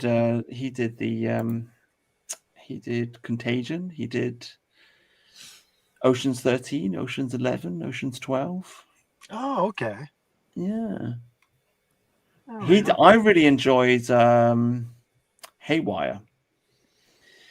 People didn't really notice that, but I thought that was a fucking great movie. It's got Gina Carano in it. She's a Black Ops agent. You guys ever seen that? It's got Michael Fassbender in it as well. You not seen that? No. It's got a great fight scene in it. It's got quite a few great fight scenes in it. To be honest with you. Series that's quite good this year was Mobland. Right. With Tom Hardy and Pierce Brosnan. Right. Yeah. There's this is good. Let's watch this. Now we're getting to this is the fourth hour, guys. This is what happens. Oh, is it? I'm still live screen. Oh god, click on this. I was thinking that God's Own Prototype. Mr. and Mrs. Smith. There you go. Oh, it's not the You video. got any?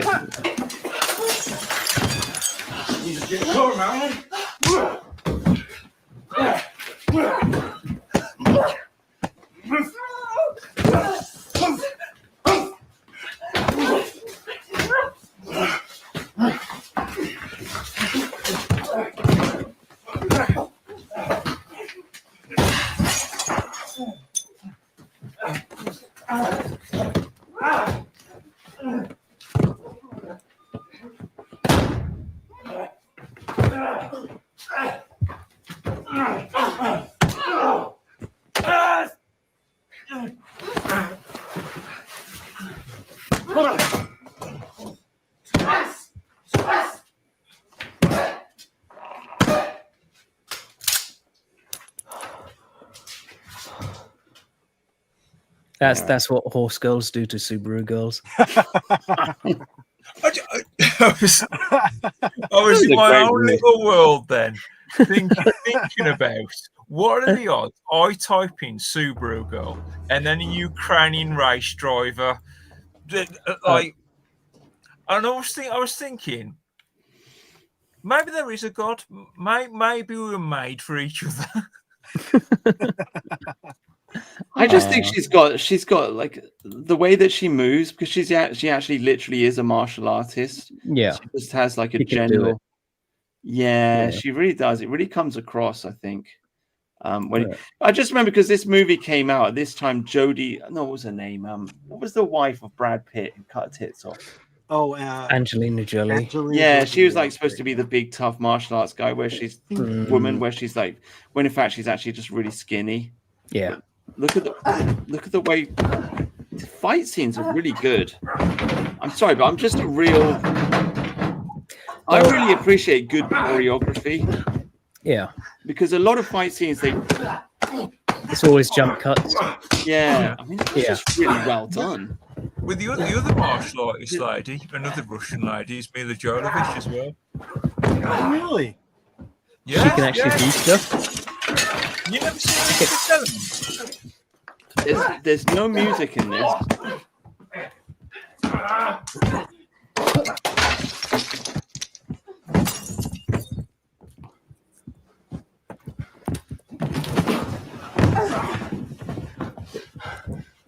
Right.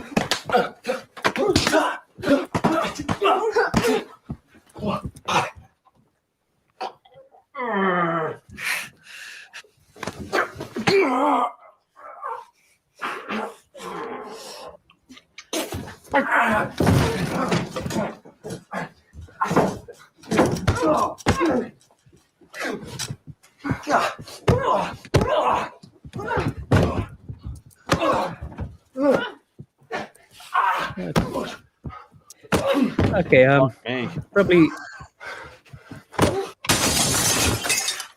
I'd let Gina Carano beat me up. Mallory, you're in way over your head. Think this through. You've been out of control since you've arrived.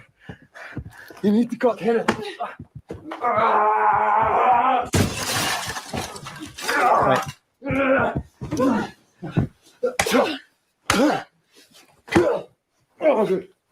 This is the way you want to go, guys. Yeah, legs wrapped around. This is how you want to go. Oh wow! Lean into it. Lean in. Let it happen. Just what a go way to sleep. die! Yeah. What a way to die! Poor old. Yeah, look at his face. He's so happy. That is a happy That's face a right man there. who's having a good time.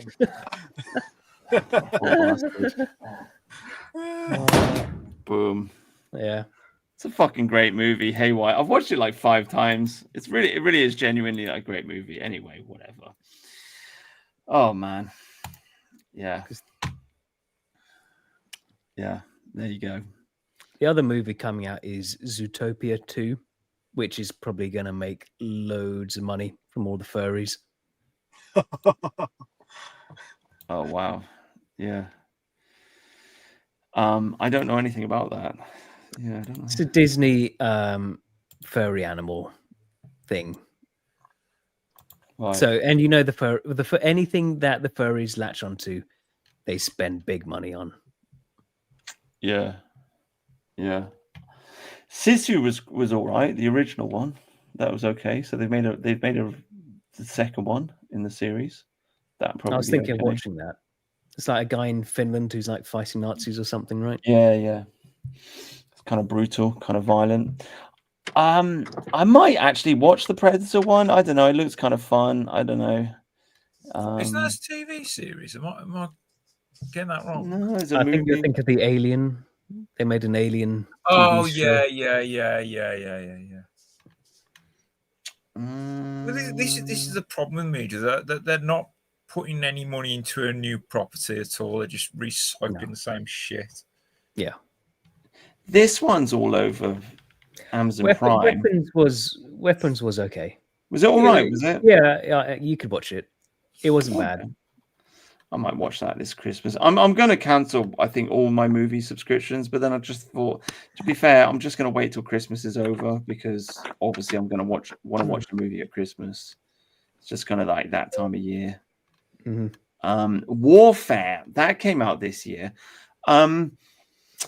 I don't know if you guys have seen it. I don't want to spoil the plot too much, but there's just like some guys get shot. There's just too much fucking screaming in it. I don't want to watch like an hour of some guy screaming because he's been shot in the leg. Do you know what I mean? It's just like, ugh. I got really excited about Final Destinations because it's always been a great series, and I did watch this, but the girl wasn't fit. You've got to have a fit girl in slashers. Yeah, in a horror movie, you got to have, like, she's got to be hot. And it was just like this Mexican girl, and she's like 50-50. And I was just like, diversity. You know. Yeah, diversity spoiled that. Yeah. That's it, guys. Yeah, no great movies. Sorry, cinema is dead. Yep. It's been dead for some time now. I watched Critical Drinker in a Steve Eddington interview, I think it was. Yeah. And he was talking about 2025 is the worst year for movies. Until 2026 comes along, of course. Yeah. And I've been looking through movies recently. The past few years, absolutely abysmal. Yeah. But there's a couple of things like June was good, but yeah, it's a whole. They're making Bridget Jones's film. Oh my god, they have nothing, do they? Yeah, if it's Below Presence, if you want to find out what the fuck that one is. I thought I stopped when she had that baby. Like, she was getting on a bit then. I haven't seen any of those films, but they've tormented my adult life. I'll tell you something else as well. I'm halfway through watching a film which it actually isn't on this list, but it's called Tornado, and it's like I was just saying, it's like a Japanese girl and she's in Scotland and blah blah blah. It's like a Western, but it's set in Scotland. Anyways, it's kind of fun. But I'm watching on Amazon Prime, and Amazon Prime is shit now. Yeah. The picture quality, it's not just the videos, the pixelation, the video quality has gone down. Like I get halfway through the film and there's just like a drop. And I don't understand what it is. Like I can't see the image properly. It's all blurred. It's fucked up. Like there is 480p or something. There is, yeah, it just drops. The picture quality drops. And I had a conversation with ChatGPT about it. I was like, what's going on? And ChatGPT said to me, yeah, a lot of people are complaining about it on forums and so on and so forth. So I don't know. This is just brown tech, guys. This is what happens. I think that sounds like their servers sort of aren't handling it really. It's brown tech. They've a bunch of Indians to run this shit, and they don't know how to run this shit. And this is our civilization now. The technology is crumbling. Mm-hmm. It's the third world mindset of it's broke, doesn't matter. Yeah. Somebody else can fix it for me or whatever. It's a shame because Indians do know about their shit, don't they? Yeah. So I mean, people just I just think a lot of people aren't appreciating Western civilization was built on the back of a lot of autistic white men who cared about making great video games and great technology, and it's all gone to pieces. Oh, this is a good movie. I watched this, Dangerous Animals. This is about a guy he's like an Australian guy, and he runs like one of these shark cage type things. Mm-hmm. Horror movie. I won't tell you the plot, but I 100% recommend it. So there you go. There's a recommendation for you. Dangerous Animals. Really good movie. Really well put together. Thoroughly enjoyed it. Surfer called Zephyr. I hope he dies with a name like that. Yeah. Named after wind. Not going to say. Oh, there you go. Yeah. Oh. All right. Frankenstein. I didn't enjoy it. I didn't finish watching it. I've got to be honest with you. That's a Del Toro one as well, isn't it? I'm not a Del Toro fan. I didn't enjoy. I watched Pan's Labyrinth. I didn't think it was that great. I thought it was all great. I mean, I just. Did you like Hellboy 1 and 2? It was okay. I don't know. It just didn't capture me. You know, I got halfway. Sorry, go on. I was about to say, I remember having a rage about Blade 2. I remember when that film first came out because I was having a rage about like Whistler's dead. Why is Whistler in this film? Was it a prequel? Sorry, is it a prequel? No, sequel. It's an actual sequel.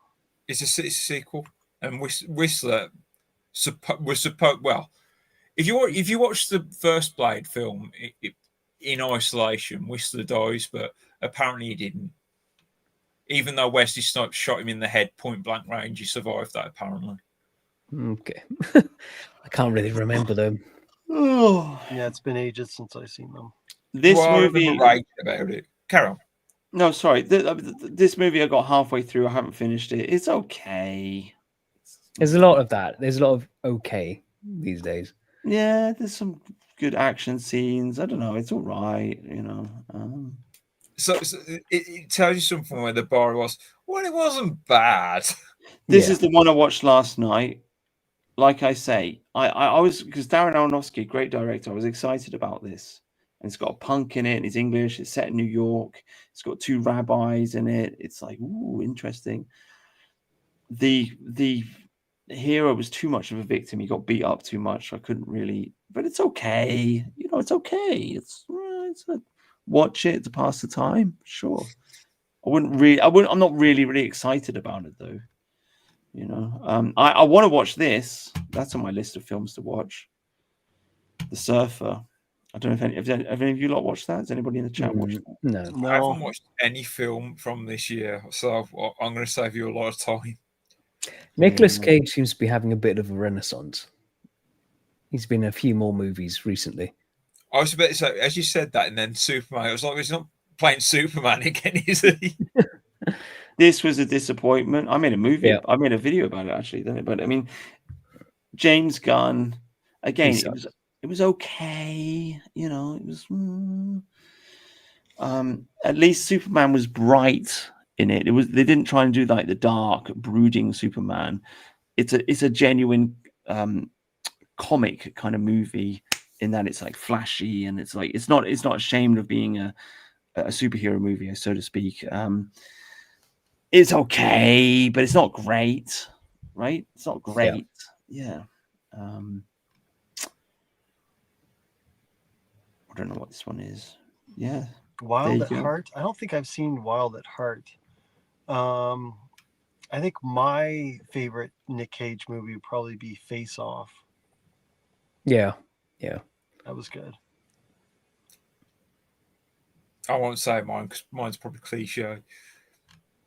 What is it? You got to say Got it it now. 60 seconds. Of course. The ending Mission Impossible wasn't that great. Yeah. Bit of a flop, bit of a disappointment. I think it's because the bad guy wasn't that scary. To be honest with you, they had. I haven't watched Mission Impossible since the second one. Does it get any? Does it? Yeah. Is it worth I watching? think this. Yeah, I mean, I think the second one's generally considered the worst. Really? Yeah, some like the other ones are better, and then the Dead Reckoning and Final Reckoning not so great though. Yeah. But I mean, these like the band. Look, my take is, if you're gonna have a good movie, you need a good bad guy, and you need someone that's genuinely terrifying, that you're scared of, and perhaps maybe it's Tom Cruise's ego because he doesn't want to get shown up or something. I don't know what it is, but the bad guy just is not really that scary. It's just like some fucking Indian dude, or with Persian or whatever, and it's just like. You know, and he beats him and he wins in the end, and it's like it's okay, but that's a bit thing for Tom Cruise films. It's like not having an enemy in it. Then because I saw the new Top Gun film, and that was like undisclosed enemy. Yeah, it wasn't really stated. It was just they're bad guys. They didn't want to say Iran, basically. Yeah. I watched this one. I thought it was all right. Again, it's okay. It's kind of interesting. Mickey, he gets cloned. They're on an alien ice world. They meet some aliens. There's a back and forth. There's an issue to do with clones and a moral question there. It's okay. You know, you can pass the time watching that. I give that a 2 out of 3. Not super excited about it though.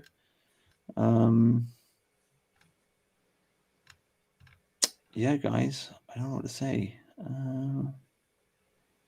They've remade House of Train Your Dragon as well. Yeah. Oh, I watched this one as well. I can't believe how many movies I've watched. Again, you know, it's just a bit silly. I've seen the first Nobody, but isn't that basically a John Wick clone? Yeah, kind of. It's the same with people, like a middle-aged American guy. Yeah.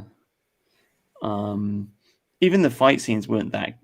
You know, the choreography wasn't that great. You know, it was just.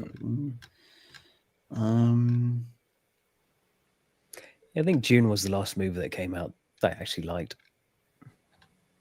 Yeah. The Accountant too. Yeah, I watched that. That was okay. Just nothing really that I'm really excited about that I just want to share with you. You know, when you watch a really great movie and you say to someone, "Oh, you got to watch this." I mean, it's just. I might watch that. I'm quite looking forward to watching that. I heard that wasn't great. It wasn't great. Oh, okay. Yeah. I think the last movie I watched was All Quiet on the Western Front. Right. Okay. That was a good one. A couple of years ago, wasn't that? The newer one, you mean? Was it last year? Maybe did it come out 2024? Maybe, but the newer one though. Yeah, the newer one. Yeah. I think that was last year. I could be wrong. Well, there you go, guys. The only one I'd really, really recommend is God's Own Prototype, still in the chat. If you're still watching, mate, the only one I really recommend is Dangerous Animals. That was genuinely a great movie. That was fucking great, and I fully recommend that to my entire audience. That was a fucking banging movie. Really well put together. Everything else, yeah, I either haven't seen it or I just don't know. I don't want to watch that. But you don't want to watch that Bridget Jones's film, man? No. I don't even know what that is. Oh, 28 Years Later. I recommend 28 Years Later as well. That would be the second one that I recommend. And there you go. Yeah, 2 movies, basically. 2 movies that I really, really recommend. They've got the next Avatar film coming out. And God. That's going to make loads of money, no doubt. And then no one will ever mention it again. Yeah, why does James Cameron seem to think these people like these movies? I don't even think he'll do that well. The last one did. Why? I know, right? It is so weird. They're the weirdest movies. I think that's the second one. I think the last one was like the 3rd highest grossing movie of all time or something. Fucking hell. And nobody says anything about them. There's no toys, no nothing. Nobody mentions it. The thing I remember most about the Avatar films is that fake quote from the villain, who's actually really should be the hero, that soldier guy. And he's talking about how humanity reaches the stars while you're enslaved by your planet. I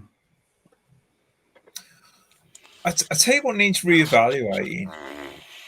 There you go. That's it. Yeah, 2 movies. I recommend 2 movies. There you go. That's it. That's all. Girl.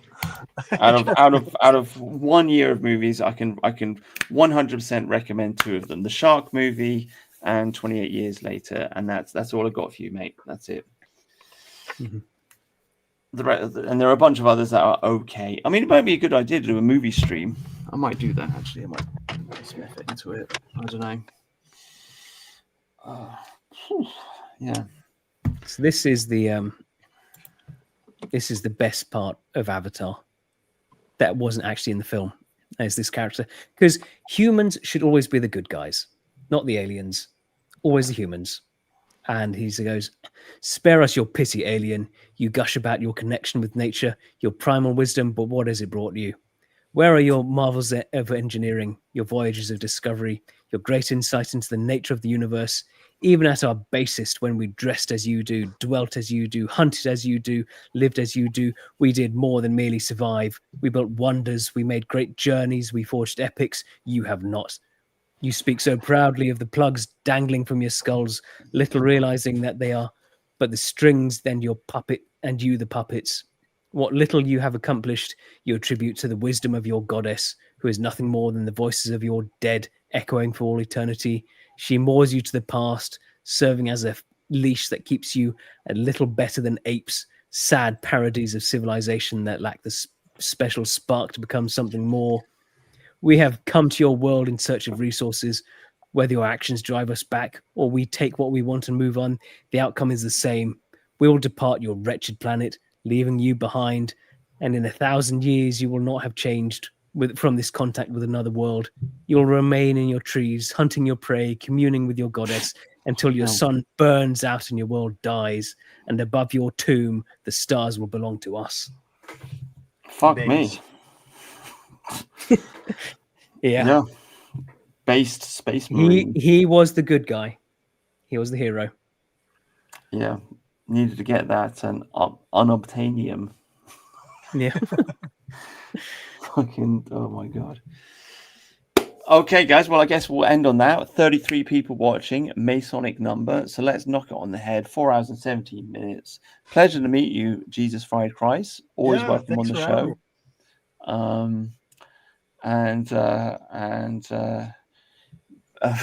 Mercian, based Mercian with his Slavic girl pick. And we'll come back in 2 years, see how she's aged. Yeah, we're never going to let you live it down. But thank you, everybody, for coming on the show. Thank you, God's Own Prototype. You can try. You can try. I'm over it now. Yeah, you're over it. You're over it, but I'm not. But anyway. Well, you get hung up on things. That's your problem. That's it. I'm hung up on the based horse girl, and I will defend her to my death. But thank you everybody for coming on the show. Good night. God bless, and rule Britannia. Bush. Cheers. Cheers.